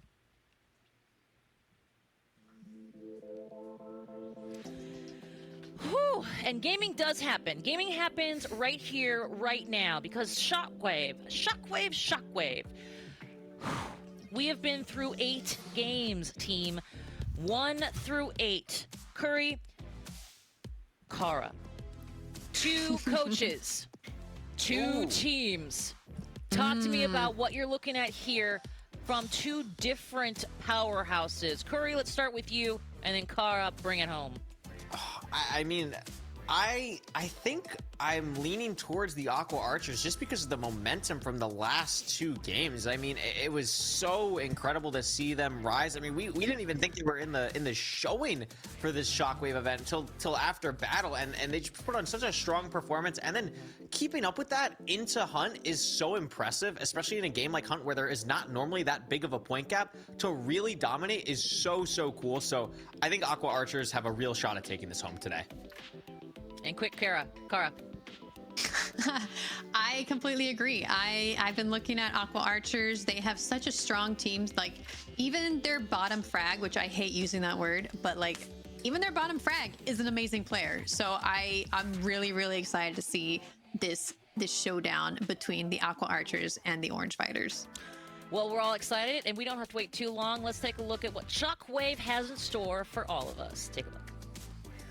Welcome to the rules for the finale game of Block Wars Season 3, Shockwave. After the 8 main games are played, the 2 highest scoring teams will face off in Shockwave, an electricity-themed team versus team siege-style game. Teams will assume one of 2 roles, attackers or defenders. The team that scores the highest amount of points in the overall event will have the ability to choose which side they want to start on before the first round starts, the attacking team or the defending team. When on the attacking team, a charge will spawn in front of the team cage, which can be picked up by any team member once the cage drops. Attackers must then transport the charge to one of 2 plant sites, A and B. Once they arrive at the plant site, they must place the charge inside of a highlighted area. Once placed, the charge will detonate after 60 seconds. If the charge detonates, the attackers win. On the flip side, the defending team must do everything in their power to prevent the attacking team from placing the charge. But if they do allow them to place it, they're able to defuse it with the use of a charge breaker. Defenders will be released 3 seconds earlier than the attackers. All the defenders have to do is mine the charge, therefore detonating it and winning the round. The defending team can also win the round by paralyzing the entire enemy team before they have the chance to place the charge. Now, how does combat work? Each player is equipped with a bow capable of incapacitating an enemy in 1 shot. If a player is shot, they enter a paralyzed state where the avatar is seen hitting the floor of the arena. While in this state, a player cannot shoot or move. However, they can be saved by a teammate with the use of a revive item. When you hold right click on a fallen teammate for 3 seconds with the revive item, they are back in the game. Both the attackers and defenders have access to this feature. If the player carrying the charge is paralyzed, the charge will drop as an item. It is very important to note that in Shockwave, all players' base movement speed has been reduced to 25%, but will still be able to sprint. For the first 4 rounds, teams will alternate between attack and defense once every 2 rounds. For the final 3 rounds, teams will alternate every round. However, keep in mind the game can end as early as round 4. The first team to win 4 rounds wins Shockwave and gets crowned the winner of Block Wars. I think at minimum, if we have bomb set, Hmm. we should be on it playing from site, I think. At least 2 of them. Already we're hearing some strats coming out already, which is great. I can't wait to see them execute on their plans. Absolutely, and it looks like the attacking team to start will be the Archers. The charge just in front. I don't think there's too big of an advantage to attacking or defending in the beginning here. They switch up very quickly. I think it's honestly better to just defend overall, but look at this line from Anfrost. That's a crazy shot angle. It looks like a lot of the Archers are going to be heading to B, with Anfrost kind of sticking back, seeing if anyone rotates through the back. Yep. So this is another one of those, like, you have to play offense and defense kind of at the same time. And man, my brain's just not programmed for that kind of stuff. So just seeing like people who can actually execute on that really well makes me very happy. Yeah, and I mean, I love the positioning from everyone on Aqua right now. I think it's just great. Like, look at these lines that they're holding. It's just phenomenal. I mean, even Anfrost, like, he didn't see anyone near him, but it was just such a great perspective that if someone came there, they were just done for. But potentially not enough, as the Orange Fighters are getting some revives off here. And Anfrost does have to rotate, is going to be able to get the shot on Michael, and Doki's going to get the shot on Sleepy. Anfrost reviving, that's big. I believe there's only... That is very big. It is a 3v3 right now, but there's not much time left. I don't think there's any time to break the charge, even if it was there. And the Archers are going to win the round. Gosh. Great shots by Doki Bird and Anfrost there. That was insane. Great start. Always nice to get that first win on the board. Remember, it is best of 7 here. Starting out with the win is going to be nice, but can they do it again? Can they do it again here as they're about to get released? Are they going to go the same direction? No, they're going to go A this time instead of B. Interesting. Very interesting. Charge has been placed. I like this high ground from Doki. Oh, Michael's there. Michael's Great already shot. up there. Someone else is up there as well. Yeah, that was great reactions from Doki Bird. Amazing. Oh, and the flank from behind, calling it out. Oh my gosh. Oh, Hannah going down to 5 up. Oh, another shot. Oh, I think that was because Fruit was above and dropped down. Yeah. Yeah. And that might be it. I mean, SK could just try and hold the line here for another 20 seconds or so, but that's going to be it, I believe. That is going to be it. So the Orange Fighters will split this attacking round from the Archers 1-1 as we go into round 3. Ooh, I mean, this was a close block wars, and of course it's going to be a close Shockwave finale as well. Yeah, absolutely. So we will see the teams will swap. Orange Fighters are now attacking. Aqua Archers are now defending. We'll see what site the Orange Fighters want to go with first here. See if they like the B strategy or the A strategy.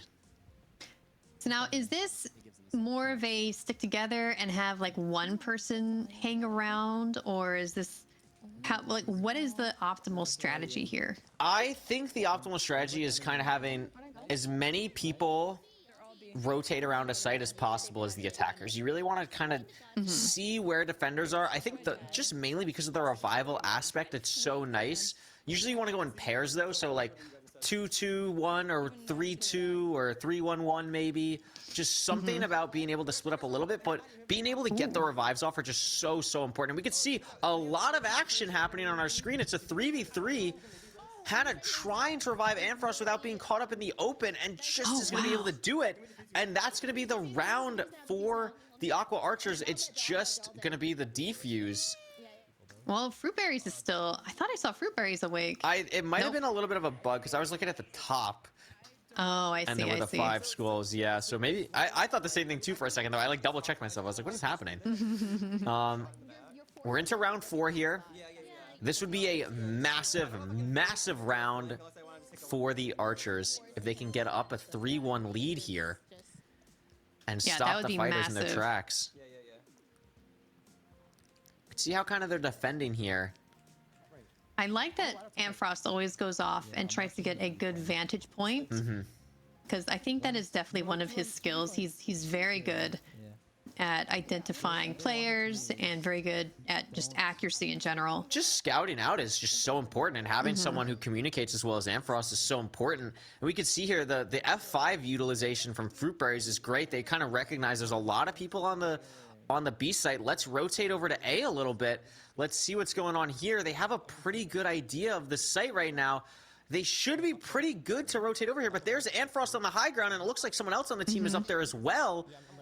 Oh, and Amfrost and Sleepy are actually going to trade. Get each other. Oh my gosh. Oh, but look at this revival spot from 5 up. This is great. That is great, but they are down. Ooh, like I was going to say, they are down a lot of players. And that was just a great performance. Now, Fruitberries is still actually alive this time, but now he's not. And that's going to be the round he's not. for the Aqua Archers. And just like that, it's 3-1. It's match point for the Aqua Archers here as they switch to attack. What a comeback story if they actually win this right here and now. That would be an amazing... Like, they were like 6th or something, and they were made down it and all out. the way to 1st. We owe some apologies if they end up pulling this one out. We really do. Oh, man. Well, I mean, just a phenomenal performance, but that just goes to show, like, you're never out of it. And that's why the multiplier is so important. Multiplier is so important. Absolutely. And so I did bet on orange or I think purple, and it's a good thing I did not make an actual bet, because same. I was going to think of purple, and here we are. Oh, but what a shot from Michael. Look at that. Oh, There's yeah, just that was no great. room. Hannah should be able to get this res off. Yeah, we got Fruitberry sneaking around the side, though. That might be... Are they there? Yeah. So SK gets hit by Fruitberries. Great positioning. I think it just might be too much, though. It's 4v1. It's just down to Fruit, and that's it. Oh, my gosh. And that's it. They just win. They didn't even need to plant the bomb. They just killed everyone. I love how enthusiastic Hannah always is after winning. What a phenomenal performance. I mean, what a rush of emotions. That's awesome. Unbelievable performance from the team. Yeah, that was incredible. I hereby officially apologize to the Aqua Archers for not having more faith in the beginning. I do as well. Like, listen, this goes to show you can never count someone like Hannah out. What a phenomenal job from everyone on her team. Ampharos hitting some crazy dance moves. Oh my god. What a phenomenal performance. They cooked. They absolutely cooked. They absolutely deserve this win. And what a performance to bring it back in two of the most fun games in Block Wars. What a phenomenal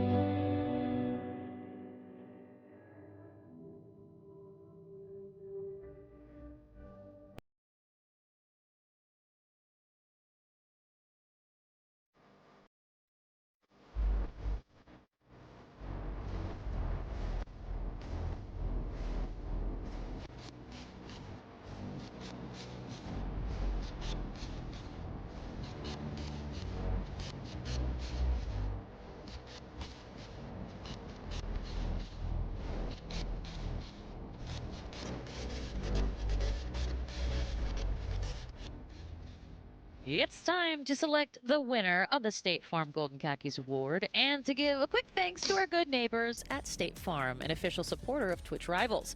Earlier in the show, you selected today's Golden Khaki Award category as the most positive neighbor. Here are today's nominees. Bum, ba-da-dum. I come with my own graphics and sound effects. Nice. I got one person. This is the morale boost. Ooh. Okay, morale boost. This is the fighters cheer for 5 up 3K. Woohoo! What a beautiful. Yeah, this was. Oh my gosh. The smoke cloud? Oh, and it gets the kill in the smoke cloud. In the smoke cloud? That was amazing. That was very impressive, yeah. Plenty of time to extract. Very, very nice. I mean, just poetically brilliant. Yeah. Okay. That was great. Oh, here's Feinberg. Let's Ooh, see another what's going on extraction clip. here. Say that crossbow has gotten some use. Immediately getting Far shot from his at. team, yeah. Nice. Keep playing aggressive here. Coming back to He's support. joining his team. Yep. Oh, coming. Wow, they have surrounded them. That was amazing. That was really, really clean. Yeah, that was a really good play Yeah, that was from very, Pink very there. clean. And now we're heading over to Ooh. Spleef. Ah, yes. Oh, jeez. We play with elevation here. Yep. Oh my god, just Oh my throwing God, what a snowballs play. from up above is so funny. This is a great play from Ooh. FBM. Oh my Oh, gosh. boy. Yep, fire breathe man. Fire breathe, Really, man. really clean. Fire breath mans. Oh, and here we go in Shockwave. Speaking of the archers. Oh my gosh. Oh yeah, Gumi Oh. just had a great shot on Fruit right there. That was amazing. Going in. Nice. Oh, what a nice snipe. I Yeah, always like that when was people do really, like really the good. one charge bow and it's like a little slow arrow. Underrated. Yeah, Gumi was so impressive during Look this at block that. wars. Excellent. Well, wow. Those were nice, actually. I love that. So those were the finalists. Now it's time to vote. So that is your turn. Jump in the poll and decide who is today's Golden Khakis Trophy winner. Okay, so here's where I'm thinking. Like, my gut at this point is that final video there, right? That final clip, because they worked so hard. And boy, did they make it out on top here, Kara. Like, I mean, it's not just beautifully done in terms of, like, you know, archery, but it's also well shot called, which you couldn't hear in that clip necessarily, but we definitely heard during the game. I think that was a great clip, but the one where they just surround the two yellow players, I thought was just really funny. There's a real positive neighbor vibe. Maybe not for yellow, but I'm sure it was very team building for pink. Team building. What about you, Curry? What are your thoughts about the positive neighbor? Remember, I like the Fire Breathman clip because like he jumps off the spleef to like join Small Ant down there. Like that's pretty positive. That's being a positive neighbor. Oh, Hanging that's a out in good the void. call. Let's find out what you all thought. Drum roll, please. And the winner is doobie-doo-boop boop. Hey! Ooh! It does, in nice. fact. Congratulations, of course, to our brilliant shot caller themselves, which we're hoping perhaps we might talk to you later. But either way, well done in GG's. And remember, whether in-game or in real life, State Farm is on your level. Like a good neighbor, State Farm is there. And you know who else is there? Archers. Woo! I'll tell you what, they are having quite the day. This is what I was going to ask you earlier there, Kara and Curry. And by the way, don't think that name combination hasn't crossed my mind a time or two. You know, what's fascinating is the grind. And what's so interesting about this team that came out on top is that they didn't start out that way. They have found themselves time and time again going for every single point. Kara, talk to me about how difficult that is, specifically in this lobby with this group of people who are crazy good. Yeah, every single team had a crazy good, sometimes two crazy good players. And the fact that the Aqua Archers, I think they just got really, really lucky with the game selection, especially with Battle being played like second to last. Hannah and Amfrost are incredible at shot calling, at strategy, at just PvP in general. So I think just that really helped boost their morale, at least going into game 8, where Blitz hunt, like while they didn't hunt much better than everyone else, they were constantly surviving with 4-5 people living until the very end, which I think really, really cemented it in place for them. Cemented indeed. And as we take a look at our champions, Curry, you know, I want you to break this down for us here. You know, Kara did a great job. I want you to take it a step further and tell me a little bit about who we're looking at and really what was the X factor, and build on what Kara mentioned, and how this consistency really brought them to the W. I think absolutely. I think the main thing about this team, obviously you can point to Hannah and Ampharos, but I think everyone stepped up. I mean, we saw the clip of Gumi there at the end. That was amazing. We know how good SK is at other video games that aren't Minecraft, that are team-based, to be able to perform in this atmosphere. And Doki Bird actually, in a recent Block Wars, had played in a Shockwave and actually got the final kill. So all these players have had moments in previous events, and all these players really brought it together as a team to really showcase that today for us. And it was just awesome to see. Like, we had no idea that this team was going to have any business in the finale, let alone winning it, and they just proved us wrong. And that was just so cool to see. Agreed. What I really like about the Aqua Archers here, aside from, of course, so many of these names, Hannah being one that we spoke to on the way into our game number one. Remember, audience, she literally was there, our interview at the beginning of our show. I love that they stayed under the radar enough.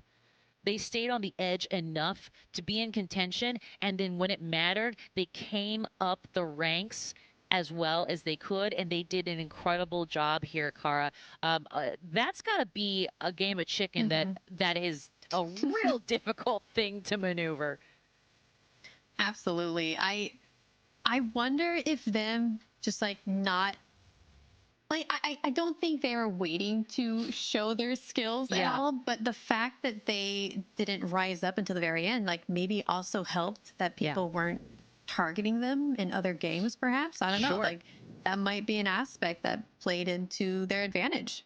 You know, I think that's, to be honest with you, that's kind of, we talk about that a lot in the Battle Royale area, where it's, you know, you basically stay on edge, or you don't get third party, those kind of elements where the team doesn't have that crosshair on the back of their heads to get some other teams. Anyway, doesn't matter. I'm rambling. The point is that we have the team, the mythical legends they are now to us and will forever be. And they have decided to grace us with their presence once again. Please welcome the Aqua Archers. That was my best Grover. Wow. They're all here. Wow. Look at you all, gang. GG's and well done. You know, Hannah, I'm just going to start with you. First off, thank you so much for joining us once again. Who knew you were going to bookend the show? Was that something you were expecting coming into this? And you can be honest, because quite frankly, you are incredible, but this is a scary lobby for so many people. Yeah. You know what? I thought we had a lot of potential to do really, really, really well. Like, so much potential, because really our team like covers all the bases. Like, for specifically like Doki, Gumi, and SK are like really good at the things I'm really bad at. Like the finale game, like that was amazing. But when it came to battle and Blitz Hunt in the final 2 games, like I knew that we had a chance to make it to the top 2. I was 99% sure, because those are our best games by far. So I was pretty confident at that point. You know, you should have been, clearly, and it showed. I love it. Yeah, I have a question for like especially Gumi, SK, and Doki. Like you guys don't y'all don't main Minecraft too much. But you play a bunch of other games. Do you think your skills in other games kind of helped to achieve this victory? Let's go with SK first. Oh, definitely. Yes. Yeah, we definitely, for like the last one, because we're both play FPS games, so we were like, oh, we know how to do this, because at first we were like the original strat was to go in fast, but Gumi, me, and SK were like, no, we just plant the bomb and we wait, because that's basically Valorant. You just wait and wait for them to push us, because we have the corner advantage. So we just used our like knowledge from other video games for that. So that's why it was so easy for us. Easy. Yeah, I was gonna say, really? Okay. Oh, you said SK. Well Okay, done. SK, you can go too. Oh no, you're fine. No, that was a great answer. You said everything that I would say. Yes, it helps a lot.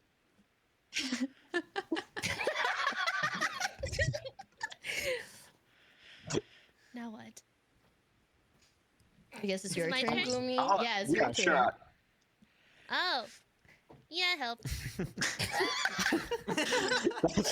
Well said. I have Well nothing said. more to say. I think my favorite was us changing skins.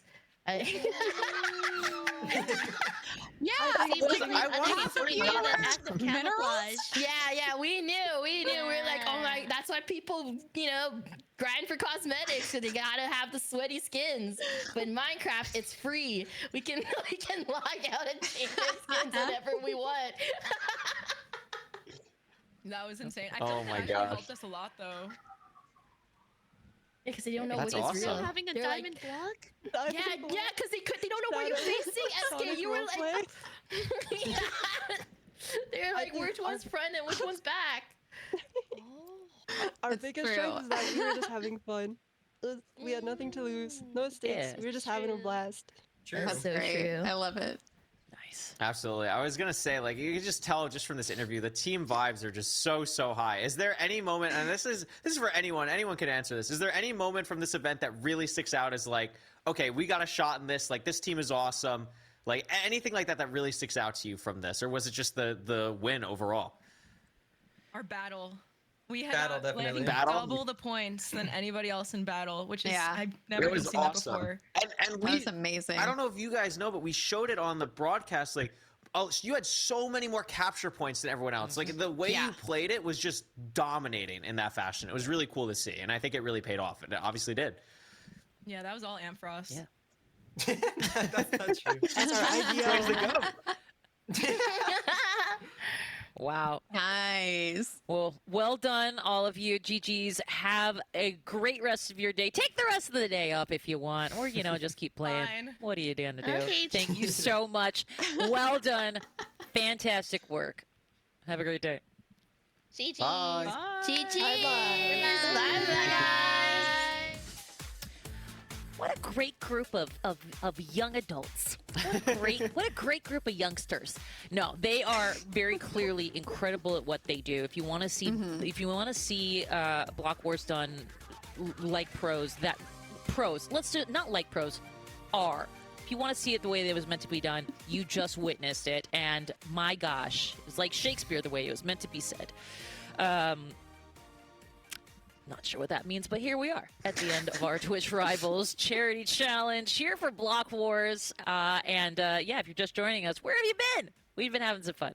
At any rate, Kara, Corey Way, I will say, I've also got another new nickname for both of you. We got Coach Kara, Coach Corey. Boy, it just comes down to it. Coach Curry. Here we go. Would like to say a huge thank you to both of you for really coming through and shoutcasting the most chaotic and delightful amount of gameplay. And remember, folks, it has been 8 different mini games, 9 if you count the last and final Shockwave. So there's that. But you know what? Now's the time for something we call the Raid Launcher. So as we wrap up the show, it's time for a special version of a Twitch Rivals raid, and that is what we call the Raid Launcher. Now, the Raid Launcher will randomly select one channel from all of today's participants who is still live. Once we have a winner, we'll launch all of you along with 25 gifted subs to the Lucky Streamers channel. Let's see who it's gonna be today. Drum roll, please. And I'm excited. I was gonna say this is the first show that I've been part of where we've used the new Raid Launcher. No more trebuchet for these people. It's We're so fancy. I know. Look at all those buttons. Hey. That's What a awesome. delight. 25 gifted subs. Okay, and the final 25 seconds. Kara, let's start with you, and then go to Kara. Last and final thoughts. Last thoughts. Never count yourself out. We never thought this team was going to make the finale going into the battle, and they proved us wrong. Always believe in yourself. You're never out of it. Game order matters. Yes. Absolutely. Oh my gosh. Words for life. GG's. Have a great day. This has been Twitch Rivals. See ya. Bye. There we go. So cute. See you in chat.